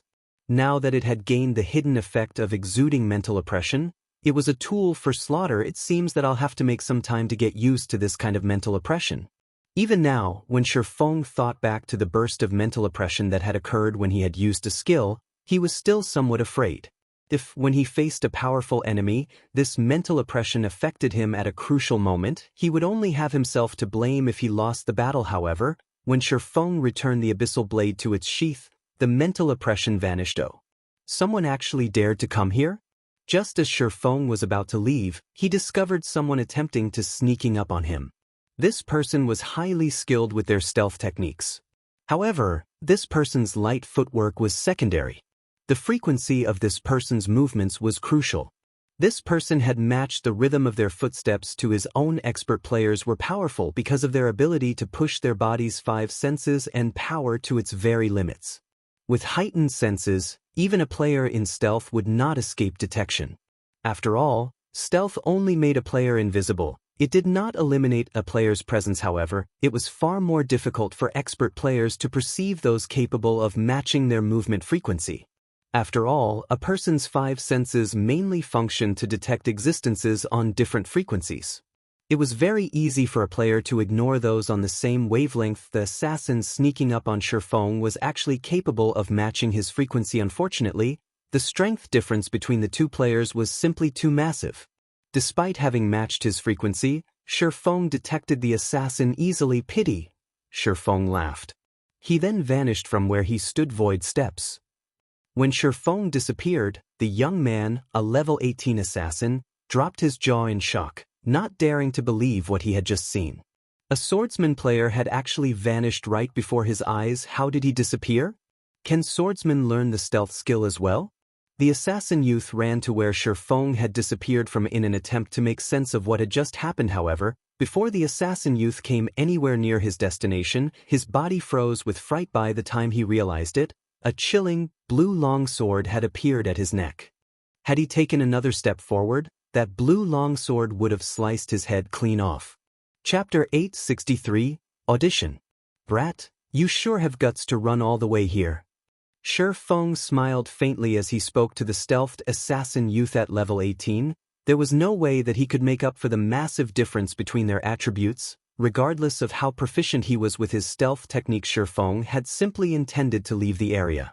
However, after discovering this assassin, he changed his mind. He had done so because he was impressed with this youth's strength.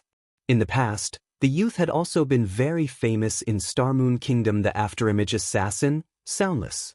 Feng had encountered Soundless in the past. Soundless had garnered fame in the past due to the mess he had made of Ouroboros. Not only had Soundless targeted the first-rate guild, but he had also targeted its guild leader, Chao Qinghua.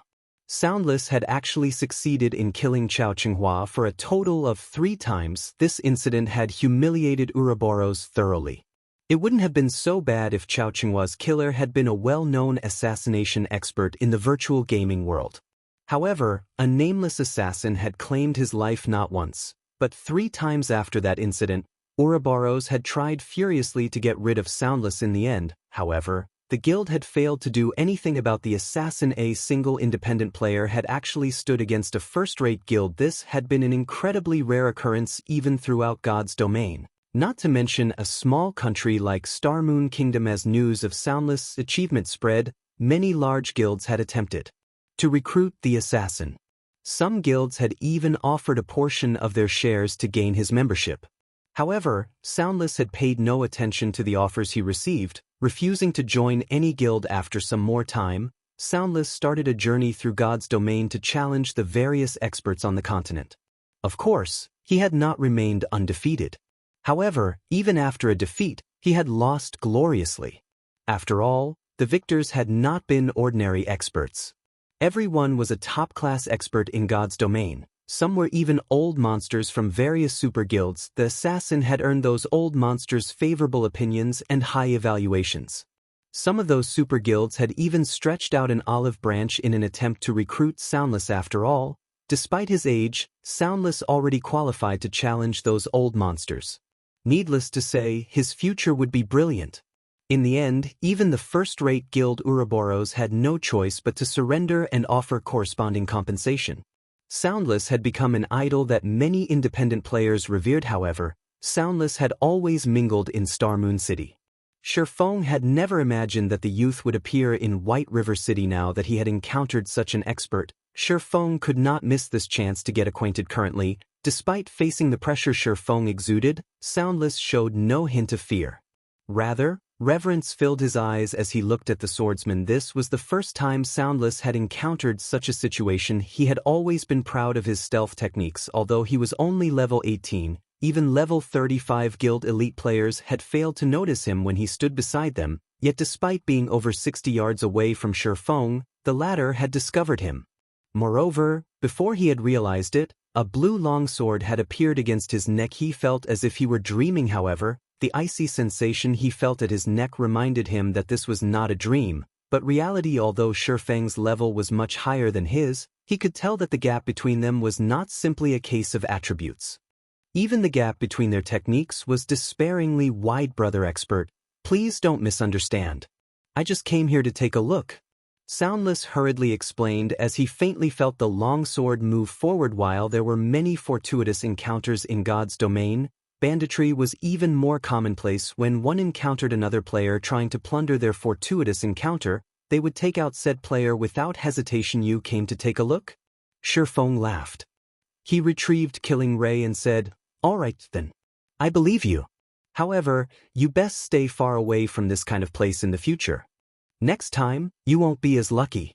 The youth had mistaken the turmoil the Abyssal blade had caused as a fortuitous encounter. If not for Soundless' late timing, the Abyssal blade's shockwaves would have certainly killed him. Soundless had wanted to respond, but Feng had vanished before he could utter a word. This time, however, Feng had not used void steps.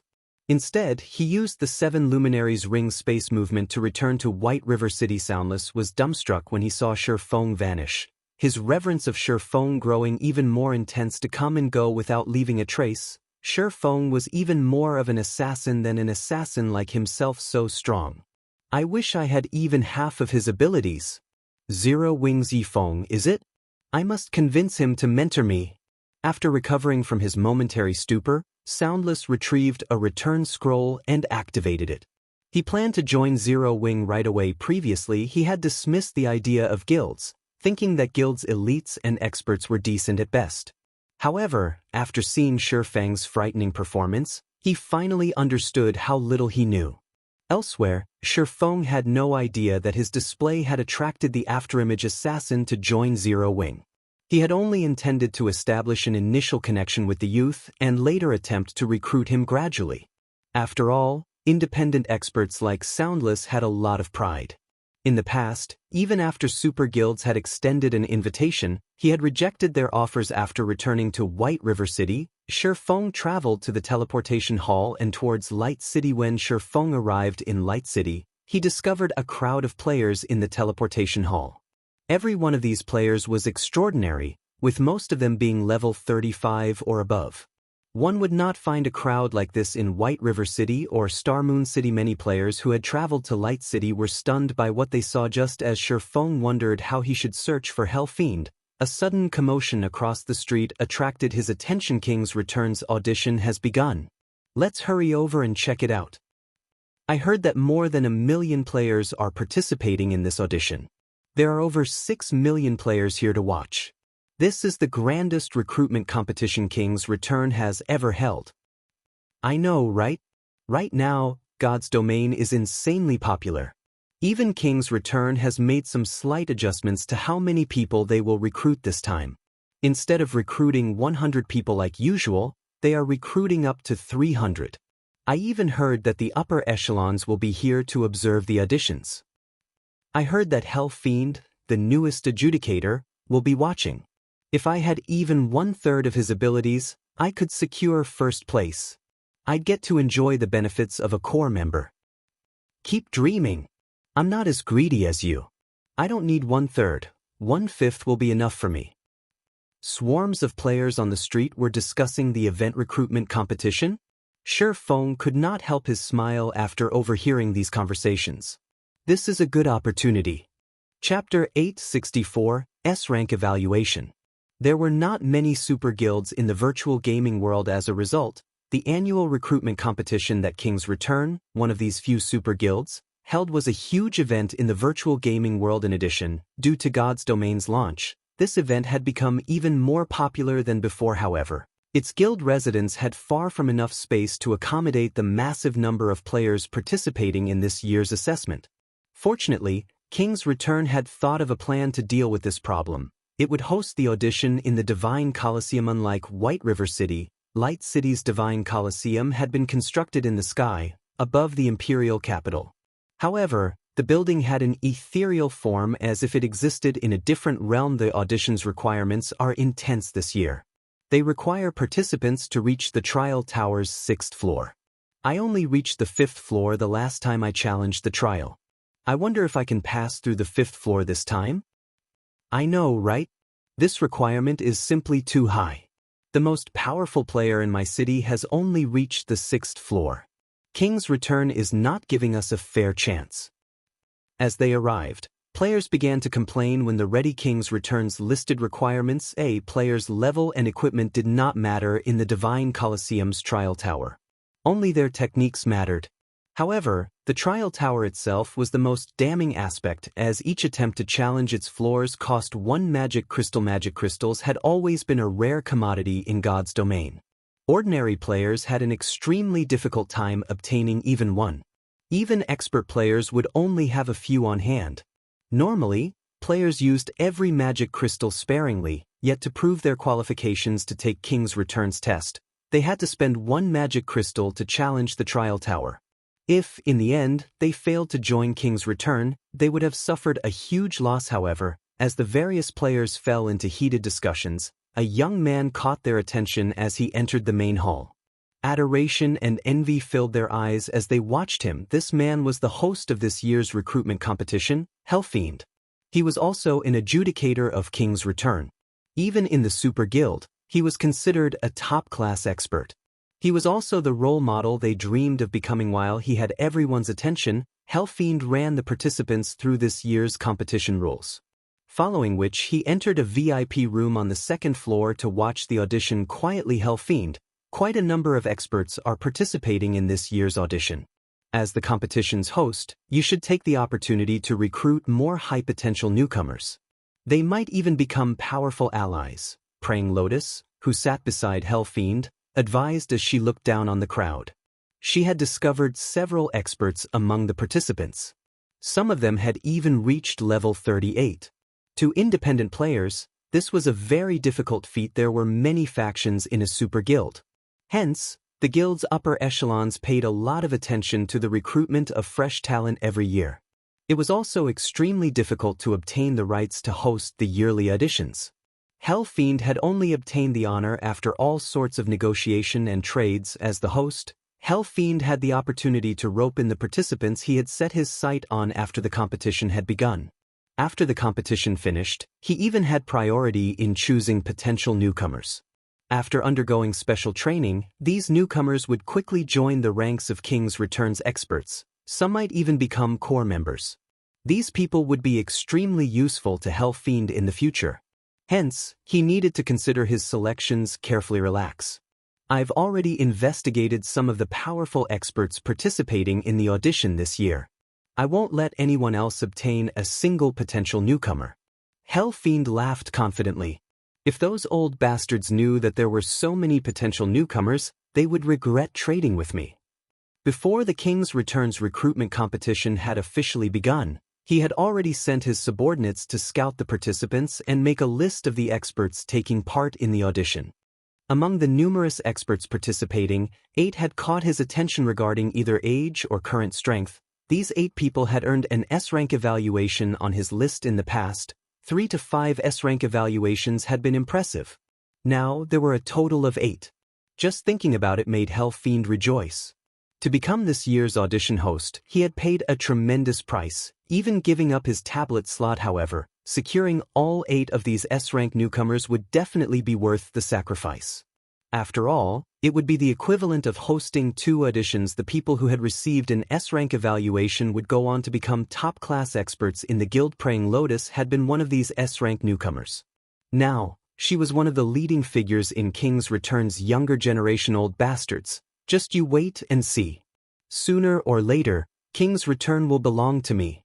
When Fiend thought about how he had not only foiled Sind Heart's exchange today, but had also orchestrated the abyssal invasion of Starmoon Kingdom, an indescribable joy bloomed in his heart. It was true that he could not do anything about Zero Wing right now. However, those abyssal monsters could deal with the guild easily. He was very aware that devastation would follow those abyssal monsters wherever they went. Even Starmoon Kingdom would fall if it were invaded, much less White River City. In the end, the lands purchased Zero Wing had purchased would be worthless. However, Fiend had no intentions of letting Zero Wing go. With so little punishment to prevent Sind Heart from obtaining that money, he had used up his most precious ancient book. If he let Zero Wing get away with so little damage, how could he appease the anger in his heart? He still wanted to get rid of Black Flame and every upper echelon of Zero Wing. He wanted to remove Zero Wing's name from God's domain thoroughly. In the past, he had feared Black Flame somewhat.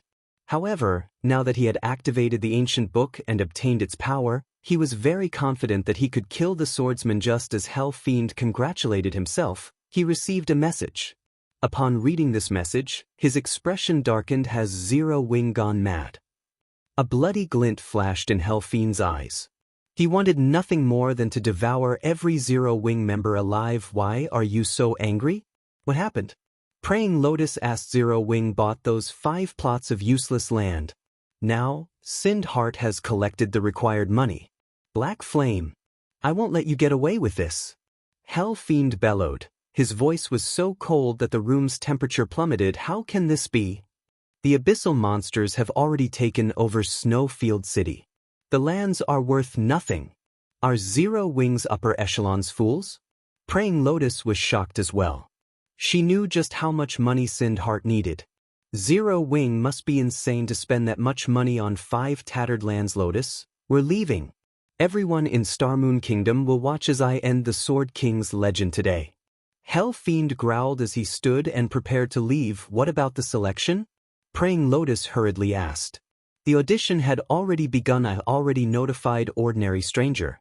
When the time comes, he will represent me in choosing those experts. Fiend refused to waste any more time. He rushed out of the room, intending to head towards Light City's teleportation hall. However, as soon as Fiend set foot out of the room, numerous black chains emerged from the ground and bound him, startling the adjudicator. He couldn't respond to the sudden development while he was restrained. Chapter 865, Clean Sweep. The instant the pitch-black chains bound Fiend, the Elementalist released a low shout as he activated a control removal skill, breaking free from his restrictions. He then instinctively raised his staff and used Frozen Circle. A wave of cold air spread out to Fiend's surroundings. However, the cold air had failed to restrain the figure that had ambushed Fiend.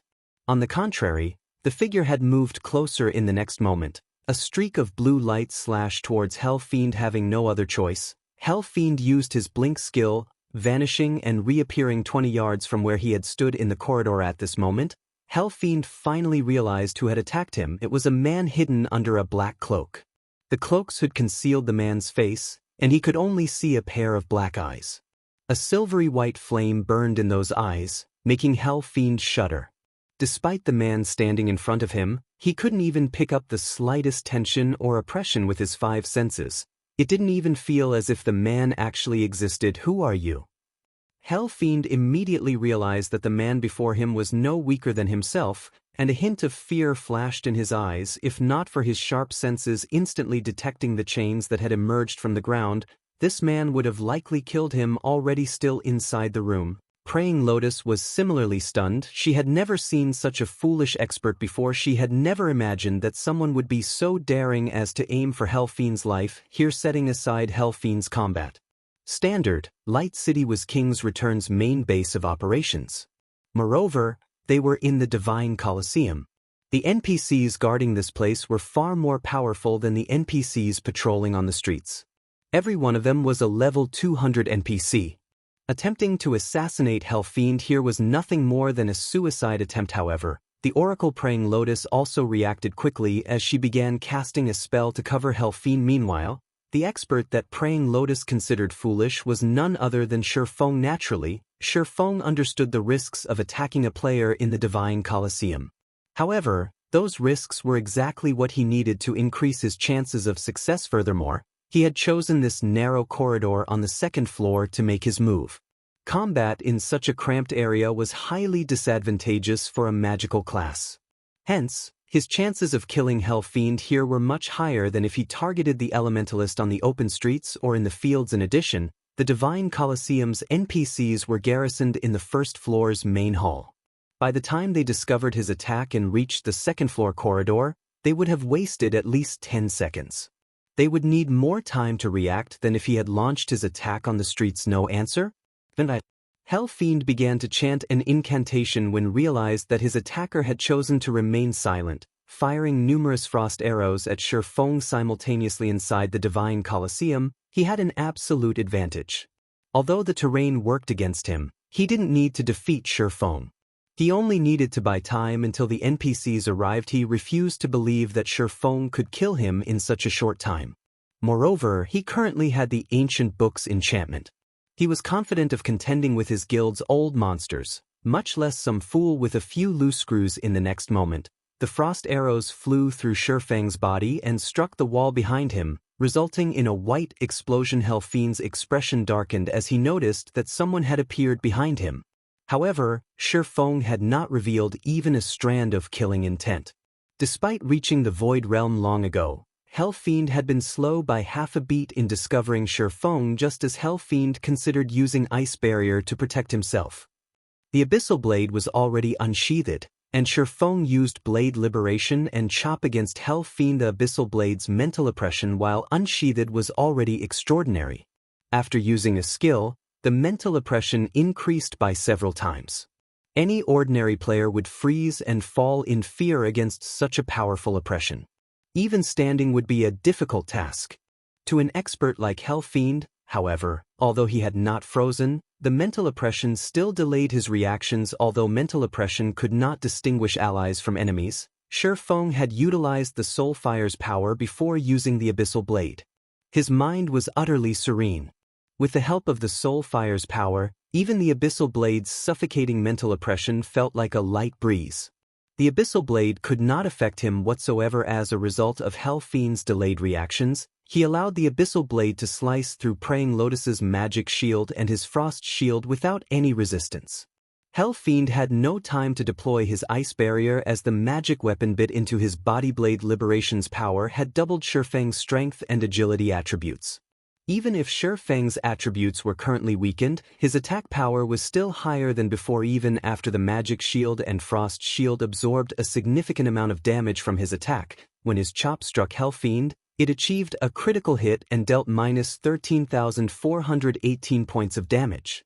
To Fiend, who only had around 11,000 HP, this single attack was enough to deplete all of his HP instantly. Just who are you? Watching his HP rapidly decrease, Fiend turned his head to look at Feng, regret filling his eyes. If he had activated Ice Barrier from the very beginning, he might have held this man off until the NPCs had arrived, yet he had allowed his confidence of being in the Divine Colosseum to get the better of him. As a result, he underestimated his opponent's strength. However, no matter how much Fiend regretted his arrogance, his body still collapsed to the ground. He dropped a piece of equipment and an ancient book as he died. Praying Lotus, who still stood inside the VIP room, looked at Feng grimly. She no longer dared to look down on Feng. This had all happened too quickly. She had never dreamed that Fiend would die like that, without even enough time to even activate Ice Barrier. Even if she relayed this story, nobody would believe her. However, this unimaginable scene had indeed occurred. Killing Fiend inside the Divine Colosseum might have seemed extremely foolish, but they had been the true fools. After all, how could an expert of such standard possibly accomplish such a suicidal assassination without at least some confidence of succeeding? Moreover, the burst of mental oppression that had suddenly appeared was simply too frightening. Even from so far away, her mind had still gone blank for a moment. If Feng approached her, only death would await her. Experts were experts because of their quick reactions. However, that kind of mental oppression had even slowed her thought process. In a battle between experts, even an instant of hesitation could be fatal, not to mention falling into a daze. Just who is he? Praying Lotus's mind rapidly shuffled through the well-known experts in God's domain as she watched Feng's cloaked figure. However, not one of the experts she knew of possessed a cold, ethereal aura like the man before her. She felt as if she were looking at an emotionless robot, rather than a human being. While Praying Lotus tried to guess Feng's identity, Feng hurriedly collected the equipment and ancient book Fiend had dropped. He then used space movement and departed from the Divine Colosseum silently. Shortly after Feng left, a group of level 200 guards wielding spears reached the scene of the crime. However, aside from Fiend's corpse, nobody else was present in the corridor. Moments after the guards arrived, a few curious players rushed to the scene as well. When they discovered Fiend's corpse, none of them could believe their eyes. Someone had killed King's Return's adjudicator in the Divine Colosseum. Chapter 866, Number 1 Bounty. Isn't that Fiend, this year's audition host? Why is he dead? What happened here? When the players attending the audition saw Fiend's corpse on the ground, the quiet corridor erupted with noise as they fell into a heated discussion. Who was Fiend? What was this place? Everyone knew the answers to these questions, yet Fiend had died here. News of Fiend's death in the Divine Colosseum spread like wildfire. Posts about the incident filled the front page of the Glory Empire's official forums. There were even commentary videos and photos showing Fiend's corpse. Instantly, this incident caused a commotion that swept throughout the Glory Empire. Every player in the Empire was curious about what exactly had happened. Inside King's Return's guild residence. Lotus, you were there. What happened? A dignified, middle-aged man sternly demanded after he finished reading the report he had received. This man was none other than the Thundersword of King's Return, Broken City, one of the Super Guild's upper echelons. Even the adjudicators had to treat Broken City with great respect. However, this was not only due to the man's status in the guild, but also because of Broken City's strength. The man was one of the strongest fighting forces in King's Return. Fiend's assassination was by no means a trivial matter. He had even died inside King's Return's territory. King's Return had become a laughingstock among the super guilds over this incident. This is the video I recorded. Praying Lotus forwarded her video, which displayed Feng's assassination of Fiend, to Broken City. In the video, Fiend had died almost instantly without any time to resist. This video made Broken City's eyes twitch in anger. He was very familiar with Fiend's combat standards. Theoretically, it was impossible for the young man to blunder so severely. If Fiend had not fallen into a daze for that brief instant, he could have survived that attack. Lotus, what happened during that instant? Broken City asked as he turned to the Oracle with a serious expression. Although Praying Lotus had made a recording of the battle, there were many things that could not be felt through watching a video.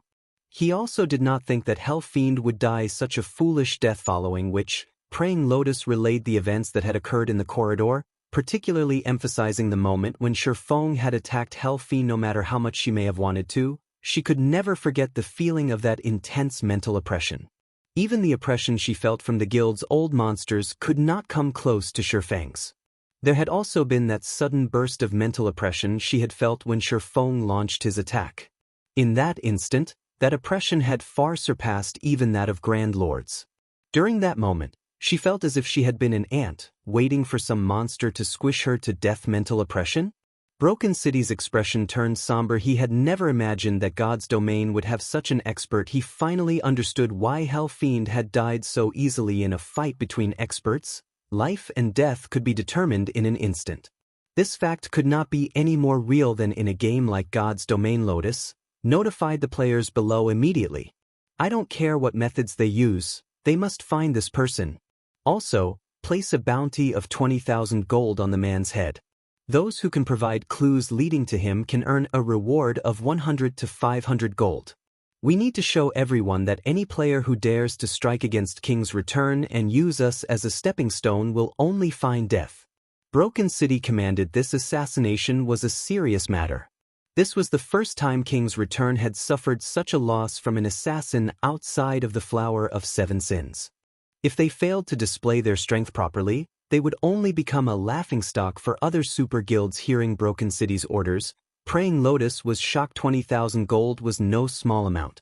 With this much money, they could easily hire a top-class expert from the Flower of Seven Sins. However, Praying Lotus also understood that it would not be easy to deal with Hell Fiend's killer. It would have been a different story if the other party had revealed their identity. The crucial issue was that the other party had not done so. As a result, they had to rely on his class and temperament to locate him. However, how large was God's domain? Just how many players did the game have? Moreover, God's domain was somewhat different from other virtual reality games.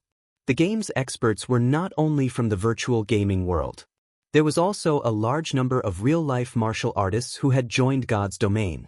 After all, God's domain could be played without affecting one's daily life. On the contrary, it could give someone more free time, allowing them to do more with their life. The game practically extended one's lifespan. Who knew just how many unknown experts roamed about God's domain? Furthermore, even if they looked into the motive behind Hell Fiend's assassination, finding the killer would not be any easier. It would be a simple matter if that person had only killed Hell Fiend out of revenge or for a bounty. However, what if the player had done so to gain fame and prove his strength? There were countless players in God's domain who would be so daring. This would be like trying to find a needle in a haystack. Such incidents often occurred every day. There were some who used guilds to become famous, while others used well-known experts to become famous. It was typical for players to use super guilds experts to garner fame. Moreover, such incidents had occurred many times in the past. Among them, the most famous case regarded Silver from the Flower of Seven Sins. Silver had used the upper echelons of several super guilds to build his fame. Although these super guilds had tried to retaliate, they were all helpless against the man. Aside from Silver's personal strength, he had extremely powerful backing.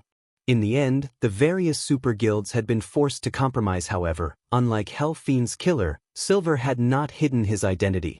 Hence, the only way they could possibly locate this killer was to offer an astronomical bounty. Shortly after, news regarding the Bounty King's return had announced spread throughout God's domain. The bounty of 20,000 gold stupefied everyone. The previous top player on the bounty list had only been worth 8,000 gold.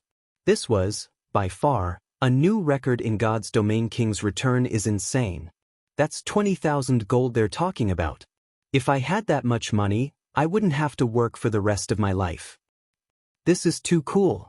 If a super guild placed a 20,000 gold bounty on me, I could die with pride. But why isn't there a mention of the target's name? Silver fire burns in both of his eyes. He also has a chilling vibe about him. Why don't we call him Frost Eye? Frost Eye? That sounds like a fitting name. A chilling aura and silver eyes. I can picture that person easily with that name.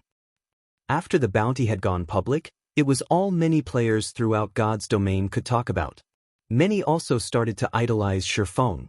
For countless players, both Hell Fiend's strength and his background were unattainable. Now, however, a mysterious expert had slain a powerful existence like Hell Fiend. Moreover, as everyone thought that the nickname Frost Eye was rather fitting for the image King's return had published of Feng, the nickname spread like wildfire. As a result, another top-tier assassin had emerged in God's domain. His name was Frost Eye. However, Feng, the incident's culprit, was clueless about this, as he had long since returned to the candlelight trading firm in White River City and was carefully studying the ancient book. Chapter 867, Ancient Abyssal Book. Inside the quiet advanced forging room, Feng was in an ecstatic mood. He had never imagined that combining the Abyssal Blade and the Soul Fire's effects would be this powerful. Initially, he had prepared a trump card to finish Hell Fiend off. He had never realized that he could defeat the Elementalist so easily by relying on the Abyssal Blade's hidden effect. With this power, he would even be able to contend with old monsters like Sirius without activating Twofold Berserk. Twofold Berserk was his final trump card. He would not use it unless he ran out of options completely due to the severe side effects. If he had to endure a weakened state for a long time, he could easily fall prey to his enemies. However, the Abyssal Blade's mental oppression was not significantly limited. He could utilize it at any time. The only drawback was that the Abyssal Blade's mental oppression also affected Feng, but fortunately, the soul fire allowed him to remain calm and in control. Unfortunately, now that he had used the Abyssal Blade's effect on Fiend, he would have to be more careful when using the magic weapon in the future. While he was not afraid of King's Return's retaliation, he was afraid of others realizing that he possessed the ancient book. Hence, he had hidden his identity when he killed Fiend. The ancient book's power was no trifling matter. It could also enable him to make a massive fortune. Although current players still knew nothing of the ancient book's treasure, various quests would appear along with the abyssal monster's invasion. This would, in turn, lead to players gradually learning about the ancient book and the book's true value. While he was not afraid of anyone attempting to steal it from him due to his confidence of defending the book, he was afraid that, if others learned that he had the ancient book, someone would report him to the War God's Temple. Now that the Abyss Passage had opened, the War God's Temple would need the ancient book's power to reseal the passage if someone provided evidence to the War God's Temple proving that the ancient book was in his hands. The temple's NPCs would hunt him down. If that happened, he would be a wanted man throughout the continent of God's domain. At that time, his life would be over, not to mention losing the book. The punishment for possessing the ancient book would not be as simple as dying 1 or 2 times in the past. Players who had been caught using the ancient book had all their attributes permanently decreased by 500 points, lost 10 levels, and had their reputation in all human cities decreased by 500 points. Players had found it difficult to enter the cities in which they had not earned any reputation points, as their relationship with the city's NPCs had been hostile. If players wanted to enter the city, they had to make up for the negative 500 reputation points first. When Feng took out the forbidden, ancient book, a black mist instantly enveloped the room. Such powerful demonic energy. Feng frowned. Previously, he had not experienced any such phenomenon when he had picked up the book. Now, however, just taking the book out had filled the room with demonic energy. Even after he returned the book to his bag space, demonic energy leaked from his bag. Although demonic energy was mana, it was an extremely violent mana. Players who remained inside demonic energy would find it difficult to stay calm. Moreover, players' reactions would become sluggish inside demonic energy. To abyssal monsters, however, being surrounded in demonic energy felt like heaven. After all, not only would demonic energy allow them to grow stronger, but it would also increase their reaction speeds. However, the worst part about demonic energy was that it would attract abyssal monsters. Now that abyssal monsters had invaded the Twin Towers Kingdom, it was inevitable that Star Moon Kingdom would be affected. At that time, the demonic energy seeping from his bag would act as a beacon in the darkness when Feng ventured out to grind. Swarms of abyssal monsters would hunt him down. Moreover, the ancient book could only be stored inside a player's bag space after it had been activated. He could not store it anywhere else. However, while Feng's headache grew while he tried to find a solution to deal with the demonic energy leaking from his bag, the sound of a system notification reached his ear system. Congratulations! You have obtained the ancient abyssal book. Do you wish to wield the book? System. After becoming the wielder, you can gain initial control over the ancient abyssal book's power. However, an abyss imprint will be placed on your body. If the War God's Temple discovers you, you will receive a severe punishment. So, this is the issue. Feng could not help but release a sigh of relief. Immediately, he clicked agree. Currently, he was in sore need of money. Aside from the money he needed to provide mounts for his guild members as they reached level 40 and the funds he had promised to Immortal Light, his head ached over the money he still needed to build his city. Although the strengthening device netted him quite a profit, the money earned was simply not enough to build a city in a short period. After all, they could only produce so many strengthening devices each day. It would also become cheaper as time passed. As for the bronze engineering locomotive, it required a large number of advanced lifestyle players to manufacture. Nurturing these advanced lifestyle players alone would require a hefty investment. It would still be a long time before he could profit from the engineering locomotives. Hence, after all was said and done, the ancient abyssal book was the fastest way to earn money. Due to the abyssal monsters' appearance, many players were attempting to kill these monsters to earn merits. However, killing these monsters was not easy, as those on the front lines were generally high-level creatures. Low-level abyssal monsters, on the other hand, usually resided deep inside captured territories. Players had no choice but to circle around the high-level abyssal monsters and sneak into these captured areas if they wanted to earn any merits. Unfortunately, sneaking into these captured areas was time-consuming as there were no teleportation points in the cities. Players also had to avoid high-level abyssal monsters carefully. Even with a mount, the journey would be an exhausting one. Furthermore, fights against abyssal monsters were taxing on weapon and equipment durability. When one ran out of durability, they would have no choice but to return to an NPC city, wasting even more time and energy in the process. Hence, those without great determination would not obtain the new class. On the other hand, if a player focused fully on class changing to the new class, they would fall behind in terms of levels and equipment.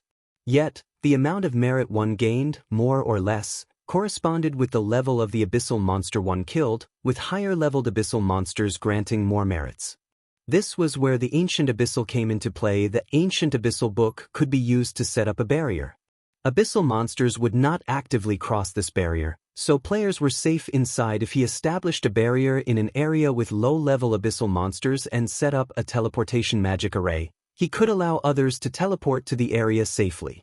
He wouldn't have to worry about the abyssal monsters destroying the teleportation array afterward. He only needed to collect teleportation fees. The teleportation halls in the various NPC cities made even more money than the auction houses. In God's domain, there were various ways to save money, such as purchasing fewer consumables and avoid purchasing better equipment if unnecessary. However, there were two expenditures that one could not avoid: repair fees and teleportation fees. The appearance of a new class sorely tempted players. There were also other rewards available. If one claimed to be uninterested in merits, they would be lying. Meanwhile, to save precious time, these players naturally would not mind spending a little more money. Operating a teleportation magic array required magic crystals.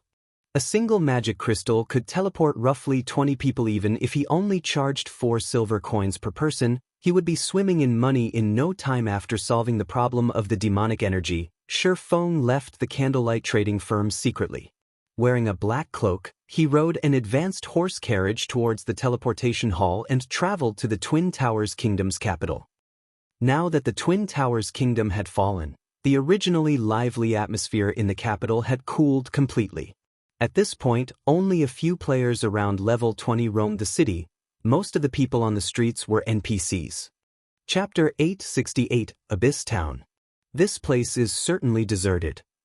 Aside from noticing a few players in the teleportation hall, Feng rarely came across any other players. Even as he walked the trade area streets, it was hard to imagine that there were once millions of players living in this city. Now that the Abyss Passage had appeared, the kingdom's other cities had long since fallen. Only the Twin Towers Kingdom's capital had withstood the invasion. The abyssal monsters had transformed the various cities into nests. Players couldn't level up safely in the fields anymore. Hence, the majority of the players in the Twin Towers Kingdom had migrated to neighboring kingdoms and empires. Moreover, due to the Abyss invasion, teleporting from the Twin Towers Kingdom to other kingdoms and empires was now free of charge. Players did not need to worry about being buried with the Twin Towers Kingdom. Although the Twin Towers Kingdom was the Abyssal invasion's main target, the surrounding countries had also been significantly affected. As a result, the Black Dragon Empire experienced a flood of refugee players, causing the empire's player population to soar. The capital's shops were completely void of players. However, although there were only a few players left in the city, none of the guilds who owned the lands here had any intentions of selling them. None of them were fools. The Abyss Passage's activation was simply an expansion pack. The kingdom would soon revert to its original state. They wouldn't sell their lands rashly and hurt their opportunities in the future. However, Feng had not come here to purchase land. Immediately, he searched for a deserted area and used space movement, traveling towards Snowfield City. After abyssal monsters had invaded the Twin Towers Kingdom, every other city's teleportation hall had been rendered unusable, aside from the capital cities. If one wanted to travel to these cities, they had to do so on foot. Although Feng had a mount, it would take over a week to reach Snowfield City from the capital. Hence, space movement was the fastest method if players wanted to earn merits by killing abyssal monsters. Snowfield City was the best location to do so. This was because the most dangerous location was also the safest. Although Snowfield City was where the Abyss Passage had opened, the high-level abyssal monsters that had emerged had long since wandered off. The abyssal monsters remaining in Snowfield City could be considered the lowest-leveled bunch. Players had discovered this after experiencing multiple abyss invasions. Meanwhile, Feng needed to find an optimum location to set up a teleportation magic array. After that, money would flow into his pockets without him having to lift a finger. As Feng used space movement again and again, the abyssal monsters he teleported close to ignored him, as he was the ancient abyssal book's wielder. As a result, he arrived before Snowfield City safely. Snowfield City had already become an abyssal nest. Abyssal monsters patrolled the city. He could also see many abyssal monsters cultivating the surrounding forest, using the reclaimed land to grow various abyssal plants. The Abyss Passage was a short distance away from Snowfield City, and situated beside the passage was a tall fortress hovering in the air. Beneath the flying fortress was a town composed of abyssal monsters. Inside this town, one could even see abyssal monsters trading with each other without hesitation. Feng rode the demonic flame tiger into that monster town. The Dark Abyss was not only home to bloodthirsty monsters. There were also many intelligent life forms in the abyss. Like the humans of God's domain, the abyss's intelligent life forms had their own towns and cities. Demons were one of the intelligent abyssal monsters. However, it was practically impossible for humans to enter these towns and cities safely. Only the wielder of the ancient abyssal book could explore these places. As soon as Feng arrived at the town's main entrance, two 10-meter-tall, dark gray level 200, Tier 3 demons blocked his way and scrutinized him carefully. Only after noticing the abyss imprint did they allow him to enter the city. As Feng entered the town, he noticed that many demons had set up stalls on either side of the street. The items they sold could not be found in any human cities. Very quickly, however, a shop run by a Tier 3 demon caught Feng's attention. There was a massive amount of mana source ore piled up in front of the shop. Exciting. Feng, I never expected to find this for sale here. I've struck gold this time. Feng immediately strode over to the shop. Mana source ore was an extremely rare ore in God's domain. It was used in producing high-rank weapons and equipment. If this item appeared on the market right now, players would fight over it. Mana source ore only appeared in areas with intensely dense mana. However, there were extremely few locations with high-density mana in God's domain. The Dark Abyss, on the other hand, was filled with violent demonic energy. Hence, mana source ore could be purchased cheaply in the Dark Abyss. Mana source ore's main purpose was to improve the power of the crafting flames, allowing forgers to better refine materials. Not only could stronger flames improve one's refining speed, but it could also increase the success rate. Hence, the various large guilds were desperate to obtain mysterious flames. However, mysterious flames were simply too rare. The only other option was mana source ore. When the shopkeeper noticed Feng enter his shop, a gentle expression appeared on his sinister face as he said, "My shop has the best prices around these parts. May I know if anything has caught your interest? How much are you selling the mana source ore for?" Feng casually inquired. The basic mana source ore costs 3 silver per ingot, while the intermediate ore is 10 silver per ingot. The shopkeeper smiled as he glanced at the pile of mana source ore outside of his shop. "Oh, you have intermediate mana source ore too?" Feng asked curiously. Mana source ore fell into 4 ranks: basic, intermediate, advanced, and special. On the continent of God's domain, even basic mana source ore was quite rare. Basic mana source ore could upgrade a flame's power to Tier 2, of course. See those blue ingots inside the glass cabinet? That is the intermediate mana source Oregon. When burned, it can upgrade the flame to the Tier 3 standard. At that standard, producing epic weapons and equipment won't be a problem, the shopkeeper explained as he pointed at the deep blue ingots. "Excellent. I want all of the mana source ore you have." Feng nodded. "Sir, this is your lucky day. We just recently restocked. We have 30,000 ingots of basic mana source ore and 2,000 ingots of intermediate mana source Oregon. That will cost a total of 1,100 gold. The shopkeeper excitedly reported. "What a profit." Feng was instantly ecstatic when he heard this price. It was no wonder why the ancient Abyssal Book's wielders in his previous life had all been extremely rich. Back then, one basic mana source or ingot could sell for anywhere from 50 to 60 silver, while the intermediate version could sell for around 3 gold. Even so, very few players had been willing to sell their ingots as forgers had treated the mana source or like a priceless treasure. Chapter 869, Monster of Legends. Sir, this is all the mana source or that we have in our shop. Please confirm the amount, the demonic shopkeeper said after stacking numerous crates of mana source or before Feng. After tallying up the total, Feng stored the crates in his bag space. If he resold all of the mana source or, he could easily make dozens of times what he had paid for them. He could only dream of how rich the book's wielders had been in the past. When will you restock? Feng asked. We've only recently restocked. It will be roughly another 10 days before the next shipment arrives through the Abyss Passage, the shopkeeper explained. He then added, although this little shop has now sold out of mana source or, we still have plenty of rare products. I believe that you will find them to your liking, sir. Glancing at the other products in the glass cabinets, Feng shook his head. Although there were many rare products on display, the profit he could make off of them wasn't anywhere near what he could gain from the mana source or. However, as Feng was about to leave, a blood-red pendant caught his eye. Abyss pendant, fine gold rank. Although this item did not provide any bonus to attributes, many players had dreamed of obtaining it in the past. Generally, the item would only drop from high-tiered abyssal monsters, and its drop rate was horrendously low. Despite being so rare, this pendant only had one function: fixed teleportation. After marking a location, one could use the pendant to teleport there.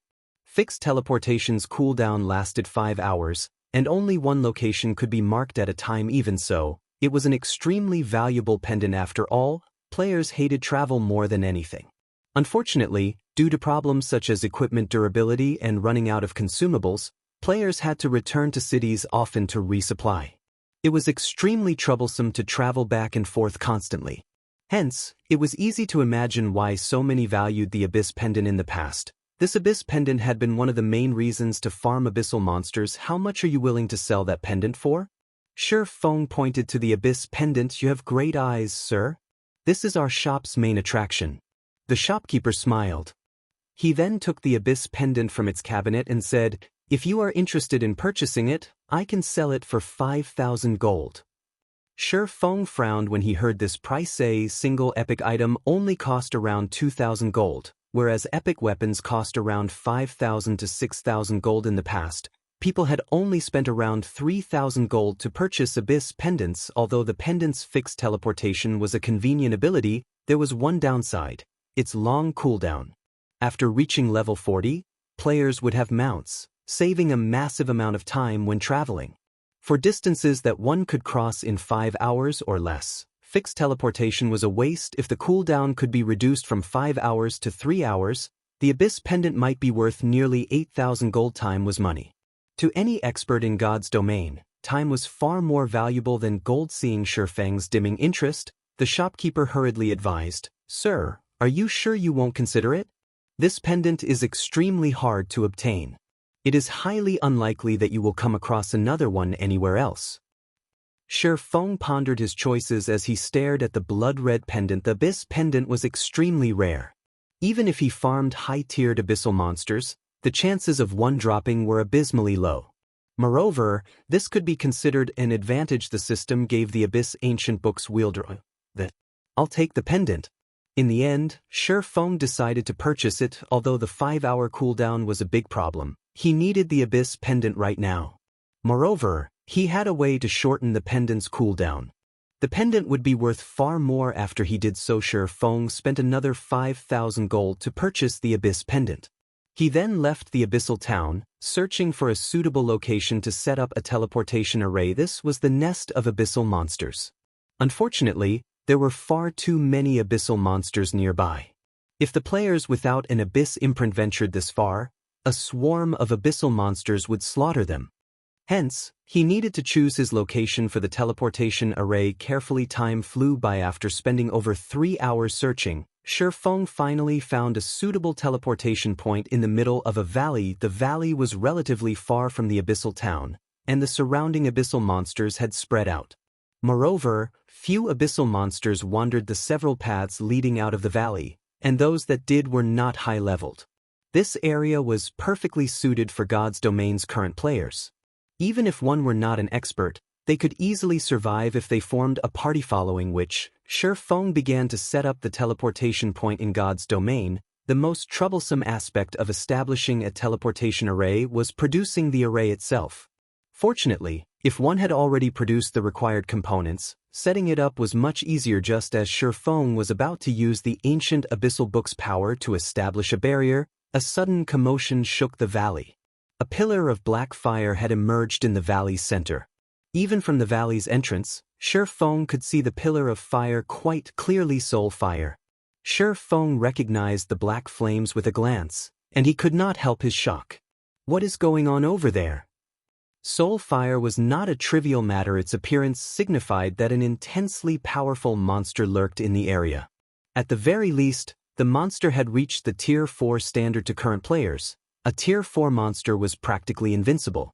It was not something that should be provoked, however. Before Feng could investigate, several explosions shook the valley, the center's ground caving in and forming a gigantic pit. Following which, a dragon's roar echoed throughout the valley. Feng even unconsciously trembled. A dragon? Feng wanted to flee the area immediately. Dragons were symbols of strength and violence in God's domain. They were the natural-born rulers over the game. Even higher beings like demons and angels feared dragons. The appearance of a dragon was cataclysmic. Just as Feng considered leaving, he suddenly noticed several dozens of players floating up from the forest's floor. These players had formed a gigantic, golden magic array that covered an extensive area. How are there players here? Feng was astonished. Snowfield City had already fallen to the abyssal monsters, becoming a nest. Theoretically, players should have long since fled this place. Suddenly, a dragon with a wingspan of over 100 meters suddenly flew up from the gigantic pit, its silver scales shimmering in the sunlight. The instant the dragon appeared, Feng realized how powerless he was. Although this silver dragon was smaller than the Frostbone dragon, in terms of power, the two were on entirely different levels. The pressure the silver dragon radiated was many times stronger than Feng's abyssal blade when he used a skill.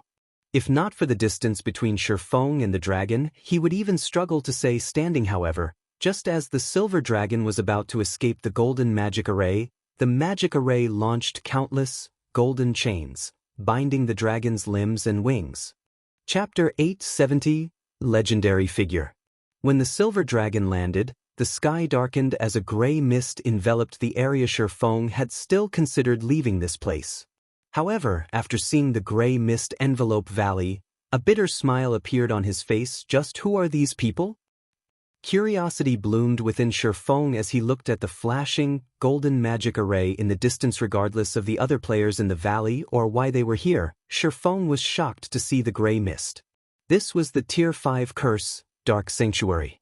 When activated, the spell would trap a fixed space within a barrier.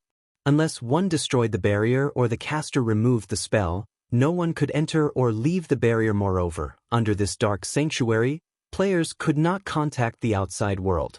Even teleportation tools and skills were useless. Gritting his teeth, Feng dashed towards the dragon. The valley was not large. Thus, the dragon was not far. With Feng's speed, after running for a dozen minutes or so, he reached an area of dense forest near a lake. The silvery gray dragon, bound in golden chains, stood proudly in the center of the lake, releasing one roar after another. The lake was roughly 400 meters across. With the dragon standing in the lake, it seemed like a small pond. Every time the dragon slashed its claws, it created massive waves that washed over the surrounding forest. Silver dragon. Dragon, Tier 5. Level 220. HP? The Frostbone dragon Feng had faced in the Abyss battlefield paled in comparison to this silver dragon. With a single swing of its claws, the silver dragon could easily exterminate the Frostbone dragon. This was because the Frostbone dragon was not actually a member of the dragon race. Rather, it was an undead creature that had taken on the appearance of a dragon. It did not possess the power of the real thing. Feng also noticed dozens of players standing around the lake, continuously bombarding the Silver Dragon with various attacks. These players' levels were quite impressive, with the lowest among them being level 38 and the highest reaching level 39. Including the players maintaining the magic array, it was obvious that this was a 100-man team. Currently, only super first-rate guilds and super guilds were capable of dispatching a team of such caliber. Moreover, it was impossible for current players to deal any damage to the Silver Dragon, yet these players had managed exactly that. Although their damage was not high, with each of their attacks dealing 1 to 2,000 damage, these players were also coping with the Silver Dragon's attacks fairly well, dodging every avoidable attack possible. For attacks that could not be evaded, the team's 5 MTs worked together to protect the other players. Theoretically, even a light snort from the Silver Dragon could end these 5 MTs' lives, yet even after blocking an attack from the dragon's claws, all 5 survive, being thrown backward and taking damages of minus 7,000 points each. To these MTs with over 17,000 HP, the damage was bearable. What a powerful magic array! Feng's attention was on the golden chains around the Silver Dragon's body. Feng could feel faint divine might radiating from those chains. Although the divine might was not on the level of the chains of order, it had no problem suppressing a tier 5 dragon with the golden chains binding it. Not only was the Silver Dragon's mobility restricted, but its strength was also notably suppressed. This was also why these players could stand against the Silver Dragon.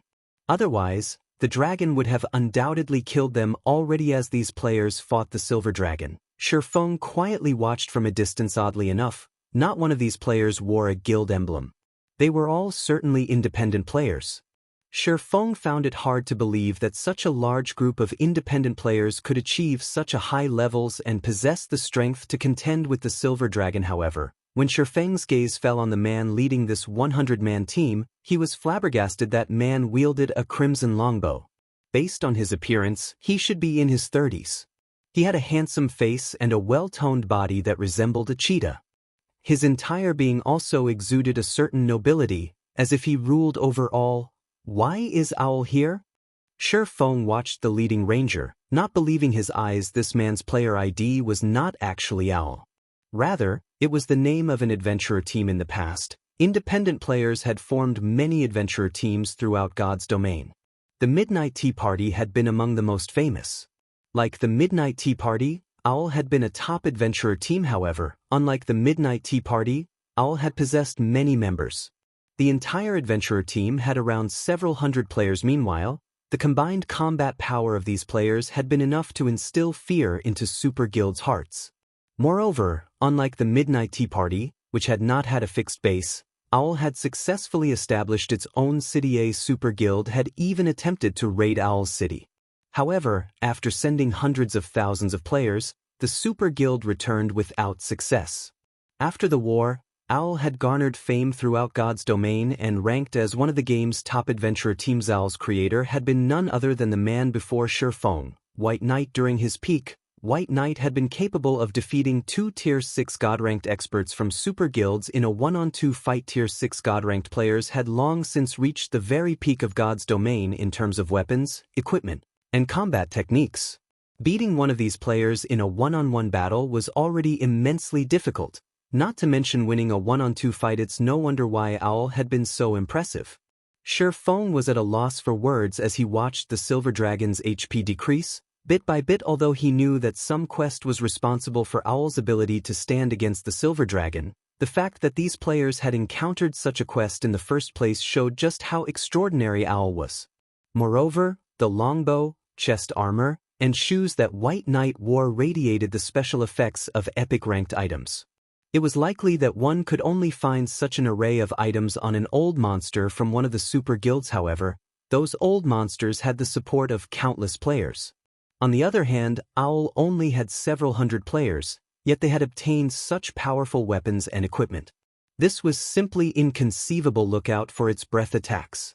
White Knight suddenly shouted as he noticed the Silver Dragon open its mouth. The other team members immediately spread out, avoiding the area in front of the Silver Dragon. Dragons generally needed time to prepare a breath attack.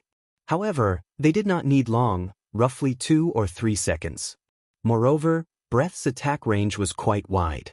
If players attempted to evade after a dragon's breath attack had begun, they would likely be caught in the attack. However, as soon as the dragon began to move its jaws, White Knight had ordered his team to move as if he had a perfect understanding of the beast's movements. In the next moment, a beam of silver light smashed through the forest, obliterating everything in front of the silver dragon. The beam dug out a long, 8-meter-deep trench, the lake's water pouring in to form a river. Despite the strength suppression, the silver dragon could still alter the terrain with a single attack. Dragon's power was undeniable, yet, despite the silver dragon's immense power, under White Knight's command, the entire team emerged unharmed. As time quickly passed, the damage the team inflicted on the silver dragon compounded, diminishing the silver dragon's HP. Everyone, keep it up. This dragon is almost done for. White Knight shouted excitedly as he saw the silver dragon's HP bar turn red. Chapter 871, The Ring of Legends. Restlessness. As the silver dragon's HP reached a critical low, Feng turned and fled from the dragon. Feng even activated Windwalk, transforming into a blur as he dashed through the thick forest. Dragons should not be provoked. Even with the suppression from an extremely powerful magic array, they were still terrifying creatures when they went berserk. Feng understood that, with the golden magic array's suppression, the silver dragon was as powerful as a level 50, tier 3 Great Lord. However, dragons were not normal monsters. Dragons were even higher on the food chain than fallen angels. Based on Feng's estimations, the silver dragon would reach at least tier 4 after going berserk. A level 50, tier 4 monster was not something current players could contend with. Owl's 100-man team would, at the very least, have to consist fully of tier 2 players to stand any chance against the monster. Although Feng had stood roughly 400 yards away from the silver dragon, he had felt the danger he was in. Hence, he fled desperately, distancing himself from the dragon. When Feng was over 500 yards away, the silver dragon bellowed angrily, "Damnable ants! You dare to ruin my plans! I'll blast you all into oblivion!" As if he had predicted the dragon's next move, White Knight shouted to his team as the silver dragon's voice echoed through the valley, "Everyone, retreat from the boss's sides.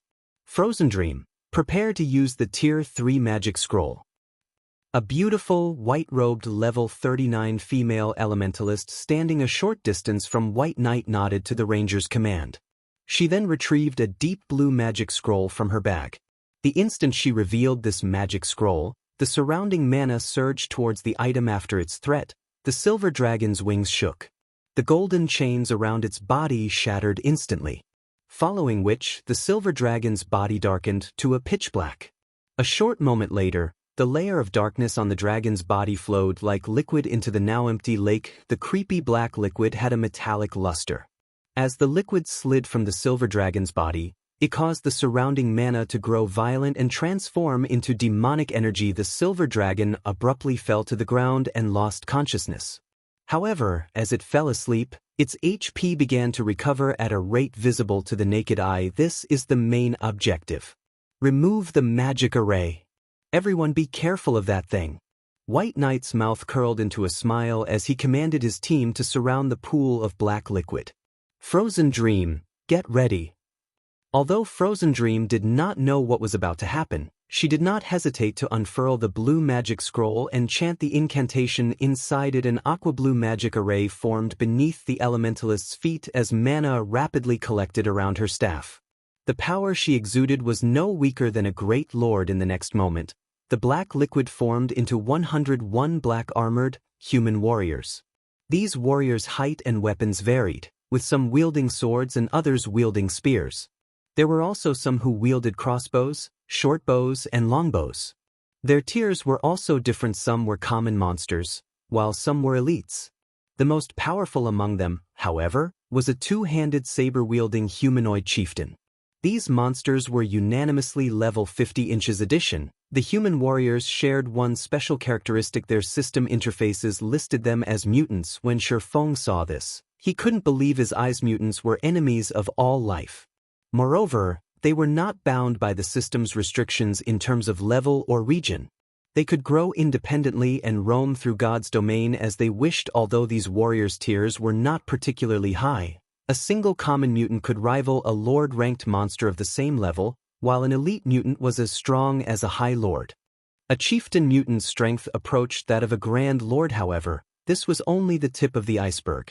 As time passed and these mutants devoured and killed more monsters and players, their strengths would rapidly increase. In Feng's previous life, a single level 80 common monster that had become a mutant had been enough to torment an entire country. Meanwhile, a total of 101 mutants had just appeared. If they were allowed to live and grow, these mutants would annihilate every player in every country neighboring the Twin Towers Kingdom before the Abyssal monsters got anywhere near them. Suddenly, White Knight shouted, "Now!" Almost immediately, the Frozen Dream waved her staff and pointed it at the recently formed humanoid mutants as she activated her Tier 3 magic scroll Extreme Frost Field. Suddenly, everything within 150 yards of Frozen Dram transformed into a frozen wasteland. All 101 humanoid mutants froze as well. When activated, the Extreme Frost Field would instantly freeze all enemies within 150 yards for 10 seconds. In addition, all enemies in the area would suffer the Deep Cold debuff, which decreased their movement speed and attack speed by 50% and increased the frost damage they received by 100%. Extreme Frost Field was a large-scale control spell, and in terms of magic scrolls, it was only inferior to summoning spells and large-scale destruction spells without a sustainable control removal skill. Both players' and monsters' combat power would be limited under the effects of this spell. Excellent. Charge. White Knight stretched his bow into a full moon as he smiled at the frozen mutants. Show. Instantly, 5 arrows carrying the power of frost 5 common mutants vital points 715-697-1, 424-708-1, for 17 when the 5 damages appeared, everyone gasped, "My God. Are those really common monsters? Their defense is higher than a level 50 Great Lords." Every team member was shocked. Even White Knight frowned when he saw the minimal damage, his expression turning grim as if he had not expected this development. Everyone knew how powerful White Knight's equipment was. He had a total of 3 epic items, one of which was his weapon. In addition, his epic rank chest armor could reduce the level requirement of all items by 5 levels. Hence, aside from his epic items, White Knight's equipment was all level 40 dark gold equipment. Yet, even with such a high-end weapon and equipment, his frost arrows had only dealt around -700 damage. This was even after the Deep Cold debuff had increased the frost damage the mutants received by 100%. Meanwhile, the common mutants had 1,500,000 HP each, while the elite mutants had 4,800,000 HPAs. For the largest humanoid mutant, it had 15 million HP. Even if these mutants stood there and did nothing, it would take a long time for their team to kill all 101 of these mutants. Don't panic. We knew that this quest wouldn't be an easy one. Kite the elites and chieftain first. We'll deal with these monsters one by one. Try to conserve as much of your stamina as possible," White Knight commanded after he readjusted his mood. He knew exactly what they needed to do right now. Meanwhile, Feng, who stood far from Owl's 100-man team, stared at the unconscious silver dragon. Strangely, the fragmented legendary ring on his finger was reacting to the silver dragon. Chapter 872, Repairing the Heavenly Dragon's Breath.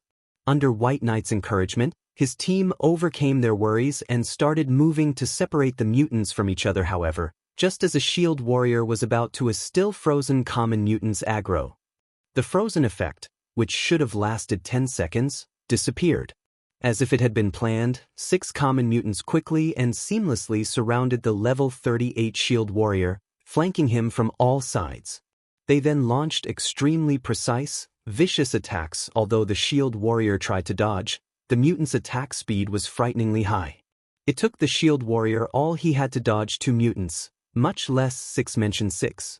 Even after using his shield to defend himself, 2 mutants broke past his shield and struck the shield warrior. Lost nearly 10,000 HP from both attacks. Over half of his HP had vanished in an instant as the shield warrior considered retreating, for mutants charged forward and grabbed at him, restraining him. He could not even execute a skill to shake the mutants off. As for the remaining 2 common mutants, they laughed sinisterly as they thrust their weapons into the shield warrior, again and again, causing the shield warrior to scream with agony as if they were performing for the players. The mutants took their time in killing the Shield Warrior. Although the other Owl members tried to save the Shield Warrior, the other mutants had coordinated to keep them at bay.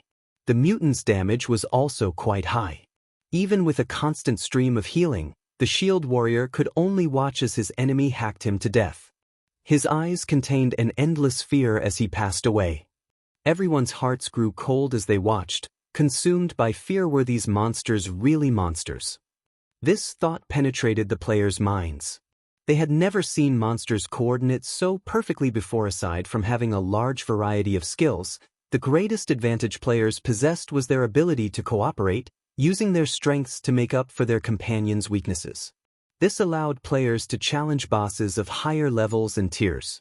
If monsters grasped this ability, players would lose over half of their advantages. Everyone, maintain your distance from these monsters. Don't let them surround you. White Knight hurriedly shouted. Although he was also shocked, he reacted quickly. He finally understood just how difficult this quest was. However, the mutants had no intention of giving White Knight and the others any time to recover from their stupor. Splitting into multiple, smaller groups, they charged at the magical classes in the back of the group, not bothering to waste time with the MTs and melee classes. These mutants behaved like players, rather than monsters. Without any defenses against this sudden development, White Knight changed strategies, choosing team PvP tactics. Instead, he had the melee classes circle the ranged classes, holding back the incoming mutants as much as possible as they retreated to more advantageous terrain. Watching from afar, Feng had to admit that White Knight was indeed one of God's domain's legendary characters. Not only were his leadership abilities first class, but he also had incredibly accurate observational skills and foresight. He fought like a machine. Grasping every aspect of battle perfectly, he knew who needed to do what, where to supply reinforcements, and when to use specific skills. Every member of the team moved like an extension of White Knight himself. Unfortunately, White Knight's team members gradually fell, one after another. In contrast, the mutants had yet to suffer a single loss. Everyone's attacks only dealt around -300 damage. Critical hits only managed -600. Even if they concentrate their attacks on a specific common mutant, the latter had 1,500,000 HP. It would take the team a long time to kill one common mutant, not to mention the elite and chieftain mutants. Even with appropriate commands and responses, Owl's members could not make up for the difference in attributes. As White Knight and the others gradually retreated from the Silver Dragon, the mutants moved with them. This gave Feng the opportunity to sneak up to the dragon's side. After the black liquid had left the Silver Dragon, the dragon's silvery gray body had paled to a pure silver. Despite being unconscious, the dragon's aura was intensely frightening. Even Feng found it difficult to move once he stood 30 yards from the creature. If an ordinary player stood in Feng's shoes, they'd likely be paralyzed. However, the closer Feng came to the Silver Dragon, the greater the heavenly dragon's breath reacted. Does it want me to collect the dragon's heart? Feng felt a headache brew as he raised his head to look at the massive silver dragon. The dragon before him loomed like a mountain. The two swords in his hands were no more than toothpicks before it. Moreover, although the silver dragon was unconscious, the magic array no longer suppressed it. It had recovered to its original state, a level 220, tier 5 monster. Even if Feng were allowed to hack and slash at the dragon unhindered, he would not be able to inflict any damage. However, Feng decided to try. Unsheathing Killing Ray, he stabbed the sacred sword towards one of the silver dragon's scales. Sparks flew when his sword collided with the silver scale. The unconscious silver dragon did not even receive a mandatory -1 damage from Feng's attack. Moreover, the silver dragon's HP bar still increased little by little. Sure enough, damaging a dragon with my strength is nothing more than a dream. Feng laughed bitterly. Although he understood that White Knight and the others had only wounded the silver dragon due to the magic array they had received from their quest, Feng only truly understood how impossible it would be to slay this beast after trying it for himself. Unable to harm the silver dragon, Feng had no choice but to follow where his ring led. He refused to give up on the chance of repairing the Heavenly Dragon's Breath. The Heavenly Dragon's Breath had initially been a true legendary item. If he wanted to restore the fragmented legendary ring, he needed 3 magic stars and a dragon's heart. Among them, the dragon's heart was the most difficult to obtain, as dragons were maddeningly rare in God's domain. Moreover, they were incomparably powerful. With such a God-sent opportunity before him, Feng really would not give up easily. The heavenly dragon's breath had not reacted to the conscious silver dragon in the least. However, as soon as the silver dragon fainted, the ring reacted. Moreover, the closer he was to the silver dragon, the greater the ring's reaction was. Even after standing beside the dragon, the rings grew more intense, throbbing on his finger like a pulsating heart. This indicated that there should be some method to repair the heavenly dragon's breath. Otherwise, the ring would have remained quiet. When Feng arrived before the silver dragon's heart, the ring's reaction reached its peak. Could it be here? Feng unsheathed Killing Ray and stabbed the dragon. However, like before, the dragon's scales were impenetrable. His attack hadn't even left a mark. With no other choice, Feng placed the hand that wore the heavenly dragon's breath on the scales over the silver dragon's heart. At this time, the sound of a system notification reached his ear system. Do you wish to absorb the dragon's heart? So, the dragon's heart isn't literally the heart of a dragon, but the power it radiates. Feng was instantly ecstatic. Immediately, he chose to absorb the dragon's heart, afraid that he would lose this chance if he waited any longer. Chapter 873, Ring of Legends Awakens. The instant Feng clicked, absorb, the heavenly dragon's breath on his finger trembled faintly. Wisps of silver mist flowed from the silver dragon's heart and into the ring. At the same time, a long loading bar appeared before Feng. As the loading bar began to fill, a golden magic array appeared beneath Feng's feet. Numerous small, purple magic arrays also began to appear beside his hand, becoming more intricate as the loading bar filled. Line after line of divine runes automatically appeared and melded with these magic arrays, continuously perfecting them. If another player saw Feng's eyes, they would also discover a silver magic array in each, the array's complexity surpassing even that of a threefold magic array. Feng's elation grew when he saw the restoration work for the heavenly dragon's breath begin. Fragmented legendary items were exceedingly rare throughout God's domain. Each item could easily incite an all-out war between large guilds. No epic item could compare to its value in the past. Despite Shadow being a second-rate guild and having established 10 city-states, the guild had not possessed a single fragmented legendary item. If Feng had owned a fragmented legendary item back then, the item would have helped him become a Tier 4 Sword Emperor, even if his body were weak previously. In the Dark Arena, the heavenly dragon's breath had played a massive role in his victory against Sirius from the Battle Wolves. It was also why he had been able to defeat one apex expert after another in this life. If he could upgrade the heavenly dragon's breath, with the strength of the Abyssal Blade's hidden effect, he wouldn't need to utilize the double-edged sword of his twofold berserk to contend with monster-like experts. After all, fragmented legendary items were insanely rare. Even now, he had not heard of anyone, aside from himself and Fire Dance with her 1,000 transformations, owning one. At most, he had seen others wielding epic weapons and equipment. After quite some, the loading bar finally reached 1%. This pulled a frown from Feng. The ring's restoration required too much time. Meanwhile, the silver dragon's HP was still recovering.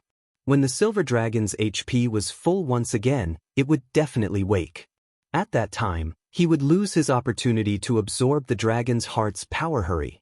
Please. Feng panicked as he watched the silver dragon's HP reach 30%, whereas his absorption progress had only climbed to 4%. Moreover, Feng still had to worry about those mutants. Currently, he couldn't move. Although White Knight's team was impressively strong against so many mutants, it was only a matter of time before they fell. If he had not finished repairing the heavenly dragon's breath by then, and those mutants returned, all his effort would be for nothing. Please, you guys have to hold on for a little longer. Feng prayed as he watched the loading bar reach 5%. Time flowed quickly when the silver dragon's HP recovered to 50%. Feng's restoration progress had only reached 32%. Although his restoration speed was slightly faster than the dragon's recovery speed, the latter's HP was nearly full. Meanwhile, White Knight's team also faced an intense situation. From the start of the battle to now, White Knight's team of 100 had fallen to around 70 players. In contrast, only 3 common mutants had died so far. If a team of ordinary, even elite, players stood against these mutants, The monsters would have long since annihilated them without losing a single mutant. The fact that Owl had persisted until now and had performed so stunningly proved that there had been a reason for their legendary reputations in the past. Don't hold back. Use all of the magic scrolls we have. White Knight ordered when the team reached the top of a steep hill in God's domain. The terrain was an important factor in determining the outcome of a battle. White Knight's main goal behind the retreat was to move to favorable terrain in a battle between players. Steep highlands were easily defensible. Now that the team was on higher ground, they only needed to repel the incoming enemies. They could prevent the mutants from surrounding them. Under White Knight's command, everyone on the team gnashed their teeth as they took out their precious magic scrolls and tools. If they couldn't stop the incoming mutants in time, they would use every magic scroll they had to force these monsters back. Like this, they fought off one wave after another. After a short period, 2 more common mutants died. However, these mutants were not easy foes, either. Realizing that the battle was at a standstill, the dozen or so elite mutants began to work together to block White Knight and his melee companions' attacks, creating opportunities for the common mutants to break through Owl's defensive line. Boss, I'm nearly out of mana. If this goes on, they will exhaust us to death, even if they can't kill us directly, a level 38 male cleric anxiously reported as he glanced at his remaining mana. This battle was far more taxing than any boss battle they had fought so far. In the past, he had only needed to focus on healing the lead MT. Now, however, he also had to heal the rest of the team, which significantly increased his mana consumption. Moreover, they had already exhausted themselves during the battle against the Silver Dragon healers. Control your mana usage. If your mana is running out, drink a potion. Melees, focus on pinning the monsters down, don't fight. Try to reduce the burden on the healers as much as possible. If your HP is low, drink a potion, White Knight commanded. He also knew how dire their situation was. He had not expected that these mutants to be so strong and possess such high intelligence. If they continued fighting as they were, their only outcome would be a team wipe. As the seconds and minutes passed, White Knight's team lost members. Elsewhere, Feng's anxiety grew with each passing second. The Silver Dragon's HP had already reached 97%, while the Heavenly Dragon's breath's restoration had only reached 93%. It was likely that the dragon would wake before the ring's restoration completed. Faster. Faster. Just a little more. Feng inwardly yelled. He had never been this nervous after re-entering God's domain in this life. 95%. 96%. 97%. 98%. When the Heavenly Dragon's breath's restoration reached 99%, the Silver Dragon's HP bar finished filling.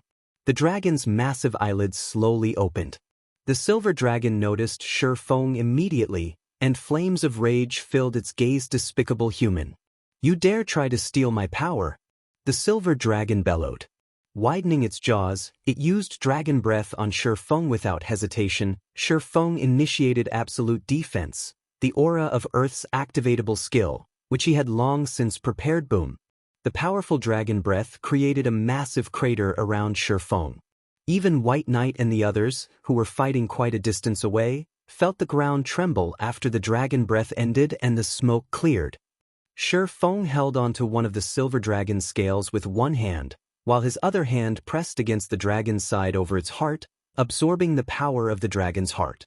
Although Feng had not received any damage, he was dazed. Unfortunately, Absolute Defense, which should have lasted 5 seconds, had been destroyed.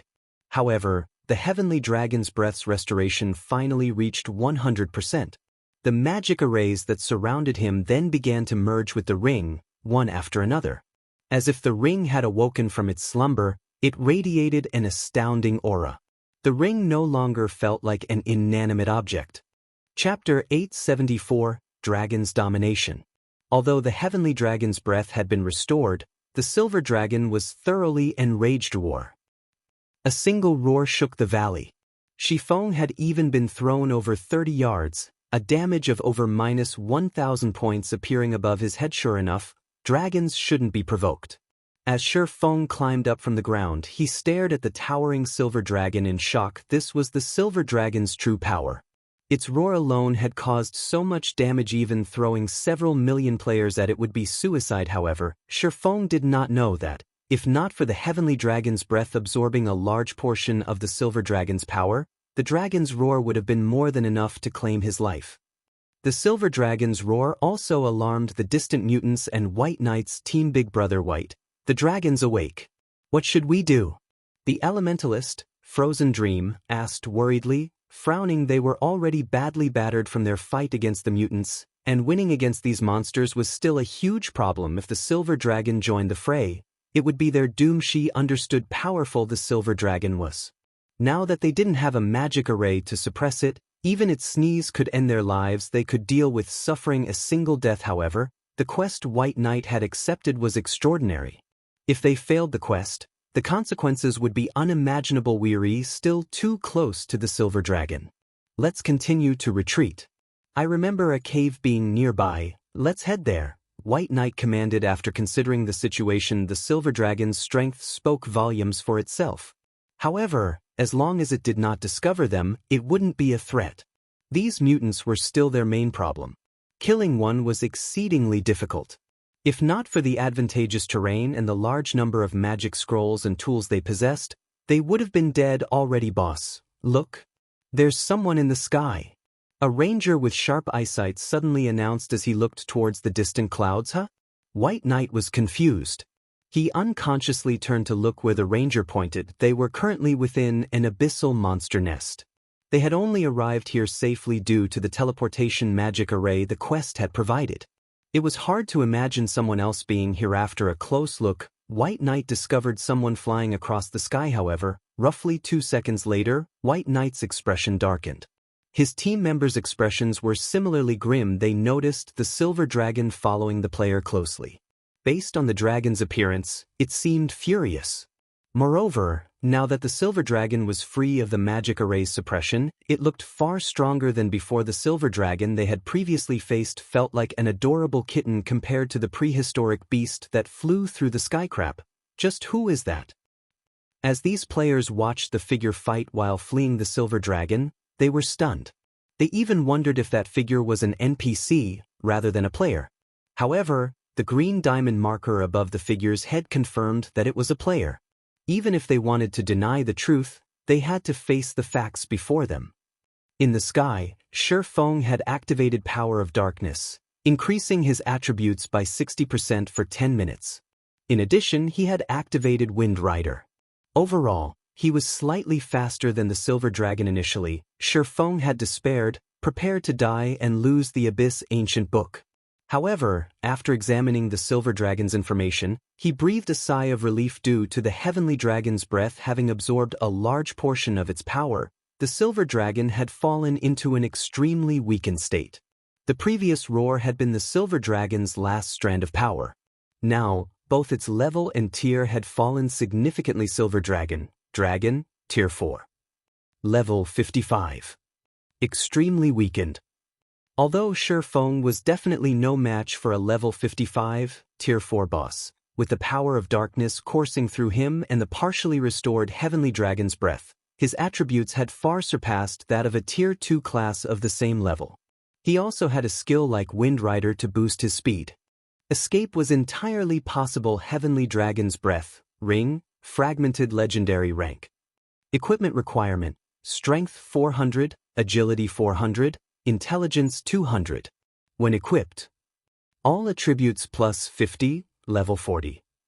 Strength plus 50%, agility plus 50%, intelligence plus 35%, endurance plus 50%, movement speed plus 35%, attack speed plus 30%, ignore levels plus 15. All item level requirements reduced by 10 levels. Additional skill 1, Dragon's Authority. Suppress all enemies in the surroundings with the might of the heavenly dragon, inflicting the fear status onto enemies within a 50-yard distance, reducing their attack power by 40%, attack speed by 40%, and movement speed by 40% for 1 minute cooldown, 3 minutes. Additional skill 2, Dragon Breath. Inflicts 10x damage in an 80 by 5-yard line in front of you. There is a 30% chance to induce the fainted state for 3 seconds cooldown, 4 minutes. Additional skill 3, Heavenly Dragon's Power. Allows the user to temporarily possess the power of the Heavenly Dragon, increasing HP by 500%, strength by 150%, agility by 60%, and defense by 300%, and grants immunity to all controlling effects for 2 minutes cooldown, 3 hours. Additional passive skill, Dragon's Domination, increases the basic attributes of all allied dragons by 15% while suppressing the basic attributes of all enemy dragons by 20%. Every dragon within a radius of 1,000 yards will increase the user's attributes by 500 points. The Dragon Slayer Massacre once owned the Heavenly Dragon's Breath.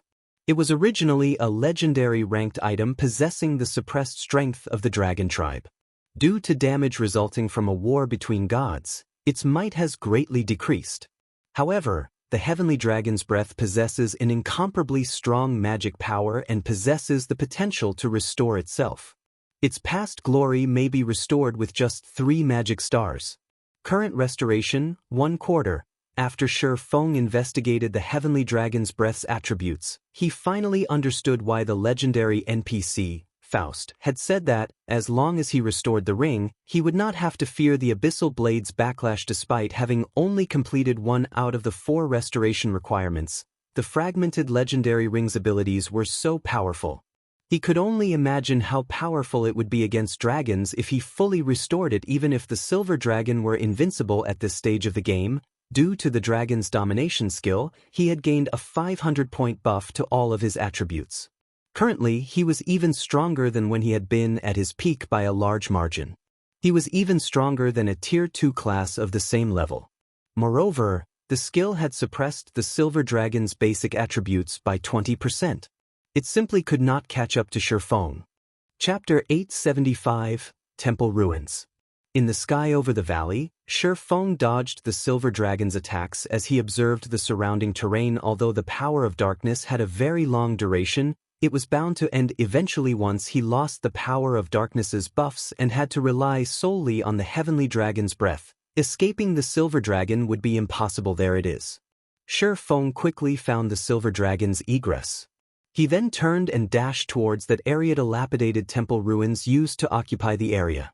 However, the dragon's emergence had raised the ruins.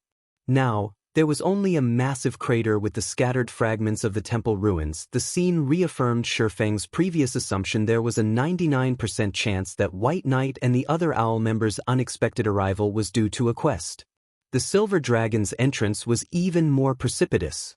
Moreover, as soon as the Silver Dragon had appeared, the Tier 5 Curse Dark Sanctuary had activated. This spell had obviously been set up to prevent something from escaping, and that something was definitely the Silver Dragon. Since the spell had been set up to prevent the Silver Dragon's escape, there should be a spell that could reseal it. Just like in the obelisk in Stone Forest Town, the crater was bottomless. The dragon soon realized that Feng was flying towards the crater. Although it was afraid to go near the pit again, Feng had stolen its power and left it weakened. Even if it could still recover, recuperation would take a long time. It wouldn't be able to soothe the hatred in its heart if it did not get rid of this swordsman. Hence, it too flew into the crater after Feng. Once the Silver Dragon vanished, White Knight and his team heaved a sigh of relief. As long as they did not agitate the dragon, they, more or less, had a chance of getting rid of these mutants. Had the Silver Dragon joined the battle, they would have lost all chance of completing their quest. Just who is that person? He was actually able to stand up to the dragon for such a long time. The members of Owl had been deeply shocked when they saw the scene from before. At the end of the day, a dragon was still a dragon. Even if it was weakened extremely, it was still not an ant that players like themselves could go up against. Previously, they had managed to see very clearly that, although the Silver Dragon was in a weakened state, the information it displayed showed that it still had the strength of a level 55, Tier 4 boss. It would be a piece of cake for the Silver Dragon to squash them into pancakes, so much so that they wouldn't even have any power whatsoever to resist it. Alright, focus. The dragon has already disappeared. Let's hurry up and wipe out these mutants. Use a magic array to suppress them, right away. We no longer have time to hold back. Feng's performance had likewise shocked White Knight considerably. However, he did not think that Feng could pin down the Silver Dragon for very long. Hence, They needed to finish up their task as quickly as possible. As soon as White Knight said so, 15 magical class players in the team each took out a magic scroll and a blue potion. When these magical class players drank down the intermediate mana recovery potion in their hands, their mana, which had been below 10%, instantly recovered by 30%. Their mana recovery speed also doubled for 30 seconds, following which, these 15 players activated a magic array immediately. A gigantic magic array enveloped all of the mutants. The initial extreme frost field had already slowed down the reactions of these mutants significantly. With the effects of the magic array added in, the mutant speeds decreased further by a large margin. Their attributes were also suppressed by 30%. Although the attributes of the mutants were still superior to theirs, they were no ordinary experts. Originally, with just the effects of the extreme frost field, each of them could easily handle a common mutant by themselves. Some of them were even capable of pinning down the elite mutants. Now, against these much slower and weaker mutants, everyone had an even easier time fighting. The appearance of the magic array had instantly turned the tide of the battle. At the bottom of the crater, Feng very quickly discovered a gigantic magic array surrounded by 36 stone pillars over 100 meters tall with numerous divine runes engraved onto them. In addition to these pillars, he also spotted a destroyed altar at the corner of the magic array. It seems that, as long as that place gets repaired, I can reactivate the seal. Feng immediately rushed over to the altar. As soon as he arrived before the stone altar, however, he immediately felt as if he had been scammed. To restore the stone altar, he actually needed 1,000 magic crystals as well as the permanent sacrifice of 80 points of all his basic attributes. The number of magic crystals required was nothing to Feng. After all, he always carried several thousand crystals with him in case of emergency. However, the permanent loss of 80 points in all attributes was a different story.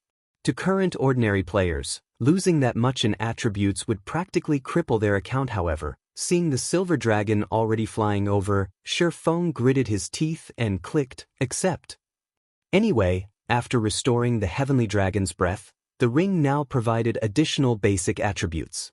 It also received massive improvements in various other aspects. Overall, even after factoring in this loss, he still ended up with a net gain in basic attributes. The instant Feng clicked, accept, he immediately felt power draining out of his body. Meanwhile, the silver dragon, which had just arrived before Feng and was about to slap him to death with its claws, suddenly froze, fear flashing in its eyes.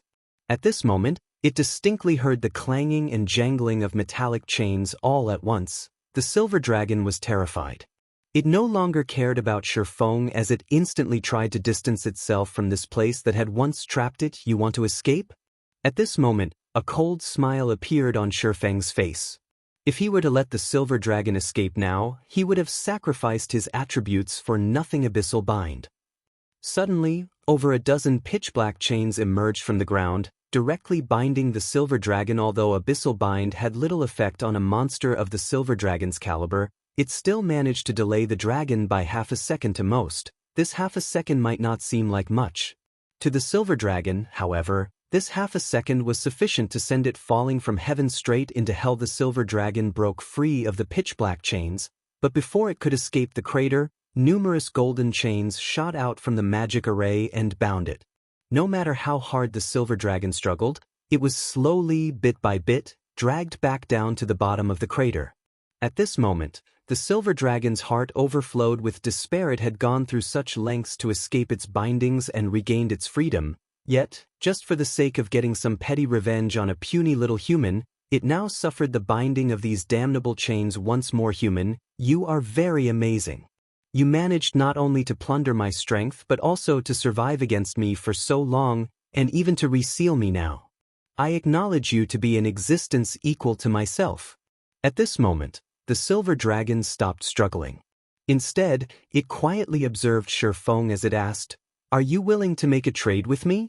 You should know that dragons won't easily make trades with weak existences like humans. Moreover, dragons always keep their word. As long as a dragon promises to do something, they will definitely see it through." Trade. Feng was surprised in spite of himself when he heard this. At the same time, the sound of several system notifications also entered his ears. Chapter 876, Breathtaking Feng. The Silver Dragon's words already posed some temptation for Feng in the first place. After hearing the contents of the system notification, he was further stunned. System, congratulations. You have obtained the recognition of the Dragon Race System, congratulations. You have learned the language of Dragon System, Hidden Quest, Life Redemption, triggered. Do you wish to accept this quest? So there's such a benefit for resealing the Silver Dragon as well. After taking a look at the system notification window, Feng shifted his gaze back to the Silver Dragon. Dragons weren't just incomparably powerful. They also loved collecting treasure. If he could complete this quest relating to the dragon race, the potential rewards would definitely be much more bountiful than those from quests given by human NPCs originally. White Knight and the others were the ones who should have received this quest. Now, however, Feng had accidentally stolen this opportunity from them. Sure, but what will I get in return? Feng asked, smiling as he looked at the fallen silver dragon. In any case, he was not in a rush to go anywhere. Hearing the dragon out wouldn't hurt. I know that you humans are always in pursuit of power. I know of a certain location.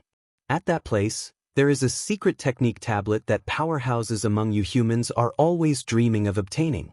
If you can release me and help me vanquish those mutants, I can send you to that place, the silver dragon said slowly. Secret technique tablet? Feng was shocked despite himself. He truly never imagined that this hidden quest he triggered would actually offer such a bountiful reward. If he could obtain an additional secret technique tablet, he would be able to nurture even more guild experts. Alright, I agree to your offer, Feng answered without hesitation. System, hidden quest, life redemption, accepted quest content. Help the silver dragon kill the mutants. Such good opportunities did not come easily currently. Feng was still utterly helpless about the golden tablet quest. That mysterious youth was simply too powerful. Feng simply had no chance to complete the quest at his current level. Dealing with the mutants, on the other hand, was much less demanding. These mutants had appeared just recently. They had not undergone any growth as yet and were currently at their weakest. Hence, it would be significantly easier to kill them. If he were to give the mutants 10 days or half a month, even he would be helpless to do anything about them. Following which, Feng destroyed the stone altar once more and liberated the silver dragon. Though I cannot get too close to those mutants, I can support you from the sidelines. Looking at the chains binding its body disappearing, the silver dragon extended one of its massive claws to Feng and said, "Hop on. I will bring you over to the battlefield." Given free rein, those mutants will only grow stronger as time passes. We need to exterminate them as quickly as possible. Without hesitation, Feng hopped directly onto the silver dragon's claw. Indeed, just as the silver dragon had said, even if those mutants did not devour or kill any monsters or players, they would still grow stronger with the passage of time. Without any intervention, they would become a disaster in God's domain. In a few days in his previous life, a mutant that had been left unchecked in Starmoon Kingdom had wreaked devastation on the kingdom. By the time players realized the severity of the situation, that mutant had already grown into a difficult foe to defeat even with more than 100,000 players. Suddenly, the silver dragon spread its wings and flapped them. It then flew straight out of the crater and shot into the sky. "Boss, something's not right with these mutants," a level 38 male swordsman suddenly said. "I keep feeling that they're becoming stronger and stronger." "Yeah, I get the same feeling. Although there aren't any changes to their maximum HPs, my attacks are actually doing less and less damage to them." "Me too. Moreover, their movements and reactions are gradually improving." At first, everyone had thought this was just their own misconception. However, after one person mentioned it, everyone else similarly felt that something was amiss. If they allowed these monsters to continue strengthening, their situation would become increasingly precarious. After all, just from a numbers point of view, they were now at a disadvantage. Initially, there had been 101 mutants. Now, there were still 87 of them. On the other hand, their team, which had started with 100 members, had only 64 members remaining. Most tragically, even until now, they had yet to defeat a single elite mutant. Moreover, They had also used up nearly all the magic scrolls and tools they had brought with them. This was the first time they had encountered such a difficult quest where they could not see any hope of victory whatsoever. White Knight, who had been kiting the chieftain mutant all this time, frowned deeply as well. In truth, he, too, had long since noticed that these mutants were becoming increasingly stronger, especially the chieftain mutant he was kiting. Whether it was in terms of reaction speed, defense, or attack power, these monsters were receiving gradual minor improvements. However, he was also helpless about the situation. He had already made plenty of preparations for the quest this time. He had never thought that they would still end up failing. Just as everyone was falling into the pits of despair, a massive figure appeared in the sky once more, the roar it released making everyone from Owl tremble. It's over.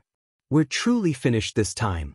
All their hearts sank into utter despair when they saw the silver dragon flying towards them. A tier 4 silver dragon was far more powerful than these mutants they were struggling against. They already possessed no chance of victory against these mutants. Now that a silver dragon was joining the fray, they did not even have the heart to try to resist. Hey, look at the silver dragon's claw. There seems to be a person standing there. Frozen Dream exclaimed as she stared at the distant silver dragon, her beautiful eyes widening in disbelief. The silver dragon was beyond terrifying. It was truly hard to imagine there would be someone capable of standing on the dragon's claw. Hearing Frozen Dream's words, everyone promptly focused their gazes on the dragon's claw's eye. Scent that the player from before? I'm not dreaming, right? The silver dragon that was trying to kill him before has actually fallen under his control? Is he even human? Everyone was thunderstruck when they saw Feng standing on the silver dragon's claw. Once upon a time, they had been prideful over the fact that they were in possession of either a bronze or mysterious iron mount even before reaching level 40. After looking at Feng, however, they were just a bit short of dying from embarrassment as the silver dragon rapidly approached them. Its powerful aura left everyone breathless. Despite several hundred yards still separating them shortly after, Feng jumped down from the silver dragon's claw and landed before everyone. None of the members of Owl could find it in themselves to speak to Feng. They only observed him quietly with eyes full of fear. Just the thought of the silver dragon hovering above Feng made them shudder. A single snort from the silver dragon would be more than enough to wipe them out completely. One could say that their fates were currently in Feng's hands. Fellow friend, how may I help you? At this moment, even White Knight had an incomparably tense expression as he looked at Feng. Setting aside the silver dragon hovering above Feng, just the swordsman himself gave White Knight a feeling of an unreachable existence. Even though White Knight clearly couldn't feel any danger coming from Feng, the aura the latter radiated was actually somewhat superior to even a lord-ranked monsters of the same level. In front of an expert of such caliber, even his prideful self had to tread with great caution. Chapter 877, Brutal Massacre. Feng sent a glance at White Knight and the others, who were currently still locked in combat. From the current state of their battle, they were performing much better than he initially expected at this moment. Feng had to admit that Owl was indeed an adventurer team on par with the Midnight Tea Party. There was quite a number of capable experts among them. If Zero Wing's main force were the ones fighting here today, they would have long since fallen to these mutants. In particular, White Knight, who was pinning down the chieftain mutant, had already achieved perfection in terms of skill utilization. Feng estimated that every one of White Knight's skills had a completion rate of at least 90%. Despite fighting in such a cramped and dangerous environment, White Knight still managed to achieve such results.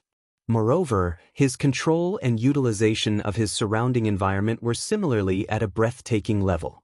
Feng did not think that even he himself could perform any better than White Knight in this aspect. In addition, White Knight's predictions of the chieftain mutant's movements were extremely accurate. Although the level 50 chieftain mutant was not as strong as a level 50 Grand Lord, it was not that far off either. Even with the effects of the extreme frost field and suppression barrier, a player at White Knight's level would still face extreme difficulty evading the chieftain's attacks. Not to mention doing so in such a cramped environment and without exposing any of his allies to the chieftain's attacks. If White Knight could not predict the chieftain mutant's movements 1 or 2 seconds ahead, it would be utterly impossible for him to guide the chieftain's attacks accurately. Unfortunately, although White Knight and the other members of Owl were amazing, it was obvious that the mutants had the advantage in this battle. As more time passed, the combat power of the mutants would increase as well. It was only a matter of time before White Knight and the others were wiped out. Don't misunderstand.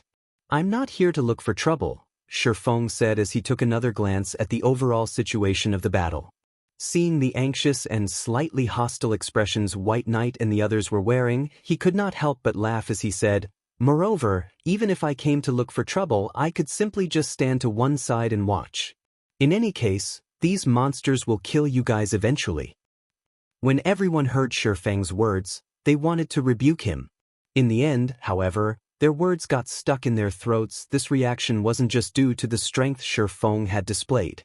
It was also because Feng's words were not wrong. "May I know if fellow friend would be willing to help us out?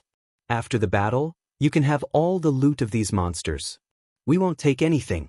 White Knight took the initiative to ask after giving the situation some thought. "Big brother White, these monsters are so powerful. The loot they drop will definitely be very amazing. Moreover, we've only managed to reach this point after sacrificing so much. Yet, now, we're giving all the benefits to someone else." Frozen Dream immediately panicked upon hearing White Knight's proposal to Feng. Although they were indeed in a precarious situation, she did not think that Feng would have a way to deal with these many mutants. Both sides needed to work together in order to have a chance to eliminate these mutants.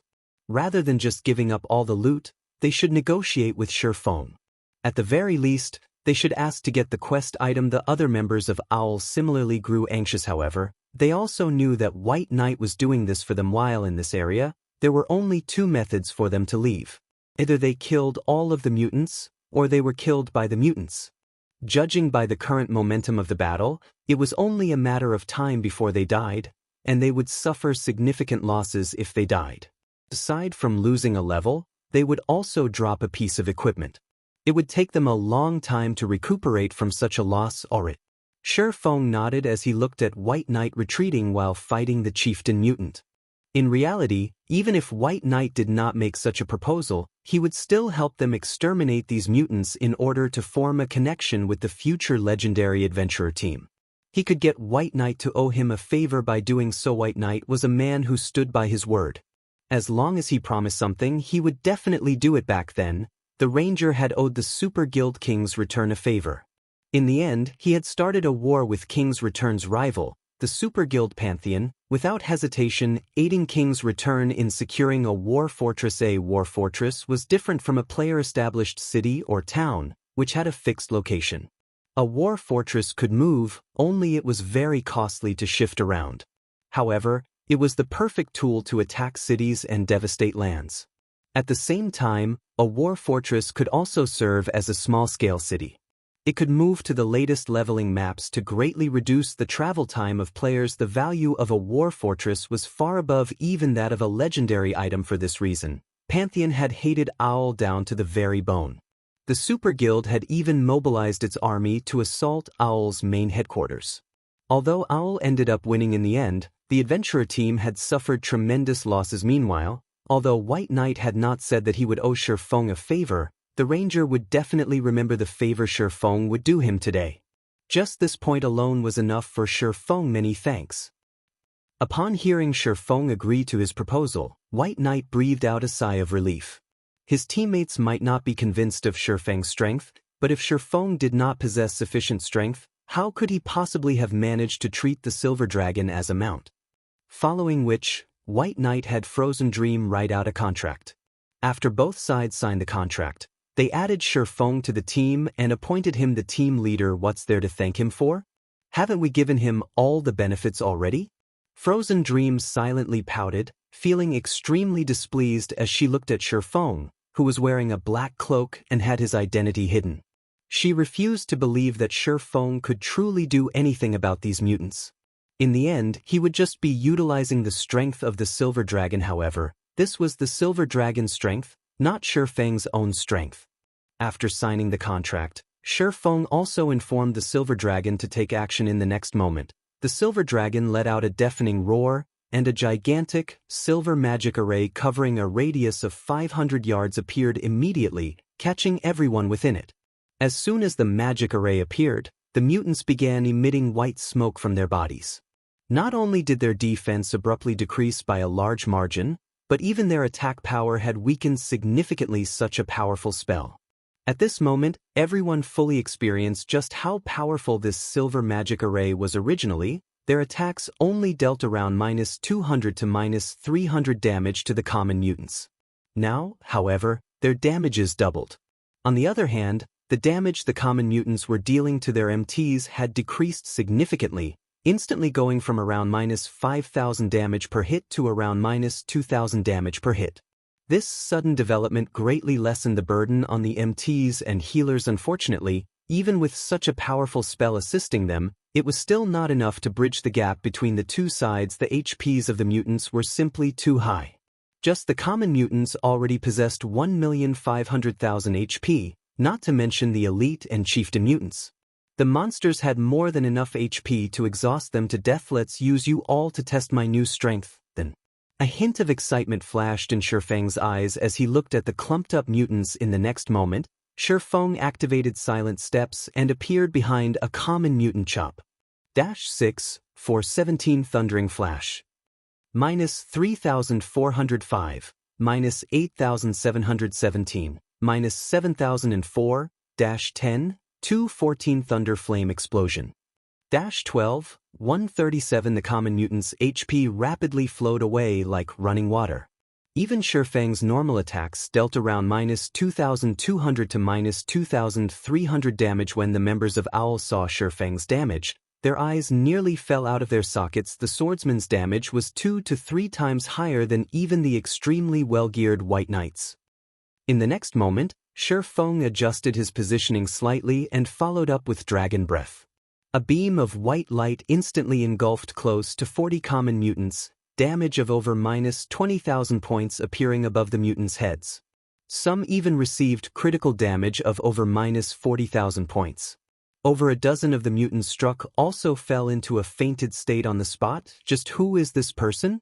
Frozen Dream was utterly dumbfounded at this moment. However, what no one knew was that Feng was currently under the effects of the power of darkness as well as the dragon's dominator.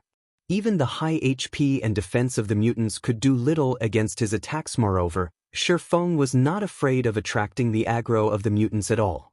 With his speed and mysterious footwork, none of the mutants could close in on him at all. In fact, Feng was even utilizing his high damage to gradually lure and concentrate the common mutants into a group. When he had gathered nearly 60 mutants, he abruptly pointed his sword towards the Skywheel sword. Countless golden, divine swords rained down from the sky, trapping all the mutants within a radius of 20 yards and dealing damage of over -5,000 points to every one of them. Immediately after, Feng cast Firestorm. Scorching flames instantly engulfed the common mutants. Everyone immediately saw damages ranging from -30,000 to more than -50,000 rising through the flames. Moreover, this phenomenon repeated itself once every second for 6 seconds. Feng was still not done with his attacks. He retrieved a silvery gray Tier 2 magic scroll from his bag and unfurled it, rapidly chanting the incantation recorded within the scroll. Suddenly, numerous silver whirlwinds appeared amid the group of mutants, continuously garroting them, dealing over -20,000 damage each second for 4 seconds. Tier 2 spell, Storm Garrote. Due to the silver whirlwind's powerful suction, these mutants couldn't escape the garroting at all, their HPs continuously decreasing. This sight rendered everyone speechless. Every one of these mutants was a boss-level monster. Yet, now, Feng was actually fighting them as if they were weak, low-level monsters. None of them knew what to say about Feng's performance. However, the HP and defense of these mutants were simply too high. Although this method might work against normal elites and special elites, it was totally ineffective against these monsters that had over 1,000,000 HP. Just as everyone was thinking of a way to help Feng scatter the group of mutants, Feng took out another Tier 2 magic scroll from his bag. This time, it was the Tier 2 spell Blizzard. Not only did the spell freeze these mutants for 8 seconds, but it also dealt over -40,000 damage to each of them. After using one scroll, Feng would take out another Tier 2 magic scroll. Moreover, it was another AoE attack magic scroll. After he went through a total of 8 Tier 2 magic scrolls in a row, the common mutants, which originally had 1,500,000 HP, had less than half their HP's remaining. Crap, does this guy run a magic scroll photocopying shop or something? Feng's actions left everyone flabbergasted. They could be considered a top-class adventurer team. Throughout their time playing God's Domain, they had accumulated a significant stockpile of items. They also possessed quite a few Tier 2 magic scrolls. However, even for them, Tier 2 AoE attack magic scrolls were still extremely rare items. Until now, their entire team had managed to collect only 5 of such scrolls, which they had used up on previous quests now. However, Feng alone had taken out 8 of such magic scrolls. Just as everyone thought Feng had already run out of scrolls, the latter pulled out yet another Tier 2 magic scroll. Everyone was now at a complete loss for words. This was definitely the first time they had seen such an extravagant way of grinding monsters on the market. A single Tier 2 AoE attack magic scroll currently sold for around 200 gold. One could buy a level 40 dark gold weapon already with that kind of money. Despite that, Feng was actually using these scrolls as if they were ordinary skills. What no one knew was that Feng really did not lack in Tier 2 magic scrolls. He had obtained plenty just from the various field bosses he had raided with Zero Wing's main force. There were also the magic scrolls his guild obtained from Hell Mode and Hard Mode team dungeons. Moreover, as he ventured to new high-level maps, he would often come across bronze or mysterious iron treasure chests. In addition, after capturing Stone Forest Town, Zero Wing had acquired many magic scrolls from the town's treasury. Just the number of Tier 2 AoE attack magic scrolls in Zero Wing's possession right now came close to 100 pieces. Even the stockpiles of super guilds were not as well stocked as Zero Wing's. Meanwhile, for the operation this time, Feng had prepared close to 60 Tier 2 AoE attack magic scrolls. More than enough for him to massacre the common mutants. When Feng used the 24th scroll, the common mutants finally could not hold out any longer. They abruptly fell before him one after another. The abundant amount of EXP they provided allowed Feng to level up once to level 41. Chapter 878, Foolish Humans. Frozen Dream and the other OWL members were speechless as they stared at the dozens of dead common mutants. A single Tier 2 AoE attack magic scroll cost at least 200 gold, yet Feng had just used 24 of them. He had essentially blown through enough money to purchase an epic weapon. Meanwhile, not only had the abundant EXP allowed Feng to level up once, but the rest of the team also leveled up once or twice.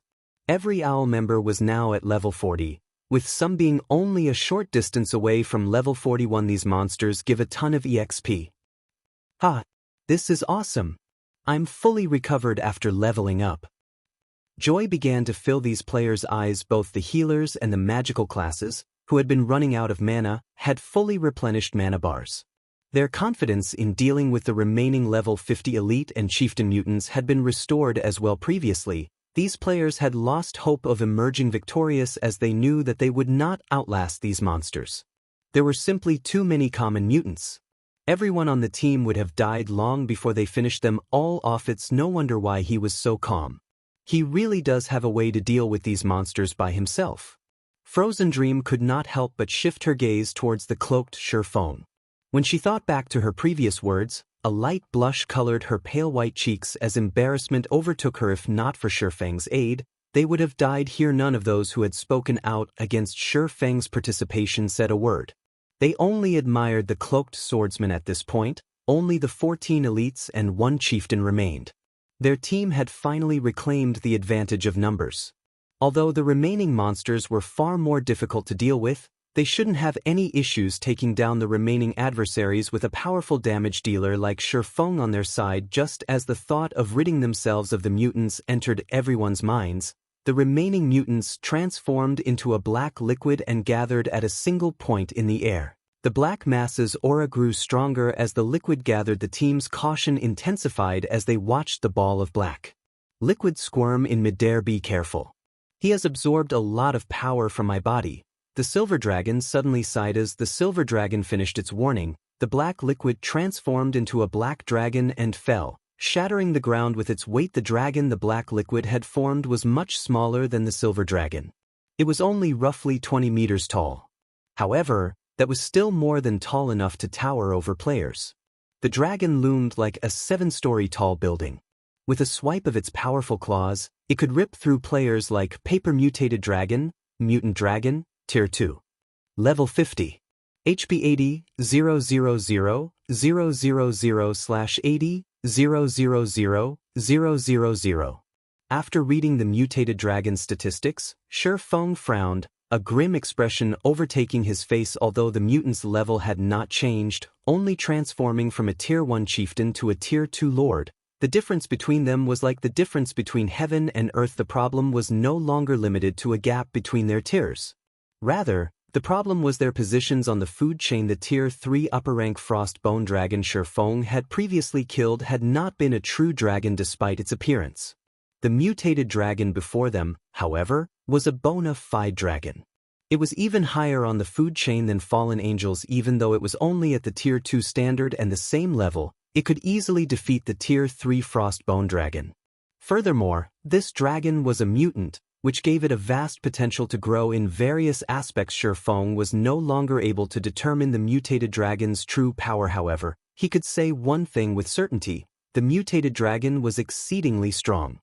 If they allowed the mutated dragon to grow, it would cause a calamity across God's domain that was several times more severe than the Abyss passage's opening. Not only could the mutated dragon grow indefinitely, but it also wasn't restricted to certain regions. It could go anywhere it wished, unlike Abyss passages, which only affected the country where it spawned and its neighbors. In fact, Feng wasn't the only tense player in the group.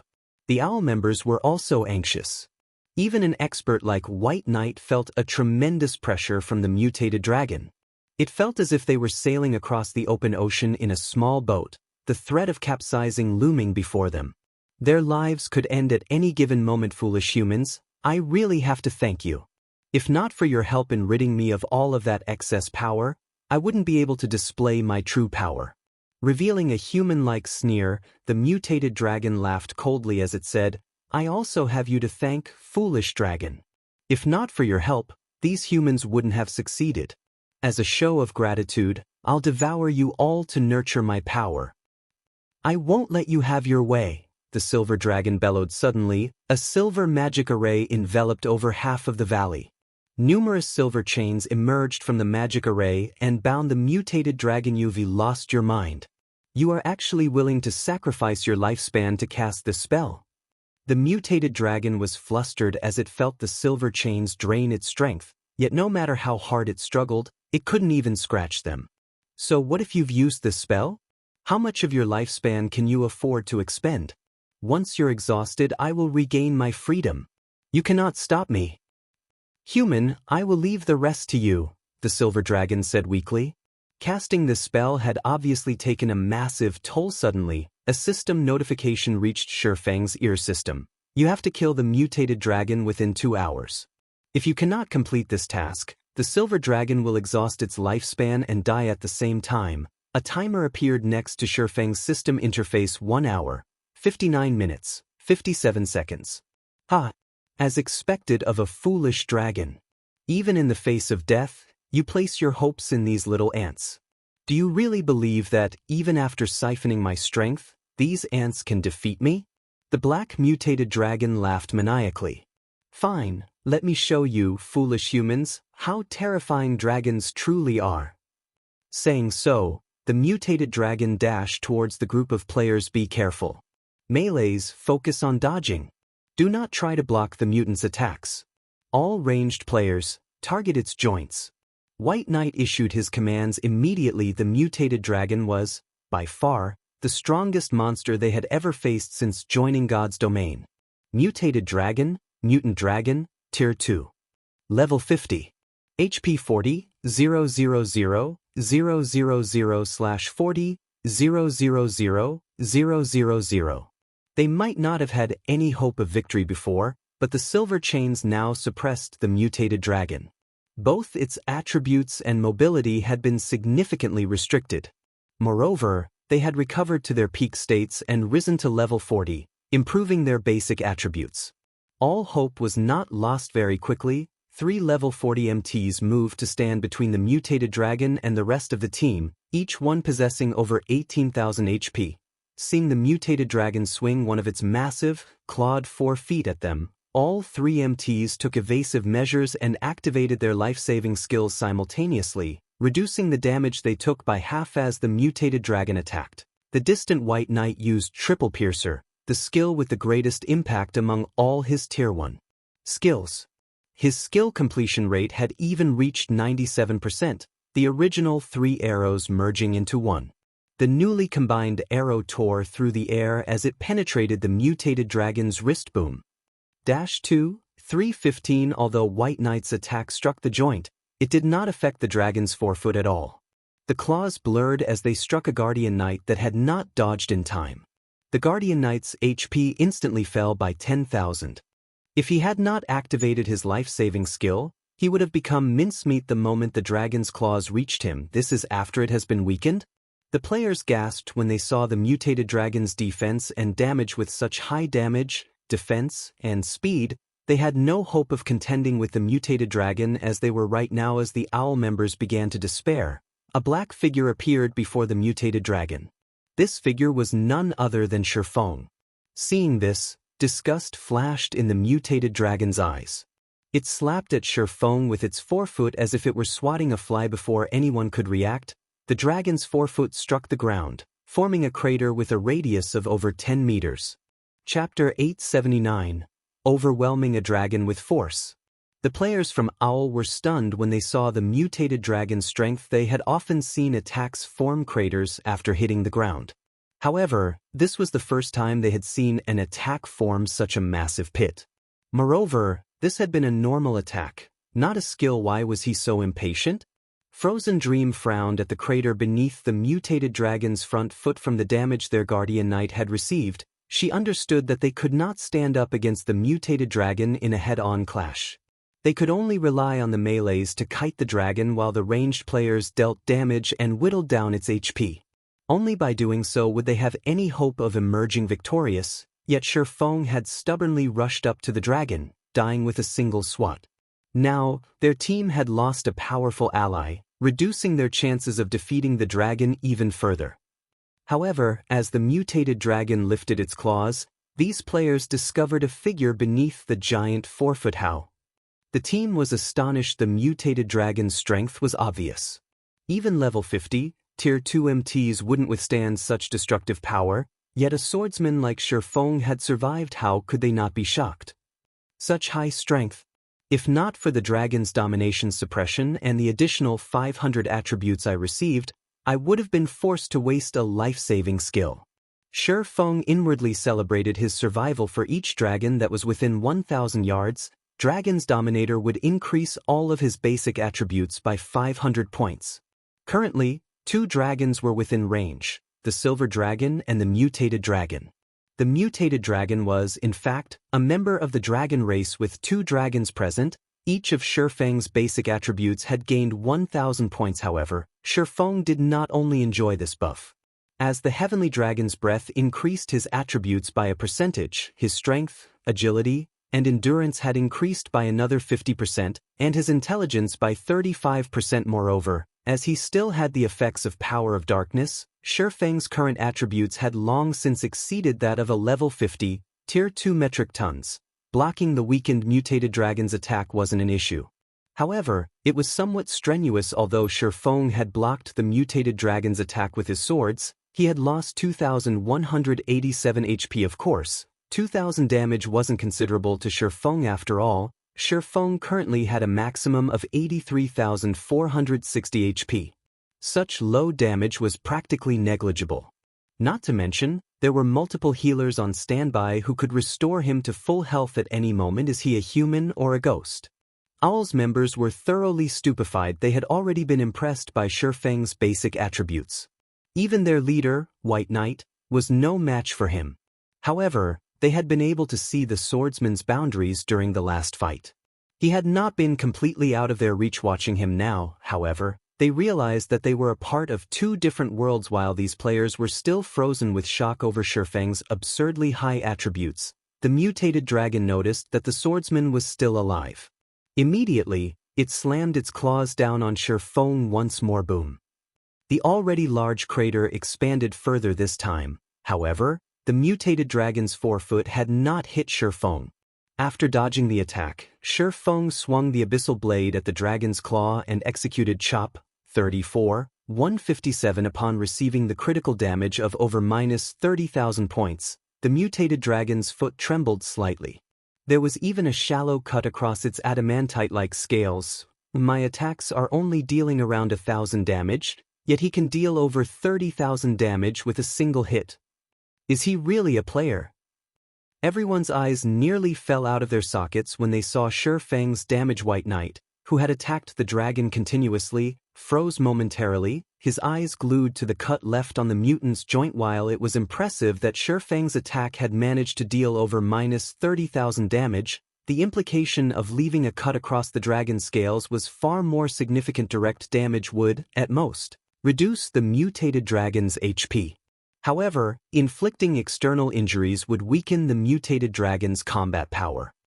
His longbow was an epic weapon, yet his attacks couldn't even scratch the mutated dragon. There was one thing he was very certain of: the ability to injure a monster's body was unrelated to a player's attributes. It was mainly due to the quality and sharpness of the player's weapon. Is he using fragmented legendary weapons? White Knight's shock increased as he glanced at Feng's two swords. He had gone through hell and back to obtain his current longbow. He had never once harbored any thought of obtaining a fragmented legendary weapon. With this revelation, White Knight considered befriending Feng. He had played God's Domain with the intention of getting to know various experts. He wanted to challenge his limits and surpass them. However, what White Knight did not know was that Feng's weapons were not fragmented legendary rank. They were only on par with epic weapons. However, due to the magic devices he had equipped, their sharpness and destructive power had improved significantly, which allowed them to wound the mutated dragon. I'll serve as the MT. The rest of you, attack from afar.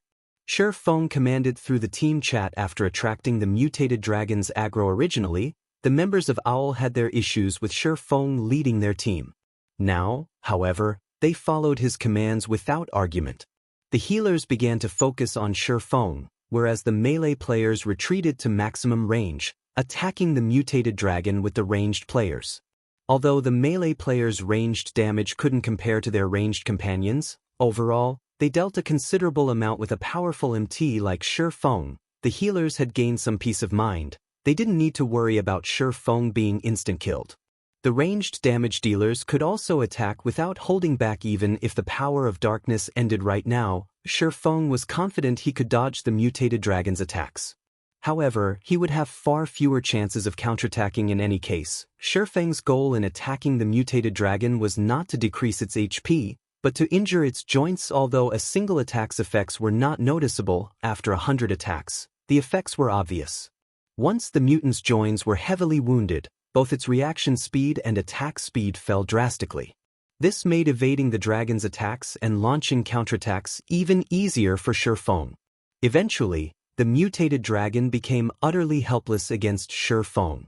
It could only watch as the little human before it avoided every one of its attacks. In the end, even losing the buffs from Power of Darkness, Feng was still able to dodge the mutated dragon's attacks effortlessly. Meanwhile, although the other players' damages were not considerable, their total damage exceeded the mutated dragon's recovery speed. From time to time, Feng also dealt a heavy blow. As a result, the dragon's HP continuously decreased. Time passed quickly. The mutated dragon's HP had finally fallen to 20%. Humans, your luck ends here. The mutated dragon bellowed, its roar echoing throughout the valley. The mutated dragon, which had been 20 meters tall, started to grow, reaching 30 meters instantly. Not only did it receive an enhancement to its strength and speed, but its range had also increased, making it far more difficult for Feng to evade its attacks. In the next moment, the mutated dragon swiped its tail at Feng, the swipe's force instantly generating a storm.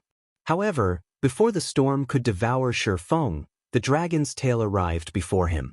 Moreover, the dragon's attack range with its tail was quite wide, and Feng did not have enough time to dodge defensive blade.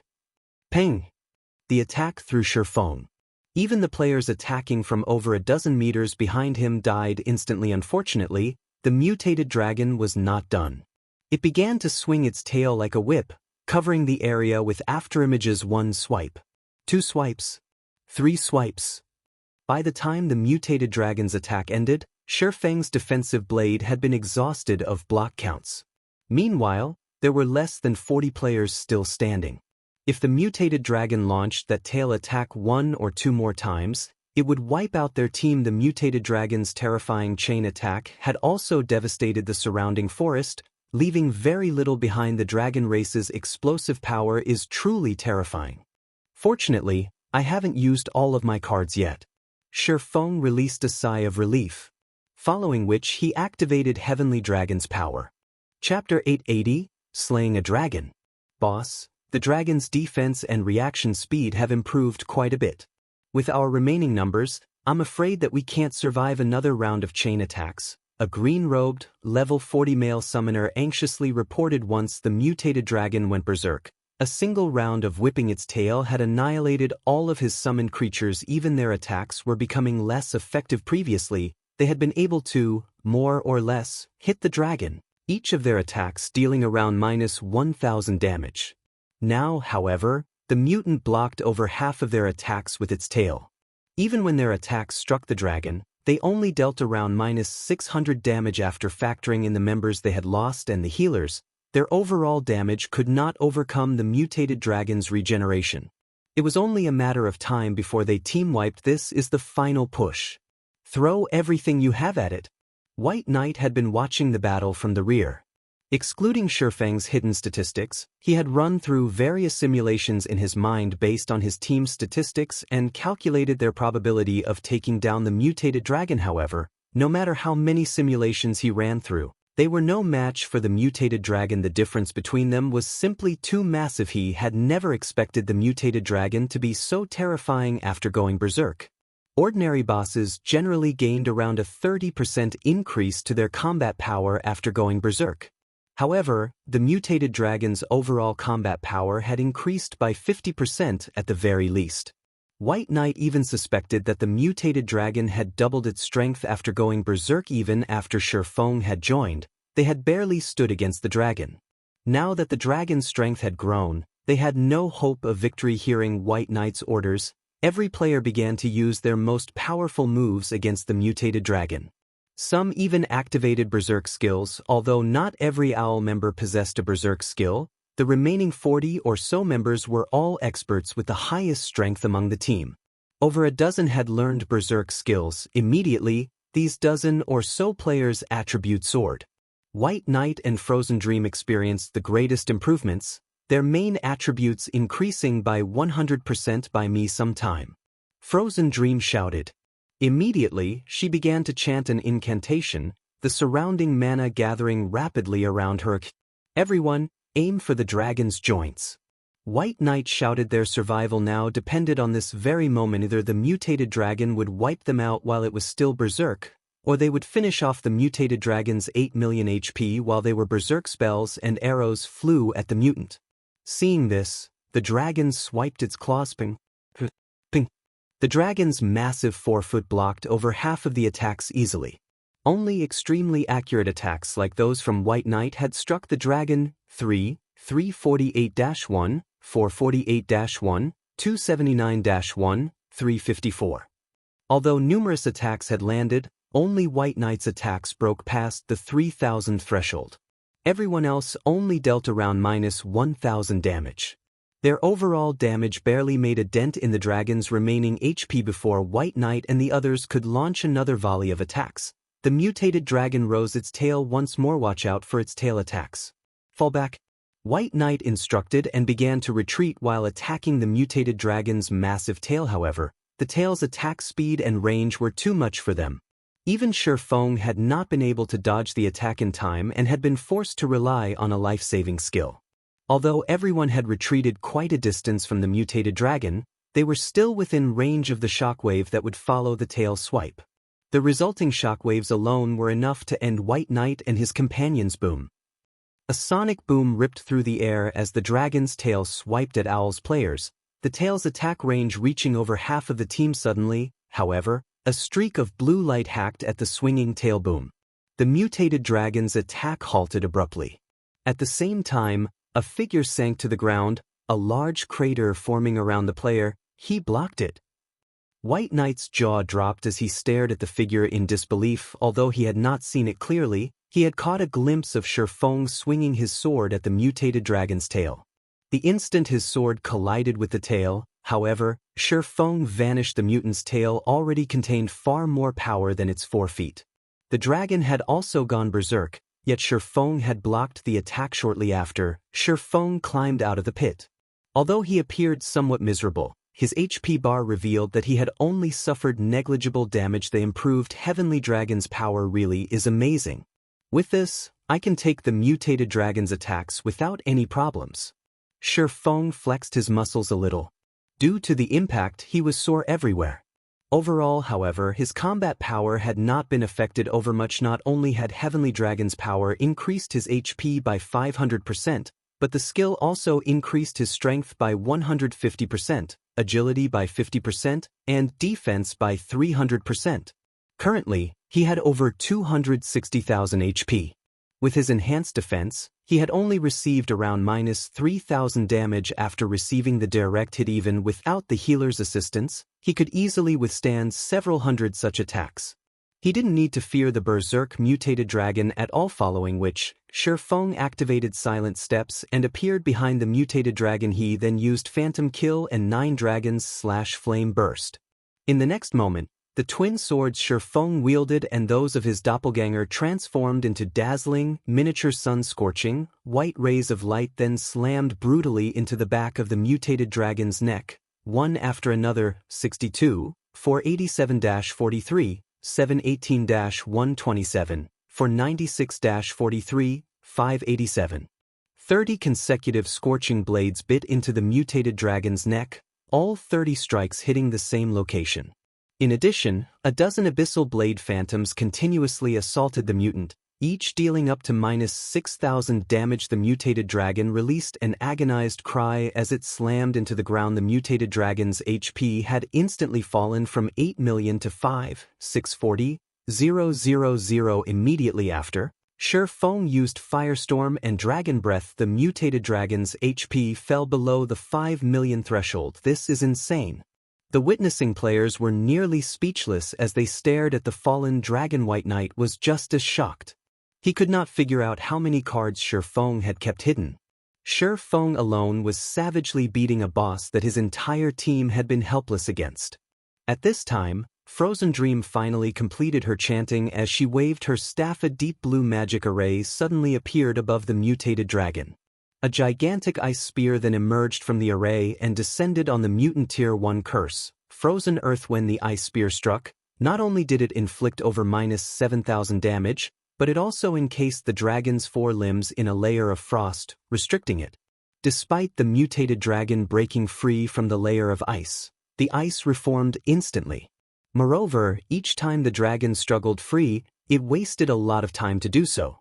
As a result, the mutated dragon's reactions were somewhat delayed. Taking advantage of this opportunity, Feng launched one attack after another with an absolute MT. Like Feng pinning down the mutated dragon, the other team members began to launch a fierce assault. As a result, the mutated dragon's HP fell rapidly. 4,500,000, 4,000,000, 3,000,000, 1,000,000. When the mutated dragon had less than 500,000 HP remaining, Feng activated Divine Providence and used the Tier 2 Taboo skill Instant Strike.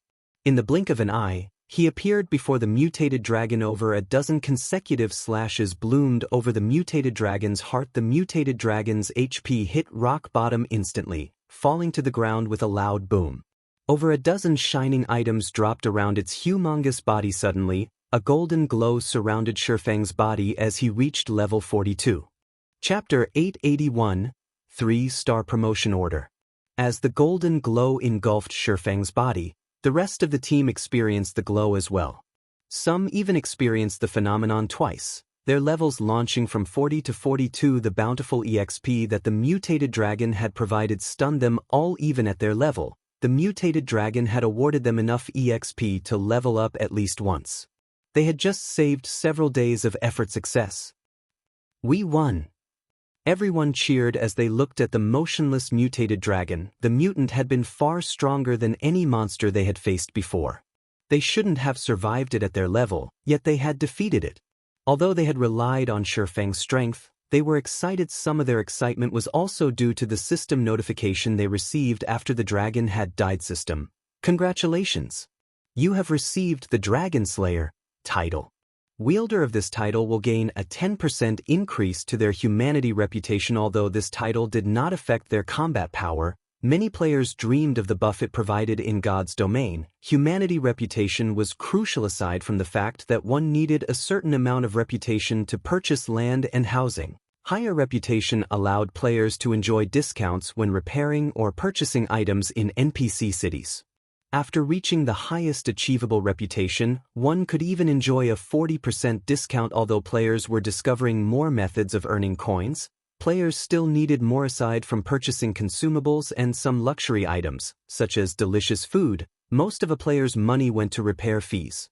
Moreover, as players equipped higher quality and leveled equipment, the repair fees increased. With a 40% discount in cities, a player could save a large sum of money. Moreover, as players gained more levels, raising one's reputation in a single city would not be enough.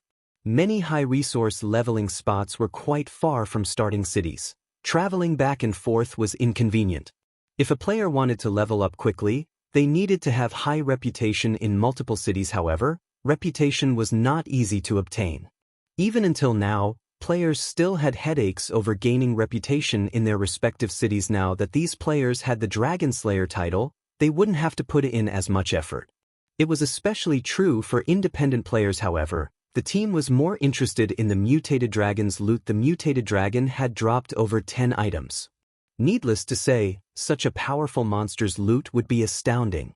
It would not surprise any of them if it even dropped an epic item. Watching Feng collect the items, one after another, they nearly drooled. However, White Knight had promised Feng that he could claim all of the drops.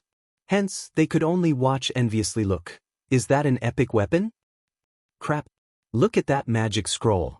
It can concentrate mana naturally. It should be a tier 3 scroll at the very least, right? That design is huge. Although these players realized that the items belonged to Feng, they still wanted to know what they were. As Feng picked up the scattered coins and items, he noticed a purple gold, diamond-shaped token. A single word had been engraved on this token: promotion. As expected of a dragon, its loot is awesome. Feng tried to calm his excited heart as he looked at the token. If not for White Knight and the others' presence, he would have laughed like a maniac. This promotion order was no ordinary promotion order. It was a shop promotion order. Moreover, it wasn't a 2-star shop promotion order, but a 3-star shop promotion order in God's domain. Even 2-star shop promotion orders were extremely difficult to obtain throughout Star Moon Kingdom and its neighboring kingdoms. No other trading firm, aside from the Candlelight Trading Firm, possessed a 2-star shop. Only the Dragon Phoenix Pavilion in the Black Dragon Empire had a 2-star shop. Moreover, the Super First-Rate Guild had only obtained it a few days ago. Current players had no hopes of getting their hands on a 3-star shop. To obtain one, players would need to kill a relatively high-leveled, high-tiered field boss, open a high-ranked treasure chest, or complete the challenge quest. Obtaining a 3-star shop promotion order from a field boss was unrealistic, as only level 50 or higher tier 4 field bosses had a chance of dropping themas for treasure chests. The promotion order would only appear in dark gold treasure chests found in level 50 or above maps. As for the challenge quest, its difficulty approached that of a legendary quest. The money required just to accept the quest would send cold shivers down the spine of any large guild in God's domain. Take the 2-star shop in the Black Dragon Empire for example. The Dragon Phoenix Pavilion had accepted the challenge quest to promote that shop. However, the Super First-Rate Guild had challenged the quest 3 times before it succeeded, and each challenge had cost 6,000 gold. Ordinary guilds could not afford that right now. Only super first-rate guilds and super guilds might have enough to take on the challenge quest. Although promoting a shop to 3-star status was exceedingly difficult, any guild that could afford the fee would make an attempt. After all, there was a qualitative difference between a 3-star shop and a 2-star shop. The greatest difference was that, when a shop reached 3-star status, its 1-star shops could be promoted to 2-star status. This one aspect was more than enough to throw the various large guilds into a frenzy. Aside from this, a 3-star shop offered far more functions than a 2-star shop. After reaching 2-star status, a shop would gain access to the special workshops. At 3-star status, a shop would gain access to the basic meditation room. As the name suggested, the meditation room was a space that allowed players to process their thoughts. Moreover, due to the dense mana inside the meditation room, players could maintain a clear state of mind, allowing them to better exert their abilities. The special workshop, on the other hand, only altered the environment to adjust one's mood. Of course, the meditation room also offered every function a special workshop possessed, allowing a player to alter the room's environment. This was the main reason why the various lifestyle masters in the past had surged towards high-star ranking shops. A positive work environment was crucial to lifestyle players. However, there were 2 downsides to the basic meditation room in 3-star shops. The first was the cost. To maintain the mana density inside the room, one needed to spend a lot of magic crystals. Maintaining the mana density for a day cost a total of 300 magic crystals. The price of a single magic crystal had already reached 25 silver. A total of 300 crystals was the equivalent of 75 gold coins. Hence, meditation rooms were only used to produce high-valued items. The second drawback was its scarcity. At 3-star status, a shop could only offer 3 basic meditation rooms.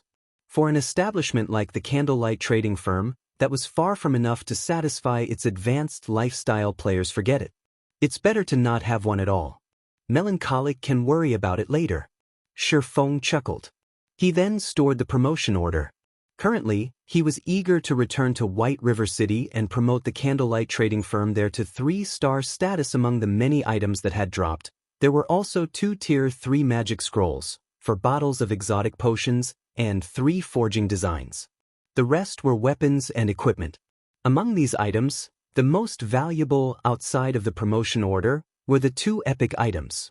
One was a scale-covered shield, engraved with divine runes, while the other was an aqua robe. Chapter 882, Uncrowned Sword King. The guild's MTs are quite lucky this time.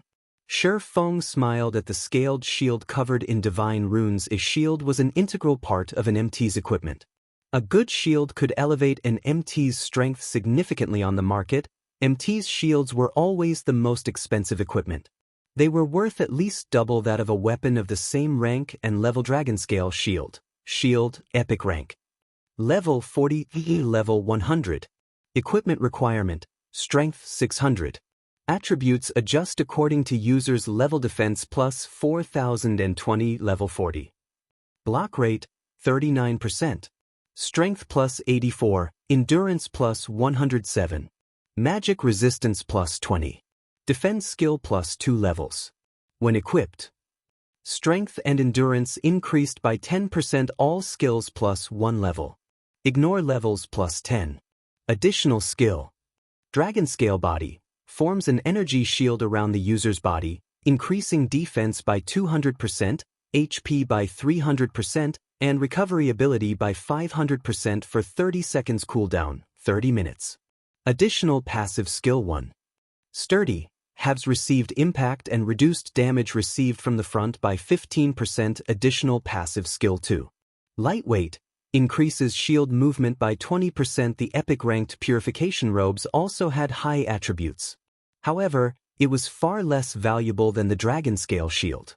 As for the other pieces of equipment he had obtained, they were either level 50 dark gold equipment or fine gold equipment. It was still too soon for current players to equip them. This should be White Knight's quest item. After Feng tidied up the dropped equipment, he discovered a glass bottle. The bottle contained a black liquid. It was none other than the mutated dragon's original form. Although the bottle did not have a label, its introduction stated that it was a specimen of a mutated life. Other than that, there was no information. After considering the matter, Feng handed the bottle to White Knight. This is. After White Knight saw the glass bottle, surprise colored his expression. Take it. Even if I keep it, I can't use it. Feng laughed. The mutant specimen was useless to him. On the contrary, if he gave it to White Knight, he could earn a favor from the ranger. If he came across any trouble in the future, he could even ask for White Knight's help. Thank you. If you encounter any issues in the future, Just say the word. I'll help out to the best of my abilities. White Knight accepted the glass bottle without hesitation. The item was simply too important. Without it he would fail his quest. If that happened, his account would be crippled. He would have to spend a long time to regain his strength. Would it be convenient for you to reveal your name, sir? We can add each other as friends so that we can contact each other easily in the future. Hearing White Knight's logic, the other owl member's jaws dropped. Since he had joined God's domain, White Knight had never added anyone as a friend. Various big shots from super guilds were no exception, right? I haven't introduced myself.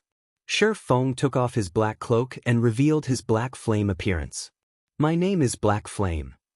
After Feng revealed himself, every witness fell silent. They stared at Feng's face. Feng looked to be in his 30s. He had a firm face with faint stars flashing in his eyes. His aura felt so profound that those around him felt oddly drawn to him. You are Zero-Wing Sword King, Black Flame? Frozen Dream's delicate face revealed her disbelief. God's Domain's players often discussed the God's Domain experts list. Practically everyone was familiar with the great deeds of the list's various experts. The name, Black Flame, was a particularly hot topic. Black Flame's rise had been intensely fast. The secret pavilion had even given him the title, Sword King. How high had his evaluation been to become the king among swordsmen? When the secret pavilion had updated their experts list, many swordsman experts had complained about the pavilion's decision. Even Owl's many swordsmen had been dissatisfied, declaring that they would challenge Black Flame to teach him a lesson. Now, however, it would seem that the title of Sword King had not been an exaggeration. They even wondered if Black Flame's rank on the God's Domain experts list was a little too low. The strength Black Flame had just displayed had far surpassed the secret pavilion's evaluation. Even some of the swordsmen, who had previously intended to challenge Black Flame, were dumbfounded. Didn't you say that you wanted to challenge Black Flame? This is your chance. A few of the owl members teased their companion, grinning at a youth in silver light armor. In terms of strength, ranked 15th among their adventurer team. Although his battle records weren't necessarily stunning, he was undefeated in their home city's underground arena. He had already won 99 battles with a perfect winning streak. His defeated opponents even included large guilds' well-known experts. Back when had declared that he would challenge Black Flame and defeat him, nobody had doubted the youth's words. After all, Strong/'s combat standards had reached the second stage of the realms of refinement, the flowing water realm. With his skills and equipment, it was not impossible to contend with a void realm expert. He said, in the future, not now. Strong/ rolled his eyes at his laughing companions. If he challenged Black Flame, someone who had just stood against the mutated dragon and won, it would not even be a fight. It would be a miracle if he survived even one of the Sword King's attacks. The players laughed when they heard Strong/'s response. My name is White Knight, the leader of an adventurer team. Guild leader Black Flame, if you need help with anything in the future, just call me. White Knight had also begun to size up Feng, shock filling his heart. Only now did he understand why Zero-Wing had risen to power so quickly and had grown strong enough to challenge God's Domain's major powers. With such a powerful leader, what did Zero-Wing need to fear? Following which, White Knight and Feng added each other as friends. Since team leader White has said as much, I happen to have something that I need your help with in 1 or 2 days. After giving it some thought, Feng continued. Recently, our guild has tried to raid a certain area, and we urgently need experts. We need roughly 30 players. Favors should not go to waste. It was wise to use them frequently to increase a bond between two parties. Moreover, he required the help of a group of experts to raid the holy city of Titan's entrance trial. His strength alone was not enough to pass the trial. When the time comes, just say the word. I'll lead a team over. White Knight did not hesitate to agree. On the contrary, Feng could see anticipation in his eyes, a place that even Black Flame had trouble raiding. It must be immensely difficult. Moreover, he really wished to experience Black Flame's world. After both sides agreed, White Knight led his team, departing from the valley. Feng, on the other hand, approached the silver dragon that had stood by the side all this time. Young hero, thank you for accomplishing my long-cherished dream. At this moment, the silver dragon appeared extremely weak. Even speaking seemed laborious. I only did what needed to be done. Feng politely replied. The silver dragon then took out a flashing, golden magic scroll and said to Feng, "This magic scroll will take you to the shrine where the stone tablet sleeps. However, the shrine is very dangerous. With just your current strength, you will not survive. It is best if you go there only after you have achieved your Tier 2 class. At that time, you will have somewhat higher chances of obtaining the stone tablet." Saying so, the silver dragon handed Feng the magic scroll. It then flapped its wings and left the valley before Feng could examine the golden magic scroll. A system announcement reached his ear. System announcement. System upgrading. Please prepare to log out. The estimated duration is 40 hours. System. You have 10 minutes remaining to log out. Please prepare to log out. Chapter 883, New System. Feng was momentarily stunned when he heard the system announcement. Hasn't the fourth evolution happening a little too soon? Feng frowned deeply. This was not good news for God's Domain's players. Every evolution the main God system underwent increased the realism and difficulty of the fights against monsters. Moreover, this was the first time Feng had seen a system upgrade require 40 hours. Generally, system upgrades only lasted from 12 to 24 hours. Even in the past, none of the upgrades had needed more than 24 hours to complete. However, Feng did not have time to consider the situation. He only had 10 minutes left to log out of the game. He needed to find a safe location quickly. After the mutated dragon's death, the dark sanctuary over the valley had begun to dissipate. Either due to the silver dragon's absence or some other reason, many monsters began to appear in the previously scarcely populated valley.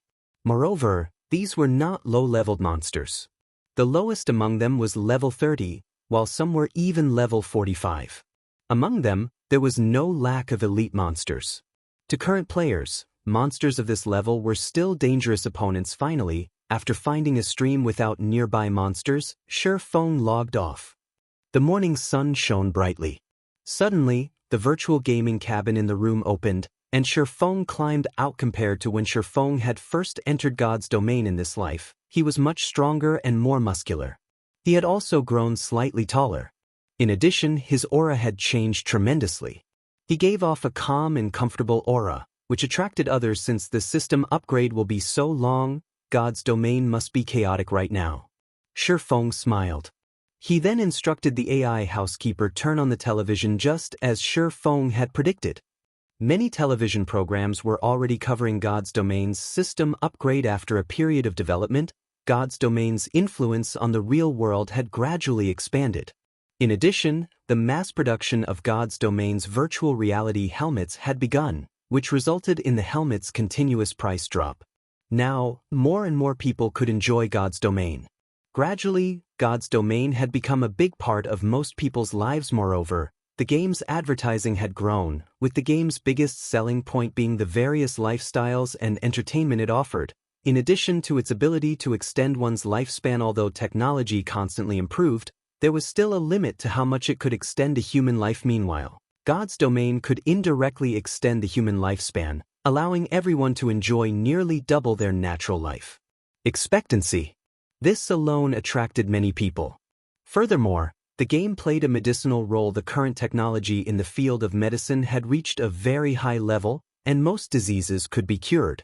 Unfortunately, even now, disabilities remained unconquered.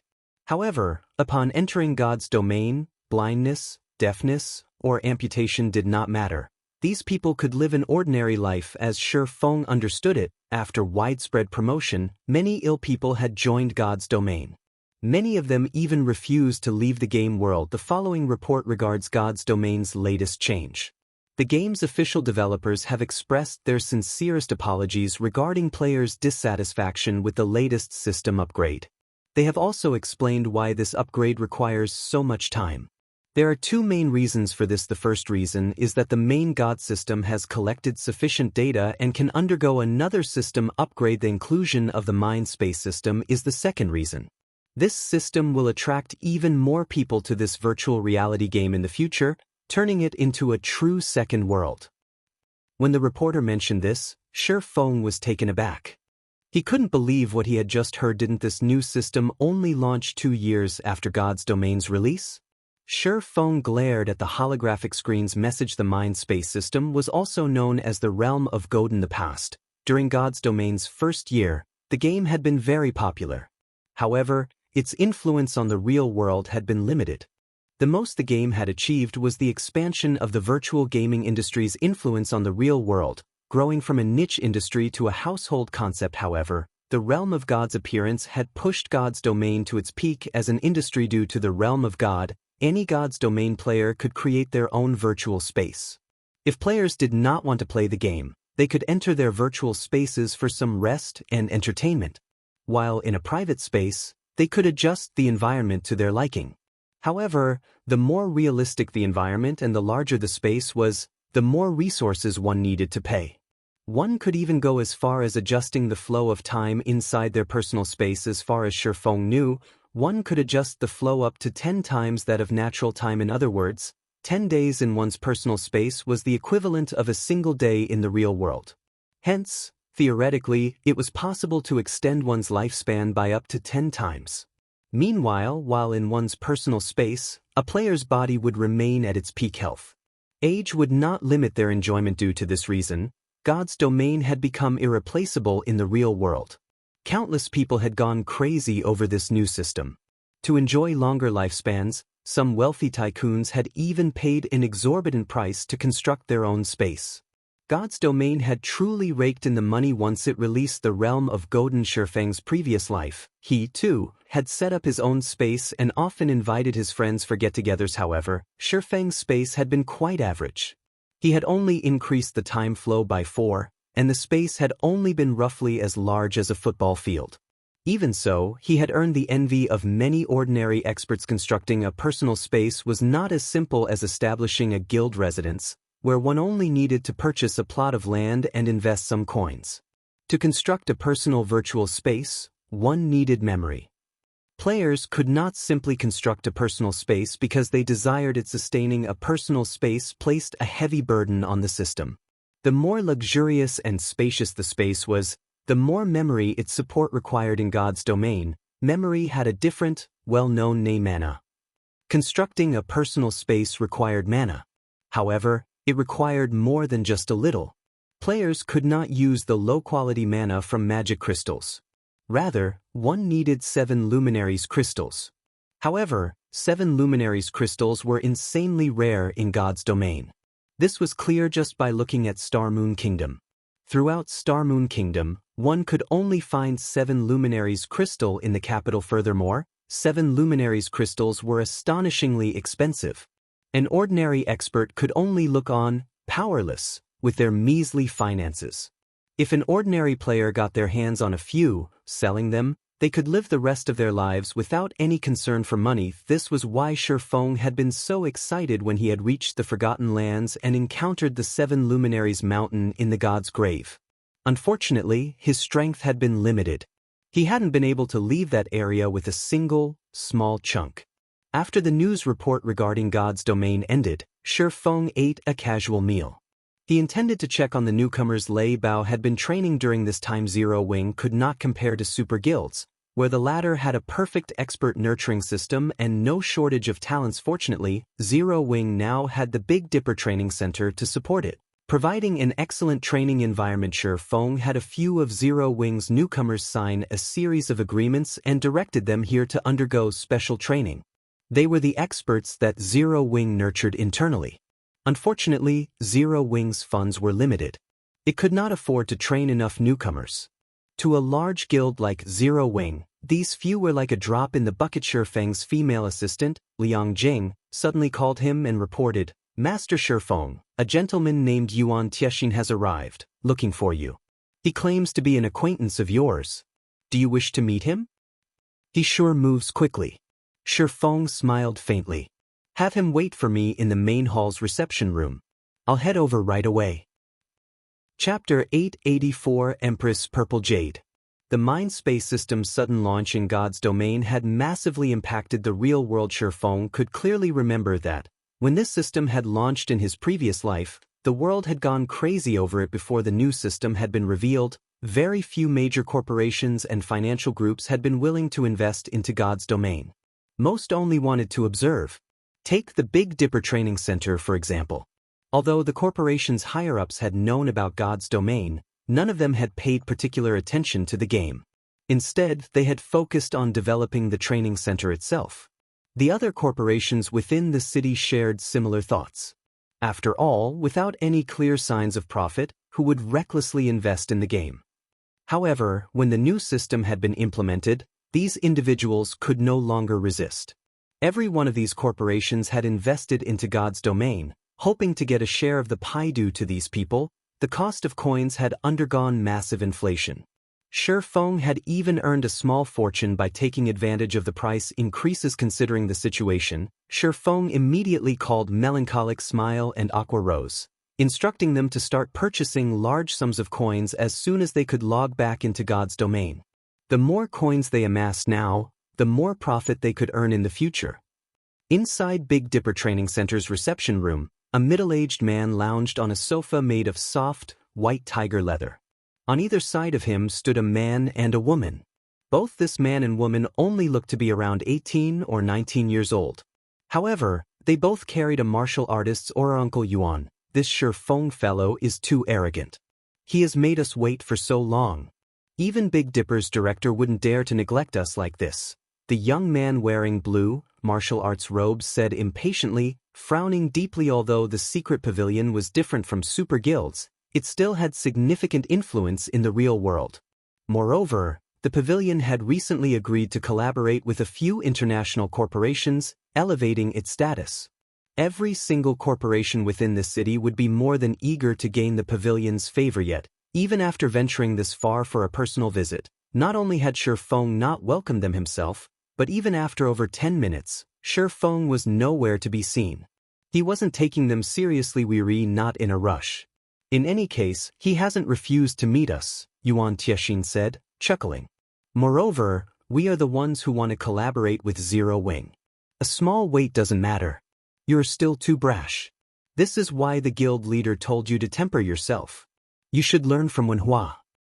At Yuan Tiexin's words, the male youth turned to the beautiful woman standing on the other side of Yuan Tiexin. Falling silent, he wasn't qualified to respond. There were three great geniuses among the experts the secret pavilion nurtured internally.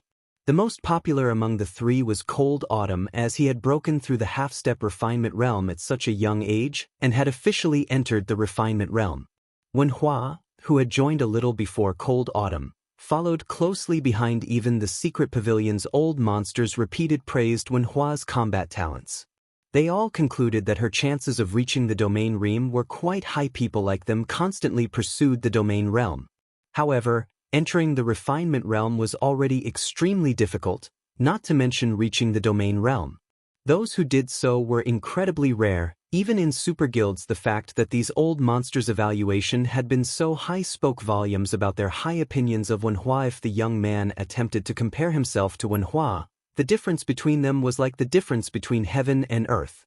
He simply could not hold a candle to Eros. Yuan Tiexin finished speaking. Feng walked into the reception room with Liang Jing. I apologize that I've made you wait, Feng said as he sat across from Yuan Tiexin. When he glanced at the man and woman beside Yuan Tiexin, he was momentarily surprised. Though he did not reveal it, Feng recognized the great beauty beside Yuan Tiexin, Empress Purple Jade. Although her appearance was slightly different from her game avatar, the difference was minor. However, she still looked very young and immature.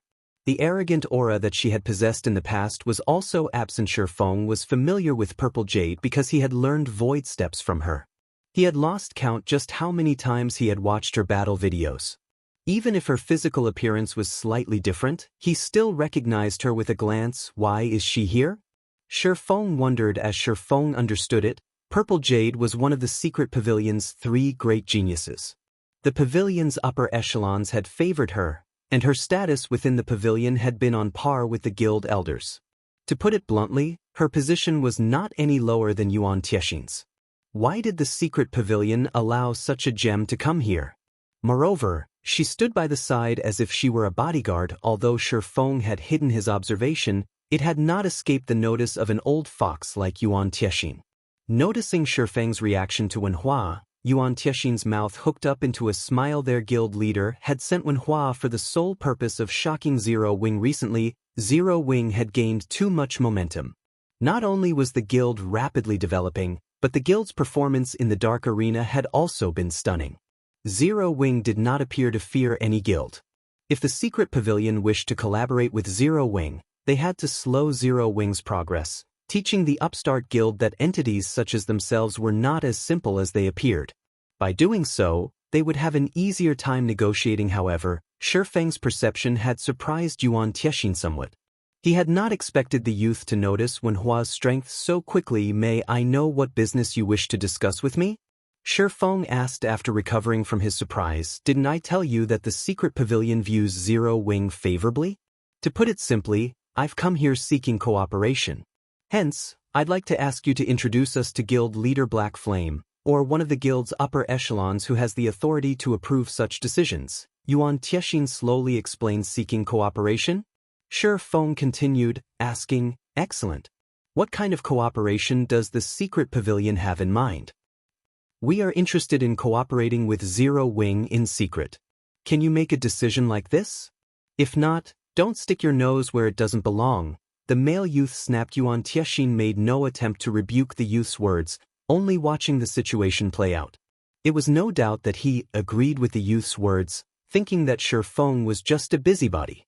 Although Yuan Tiexin felt that Feng had great potential, qualifying to preside over the affairs of Zero Wing's workshop at such a young age, in the end, he was only a part of Zero Wing's middle management.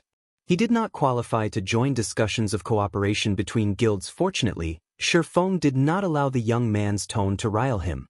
After all, to outsiders, he only appeared to be a member of the guild's management team. I understand your concerns. However, I do possess the authority to make a decision on any matter of cooperation you wish to discuss. If you don't believe me, you can contact our guild leader in God's domain. Feng shook his head and laughed. Yuan Tiexin was slightly stunned by Feng's response.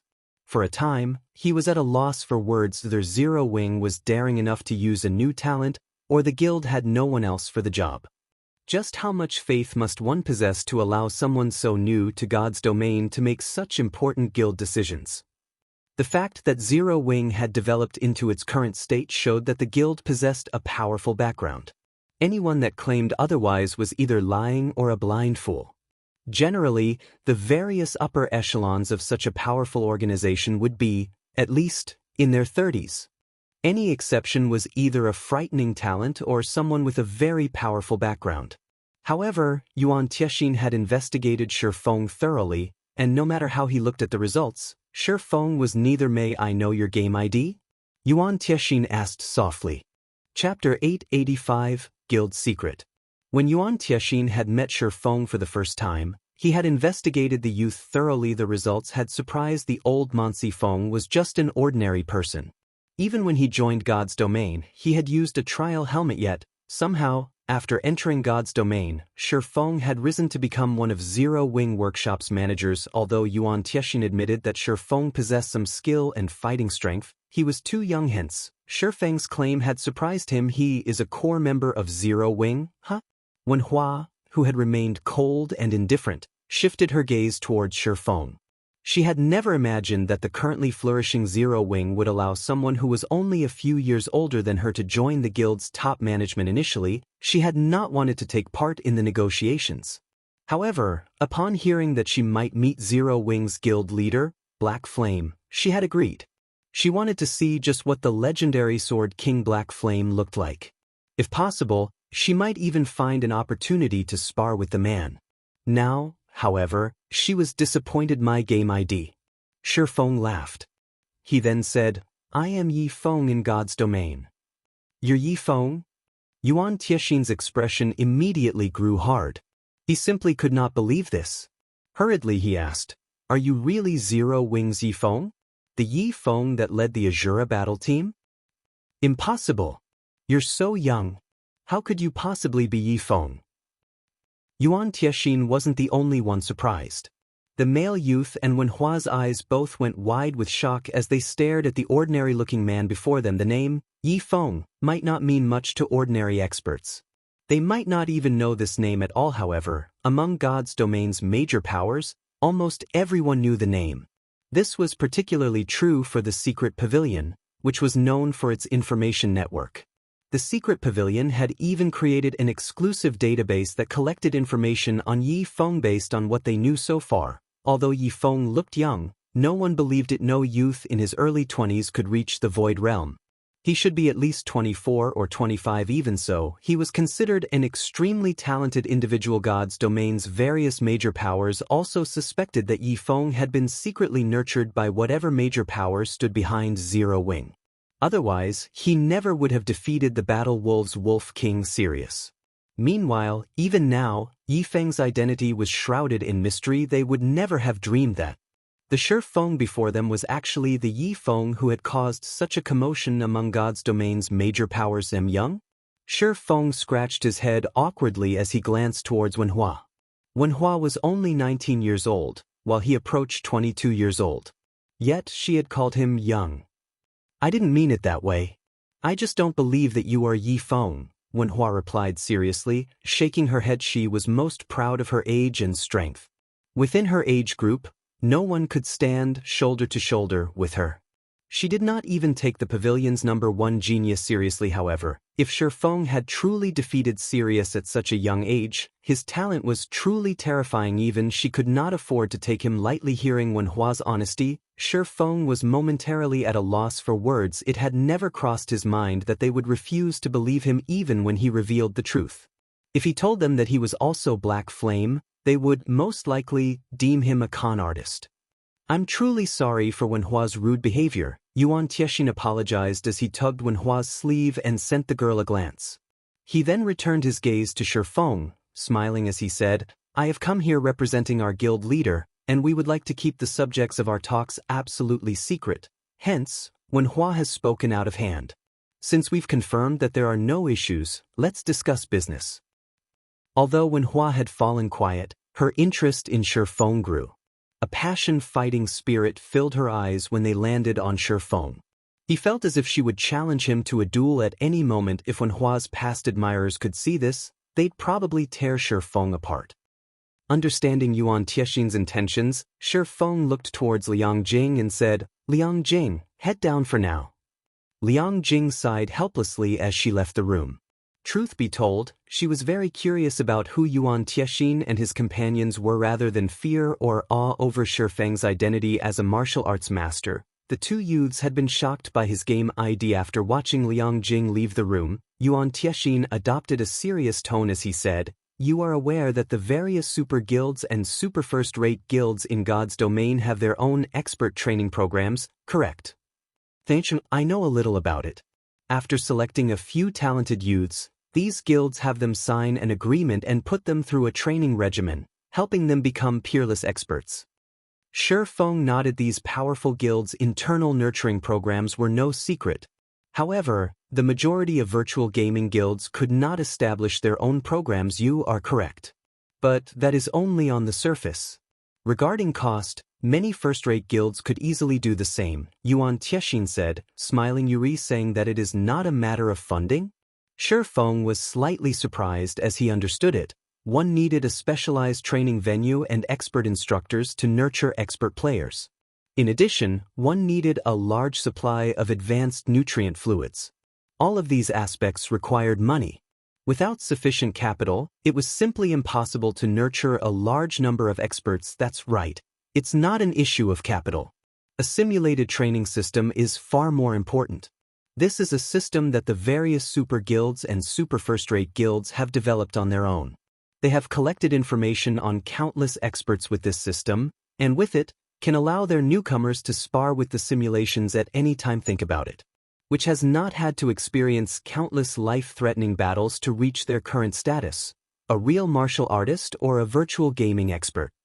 The main reason behind the Secret Pavilion's transcendental status in the virtual gaming world is our dabbling in the sales of information on various gaming experts, a practice that other guilds rarely implement. With this information, one can realistically reproduce these experts in their simulation training system. You understand now, right?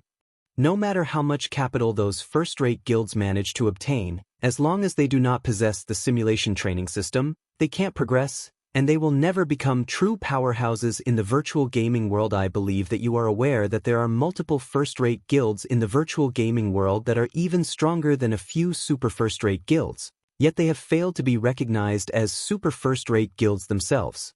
The reason for this is their lack of a simulation training system. Yuan Tiexin's explanation had shocked Feng once more.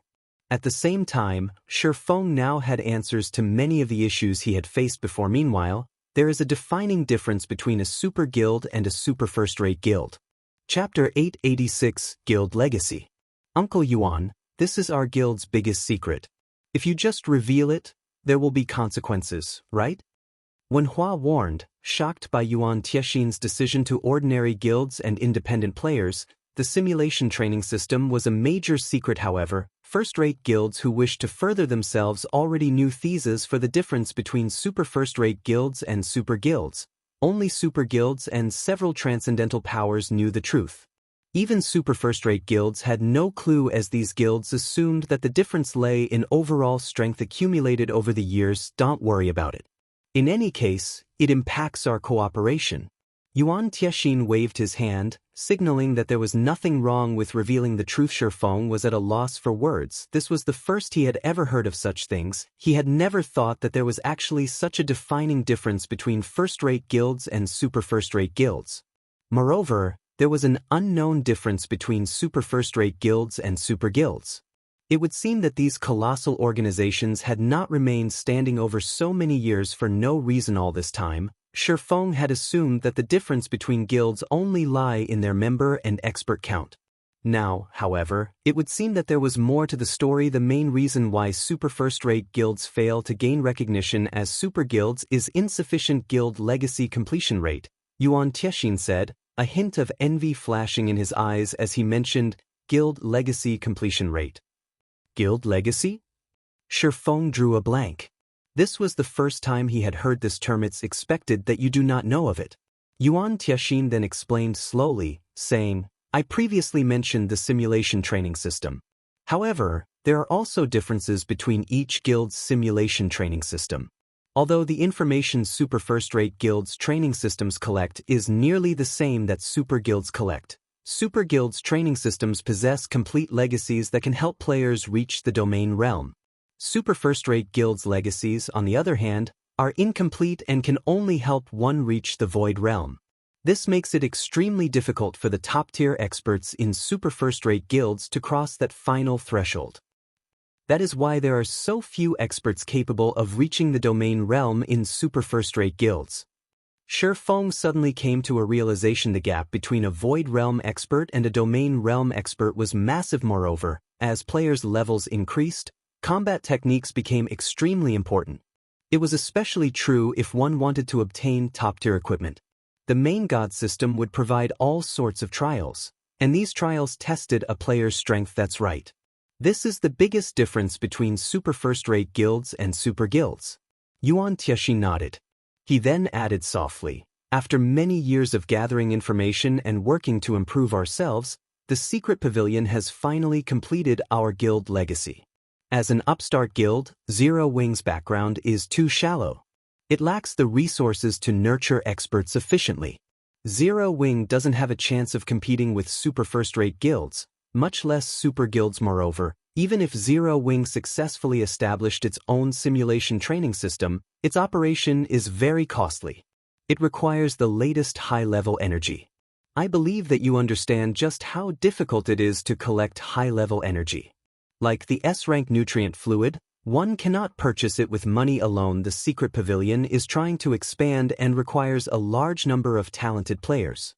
We believe that Zero Wing has great potential, and we have decided to invest in Zero Wing. In exchange for 50% of Zero Wing's shares, not only will we supply significant funding, but we will also offer various support using the secret pavilion's connections. This will allow Zero Wing to rise instantly and significantly. Furthermore, we will provide 20 slots for our training system. Your guild wouldn't need to create its own system, Yuan Tiexin explained temptingly. You might not think that 20 slots are a lot, but the secret pavilion has also invested in other large guilds. Even for first-rate guilds, we only provide 10. The male youth beside Yuan Tiexin was shocked when he heard the offer include 20 slots. His performance in the secret pavilion was already quite impressive. Even so, he had barely earned a slot for himself currently. The secret pavilion only had 300 or so slots for its simulation training system. It did not have enough resources to sustain any more than that, yet they were actually offering 20 slots to Zero Wing. This proved that the pavilion's upper echelons were highly optimistic about Zero Wing's potential. The secret pavilion is really going all out. It's actually willing to offer so many generous benefits. Although Feng did not fully understand the significance of these 20 slots, seeing Wenhua's and the male youth's reactions, it was obvious that these slots were extremely valuable. However, he had his own plans. I apologize, but Zero Wing rejects your offer. Rejects? Yuan Tiexin unconsciously rose from his seat. Even first-rate guilds hunger for an offer like this. Moreover, the secret pavilion is only asking for 50% of Zero Wing's shares. We will not involve ourselves in Zero Wing's management or development. As long as Zero Wing obtains these 20 slots, with the potential the experts in your guild, it should not be long before they reach the refinement realm. At that time, you will have the foundation to expand to other countries. Zero Wing might even become a super first-rate guild in the future. 50% of Zero Wing's shares is simply too high, Feng responded as he shook his head. However, I am very interested in your simulation training system. I would like to buy a few slots. Is that possible? The secret pavilion's price was indeed tempting. However, Feng was very familiar with just how frightening major powers like the secret pavilion could be. With even 30%, the secret pavilion could take control of Zero Wing in the future. The only way Feng could accept this offer was if the secret pavilion offered a portion of its own shares in exchange. However, this was clearly not possible. Hence, Feng did not bother asking you want to buy a few slots? Yuan Tiexin shook his head, laughing. Kid, you're taking the training slots too lightly. Do you know how intense the competition for the training slots is within the secret pavilion? We don't even have enough slots to satiate our own members, much less sell them to other guilds. How can we possibly sell any slots to Zero Wing? What if I offer a high price? Feng laughed. A high price? Are you talking about epic items? Yuan Tiexin's smile grew even brighter when he heard Feng's comment. Feng, you know that, at the end of the day, weapons and equipment are external components. Even if epic items are quite rare, they are not nearly as important as training slots to the secret pavilion. What if I offer a large stock of strengthening devices and bronze mounts? Confidently, Feng said, I believe that you have already heard about the mind space system on the news. I suspect that you know the value of this system. This system is one of the driving forces behind major corporations' investment into God's domain. If the secret pavilion obtains a large stock of strengthening devices and bronze mounts, it will surely gain an advantage over the various super guilds. Chapter 887, Black Card. Are you serious? Yuan Tiexin was visibly moved. The strengthening device had only appeared on the market recently, and there were still very few available. Not only could it extend a player's time in combat, but it could also help players save meaningless travel time and some repair fees. Various large guilds were also hungering after bronze mounts. Unfortunately, obtaining a bronze mount was immensely difficult. Even the secret pavilion only had a few thus far. By the time the guild members reached level 40, most of the guild's experts would only have common mounts. One should not underestimate the difference between a bronze and a common mount. Although a bronze mount was only slightly faster than a common mount, the former could assist players in battle. It could significantly impact a player's combat capabilities in the field. As for guild mounts, various super guilds already had a massive headache over obtaining the stable design, much less taming a mount. Meanwhile, Zero Wing's guild mount was one of the major reasons for the secret pavilion's optimistic view of the guild. Zero Wing's advantage would surface as God's domain's players reached level 40. With the secret pavilion's resources, Zero Wing could quickly expand into the several surrounding countries and stand to rival super first-rate guilds. Without its potential, the secret pavilion would not have approached an upstart guild with no background with such a generous offer. Of course, I'm just not sure if the secret pavilion is interested, Feng said, laughing. It seems I have underestimated Zero Wing once again. I had not imagined you had such a card. Yuan Tiexin scratched his head awkwardly. If Feng had offered anything else, the secret pavilion would have undoubtedly rejected the offer. There would be no rooms for negotiation whatsoever. However, the pavilion was interested in the strengthening devices and bronze mounts. I'll need to consult with our guild leader. Sure. Feng understood that Yuan Tiexin did not yet qualify to make such important decisions. Yuan Tiexin left the reception room alone, returning after 15 minutes or so. His gaze, which had been hesitant, was now firm. I've contacted our guild leader about this. We will provide 5 training slots. However, you need to give us 100 bronze mounts and 10,000 strengthening devices in return. There is no room for negotiations on this, Yuan Tiexin said in determination. You guys sure are asking for a lot. It's not a guarantee that we will be able to nurture 5 domain realm experts. Feng frowned slightly. Although the simulation training system was valuable, it was not that valuable based on the current market price. A bronze mount was worth roughly 300 gold. However, while there was a demand for bronze mounts, their supply was practically non-existent. Nobody would truly sell a bronze mount. Even if one offered 500 gold, one might not find a seller. After all, they were simply too rare, even rivaling epic items. Yet, the secret pavilion wanted 100 bronze mounts. Even with a conservative calculation, the total value would be at least 50,000 gold. As for the strengthening devices, based on current market value, 10,000 devices was worth roughly 100,000 gold. All in all, the secret pavilion was asking for 150,000 gold. Even to first-rate guilds, 150,000 gold was astronomical. Even if the secret pavilion were a transcendental power, this sum was massive. It would take the pavilion several days to gather so much money. Moreover, even if one had 150,000 gold, purchasing so many mounts and strengthening devices was impossible, yet the secret pavilion had asked for exactly that. In exchange for only 5 training slots, they were essentially asking Zero Wing to foot the bill for their members' training. There are only so many training slots available each year. The few we have aren't even enough for our own use. Even I am surprised that our guild leader has agreed to sell any. Yuan Tiexin spread his hands in a helpless gesture, showing that this was not his will. Either it's not that Zero Wing doesn't have these resources, I just want 10 slots. Uncle Yuan, you understand that, now that the mind space system has launched, this is the best opportunity to gather as many advantages as possible. If you don't take the opportunity to do so now, it will be far more difficult in the future. Yuan Tiexin's response had not angered Feng.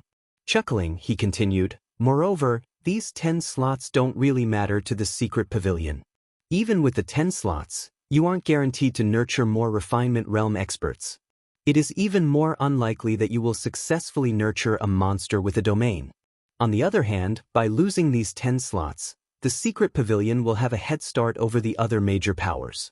It will also be easier in the future to attract major corporations' investments. Isn't that so? When she heard Feng's logic, when Hua shot him a contemptuous look, the man was speaking as if the training slots were worth nothing at all when, in fact, countless first-rate guilds yearned for an opportunity like this. How could anyone compare them to cabbages that one could buy on the street? Limited high-level energy sold annually. The money the secret pavilion spent to obtain what they needed each year was astronomical. However, Feng paid no mind to when Hua's gaze. He understood how much influence the mind space system had on the world's major corporations. As long as the secret pavilion obtained a high-ranking personal space, it would not have to worry about attracting investors. If the chance to gain a head start presented itself, God's domain's major powers would fight over it like wolves. Yuan Tiexin was shocked when he heard Feng's words. He had never dreamed that Zero Wing had hidden its strength so deeply. Despite the secret pavilion having exhausted all of its resources to collect bronze mounts, they currently had less than 30. Yet, Zero Wing could offer 100 without hesitation, not to mention the highly sought-after strengthening devices. Originally, Yuan Tiexin had intended to refuse, attempting to force Feng into lowering his price. However, as he watched Feng get up from his seat and prepare to send them off, he quickly changed his words and continued, I'll need to discuss this further with my guild leader. Yuan Tiexin had to admit that Feng had caught on to the secret pavilion's Achilles heel. Yuan Tiexin finally understood why Zero Wing had left its workshop's management to a youth like Feng. The boy was as cunning as an old fox with no better choice. Yuan Tiexin left the room to contact his guild leader once more. After a lengthy period, Yuan Tiexin re-entered the room. Sighing, he looked at Feng and said, "Our guild leader has agreed to your demands. However, there is a condition. You need to give us the items within 5 days." "Impossible. Bronze mounts and strengthening devices aren't cabbage. I can only guarantee 10 bronze mounts and 2,000 strengthening devices within the first 5 days. You will receive the remaining items within 12 days. Feng shook his head. Currently, he did not even have one bronze mount. Manufacturing the bronze mounts required time. It was simply impossible to produce all 100 mounts in 5 days. However, after completing Titan City's entrance trial, in addition to the meditation rooms and special workshops, it should be possible to achieve that number within 12 days. Yuan Tiexin felt cheated by Feng. However, regret was pointless now. The bronze mounts and strengthening devices were simply too important. Let's establish a contract now. After both parties signed the contract, Yuan Tiexin placed 10 of the 20 black cards he had prepared beforehand on the table. These 10 login cards are proof of identification needed to log into the simulation training system. They are effective for 1 year. Take care of them. If you lose them, we cannot replace them. You can access the secret pavilion's latest training space through the virtual gaming cabin, Yuan Tiexin reminded. However, take note of one thing. It is best to prepare a few bottles of S-rank nutrient fluids. The burden the various high-level battles in the training space have on the human body is no laughing matter. After saying so, Yuan Tiexin's party left the reception room, leaving only Feng and the 10 black cards in the room. As Feng stared at the black cards on the table, excitement welled up within him. After suppressing his emotions as much as he could, he called out for Liang Jing, who stood just outside the room, saying, "Liang Jing, call Fire Dance and the others here." Chapter 888, Simulation Training System. Outside the Greenwater Villa, a long, black hover car was quietly parked at the entrance. "I sent this a limited edition Pioneer? It is so cool. I've heard that there are only 1,000 of these luxury sedans around the world. I never thought we would see one in our third-tier city. This is amazing.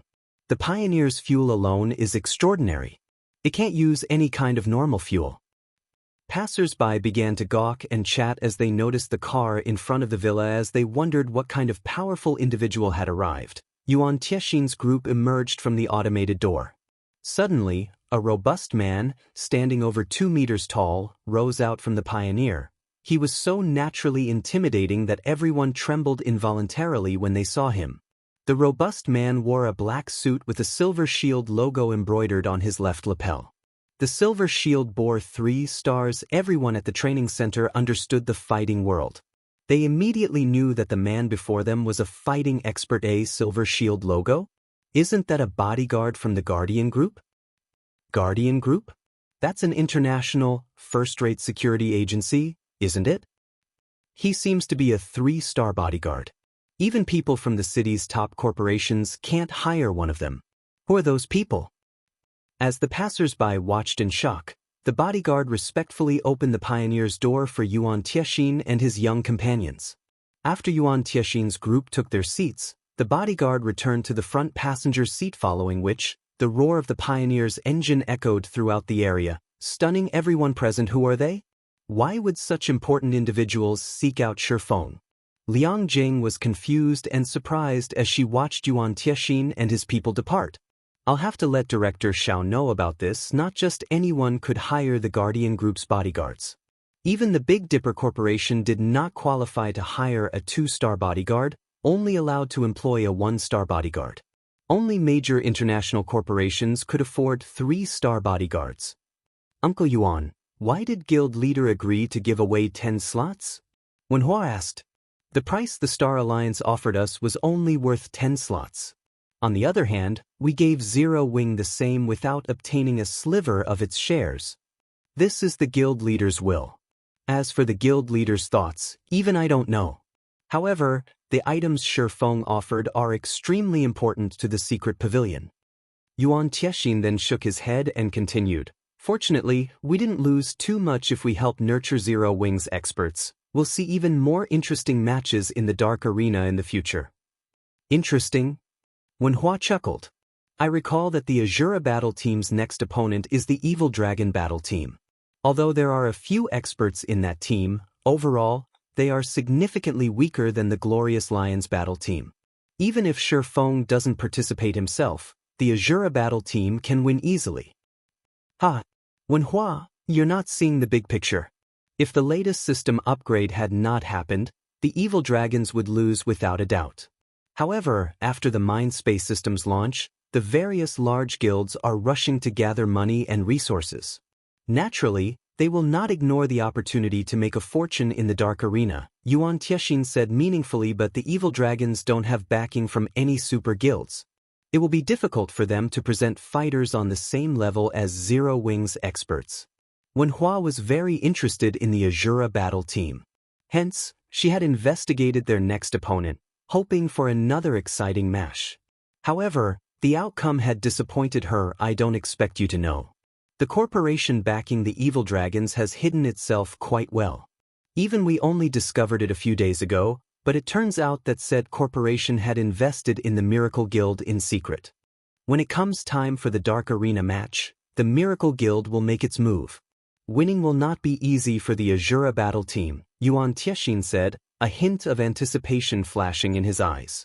"If the Azura battle team can force Miracle to display its true strength, the secret pavilion will benefit."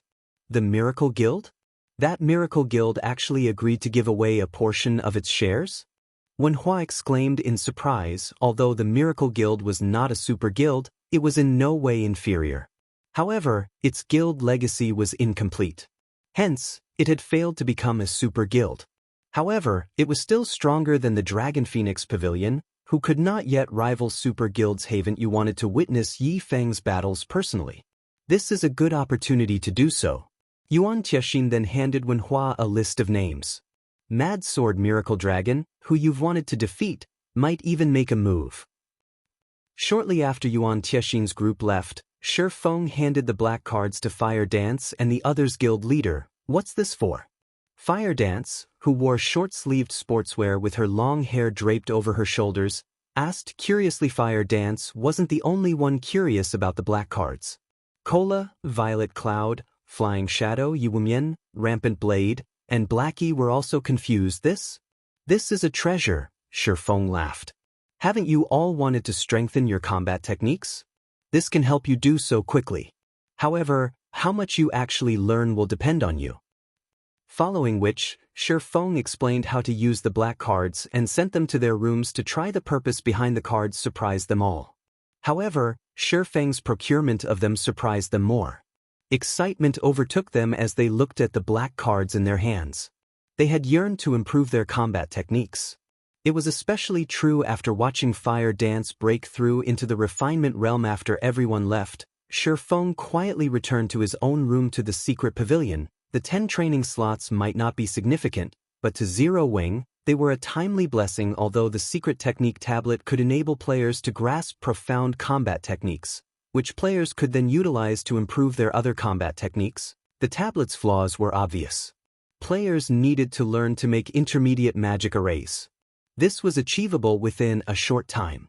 Moreover, the tablet could only be used once a month. It was not nearly as efficient as the simulation training system. It was especially true for Fire Dance, Violet Cloud, and Aqua Rose, who possessed vast potential. They only lacked combat experience. If they could enter the simulation training system, even Shi Feng could not imagine how much these girls would improve. Moreover, the simulation training system was useful to him personally. He was currently stuck at the Void Realm.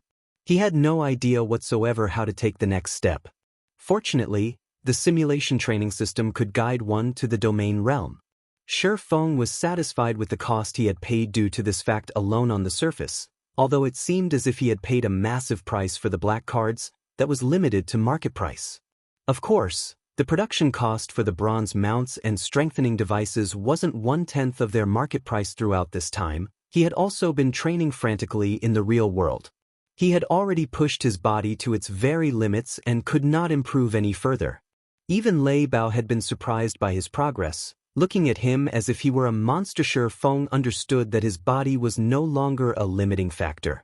Only he did not know what was.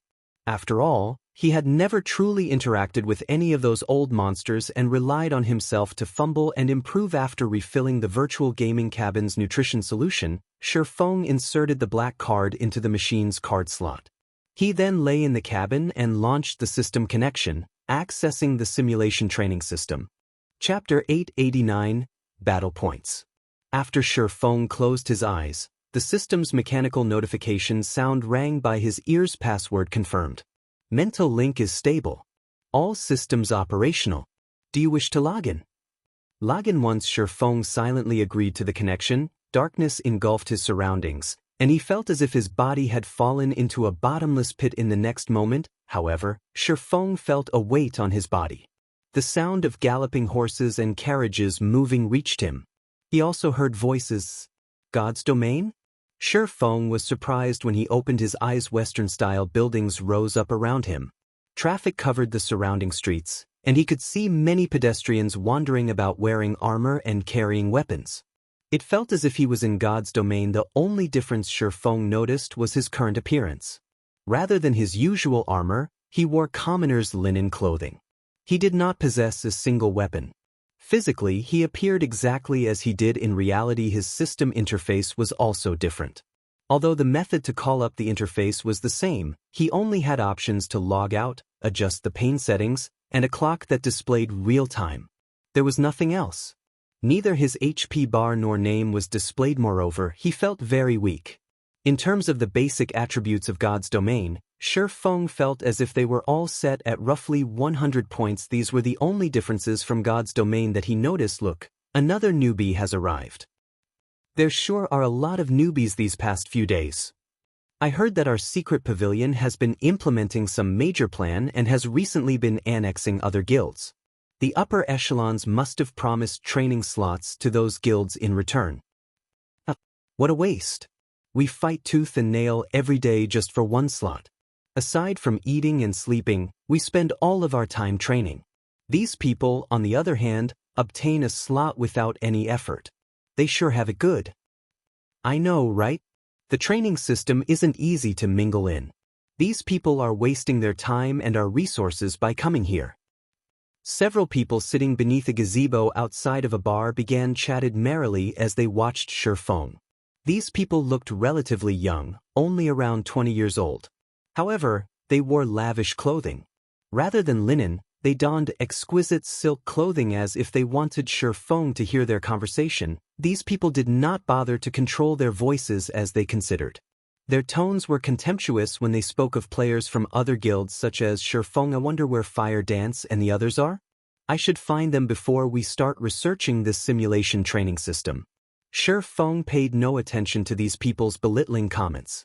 However, he did feel a headache begin when he noticed that the training system lacked a communication function. Although this place seemed like a city in God's domain, it was much smaller. This place was roughly the size of a town. Feng also noticed a massive fortress looming in the city's heart. He could probably see the very edges of the city from the top of that fortress. Just as Feng was about to head to the fortress to investigate, a deep, heavy voice came from behind him. You have just arrived today, right? Feng turned at this question, noticing 3 people, similarly dressed in linen clothing, approaching. The 2 men and 1 woman looked to be around 20 as well. Meanwhile, the person that had called out to him was a tall, powerful-looking man. The man smiled and gave off a friendly aura. That's right. Do you have some business with me?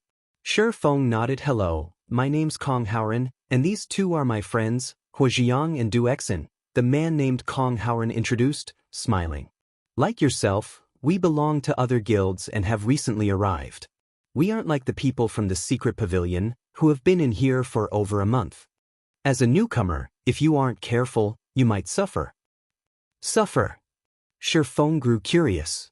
He then asked, isn't this place meant to gain combat experience and nurture techniques? In the beginning we thought the same, Kong Haoren said, shaking his head. However, after being here for some time, you'll learn that things aren't as simple as the people from the secret pavilion made it out to be. You can't just spar with top-tier experts as you wish. The training system mimics God's domain. The more powerful a simulation expert you choose to fight, the more energy the system consumes. The secret pavilion can only get its hands on a limited amount of high-level energy. There is simply not enough to go around. Not to mention, the secret pavilion has expanded its influence recently and has increased the number of available training slots for its system, straining the system's energy consumption. Hence, the pavilion introduced a battle point system to cope. With these battle points, one can choose their opponent. Of course, the more powerful an opponent is, the more battle points you have to spend. A lot of newcomers don't know about this yet, so the secret pavilion's veterans scam them. If one loses the starting battle points they receive, it becomes harder to earn battle points in the future. Hearing Kong Haoren's explanation, Feng came to a realization. It's no wonder why Yuan Tiexin was so willing to hand over those 10 slots. So, the pavilion still had such a card to play. Feng inwardly cursed the secret pavilion's guild leader for being a sly, old fox. However, after giving it some thought, Feng realized that it was actually quite reasonable. He had been a fool to think that he could fight monster-level experts stored in the system's database without limit and gain a wealth of combat experience. Such a generous opportunity wouldn't exist. Thank you for your warning, Feng said as he looked towards Kong Haoren. He then introduced himself. My name is Feng. No need for thanks. Those of us from other guilds need to look out for each other. Otherwise, the pavilion's people will just bully us all. Kong Haoren waved his hand. The secret pavilion's bunch came here over a month before we arrived. Moreover, they enjoyed the secret pavilion's nurturing before this. Their combat standards are much higher than ours. Newcomers are given 100 battle points initially. You can use these points to purchase a starter pack at the fortress. This starter pack lets you spar against 10 different, extraordinary experts for 3 days. You can use them to familiarize yourself with the battles here. Otherwise, you can practice against the free opponents in the fortress. However, you probably won't learn anything from the freebies. There are 2 methods to obtain battle points. The first is to participate in the ranking matches. You can also place bets with other players before a duel. Some of the veterans trick many of the clueless newcomers. As a result, they lose their 100 starting points, just like that. After Kong Haoren finished explaining the simulation training system, he led Feng to the battle fortress. However, as Feng's group was about to enter the fortress, they heard a loud commotion from the fortress's main hall. Quick, come and take a look. Another newbie is challenging a veteran. Damn, these guys sure are quick. Why can't I ever find these newbies? Chapter 890, Deep Foundation. Inside the splendid hall, over 100 people crowded around a large screen suspended in the air. This newbie sure is unlucky. He actually challenged a veteran without undergoing the beginner's training. All newbies are like that. They think that they can defeat Violent Bear just because they are strong in their own guilds. Does he really think the battle points are that easy to earn? Everyone began to chat merrily as they watched the screen. Such fights had become entertainment to flavor their lives. As for a newcomer's chances of defeating these veterans, their only answer was a meaningful hee-hee. Sure enough, Violent Bear is bullying another newbie. He only recently finished conning the last one, and he's already at it again. Kong Haoren sighed ruefully when he noticed another battle brewing. Didn't they say that it was the newcomer who challenged that Violent Bear fellow? Why would you say that he's conning the newcomer? Feng asked curiously. It's like this. While newcomers only have 100 battle points, Violent Bear will gamble 500 battle points. Almost everyone who has come here is a top-class expert in their own guild. Either that, or they are people with vast potential. Such people are typically quite confident of their strength, Kong Haoren explained. However, they have forgotten that the secret pavilion's experts aren't ordinary either. Only the pavilion's leading fighters can earn a slot in this training system. There is a huge possibility that these people will become members of the secret pavilion's middle management in the future. Moreover, even before they entered this training system, they were all strong enough to be top-class experts in any first-rate guild. After training in here for over a month, Their combat standards have grown significantly. Violent Bear is quite strong. Among the 350 training members, he ranks 141st. Newcomers shouldn't try to provoke him. Feng agreed with Kong Howren in God's domain. First-rate guilds and super guilds lived in two completely different worlds. A player known as a genius in a first-rate guild might just be an extra in a super guild. In fact, the majority of the most outstanding newcomers each year were either from super guilds or super first-rate guilds. Even if an outstanding newcomer emerged in a first-rate guild, it would be due to their innate frightening talent alone. Gentle Snow would be one such example. This is interesting, Feng muttered, smiling as he watched at the image on the screen. On the large screen, a man taller and more robust than even Cola stood to one side. The man wielded a battle axe and had chosen the Berserker class. Meanwhile, Feng recognized the man standing across from the Berserker. It was the elementalist Red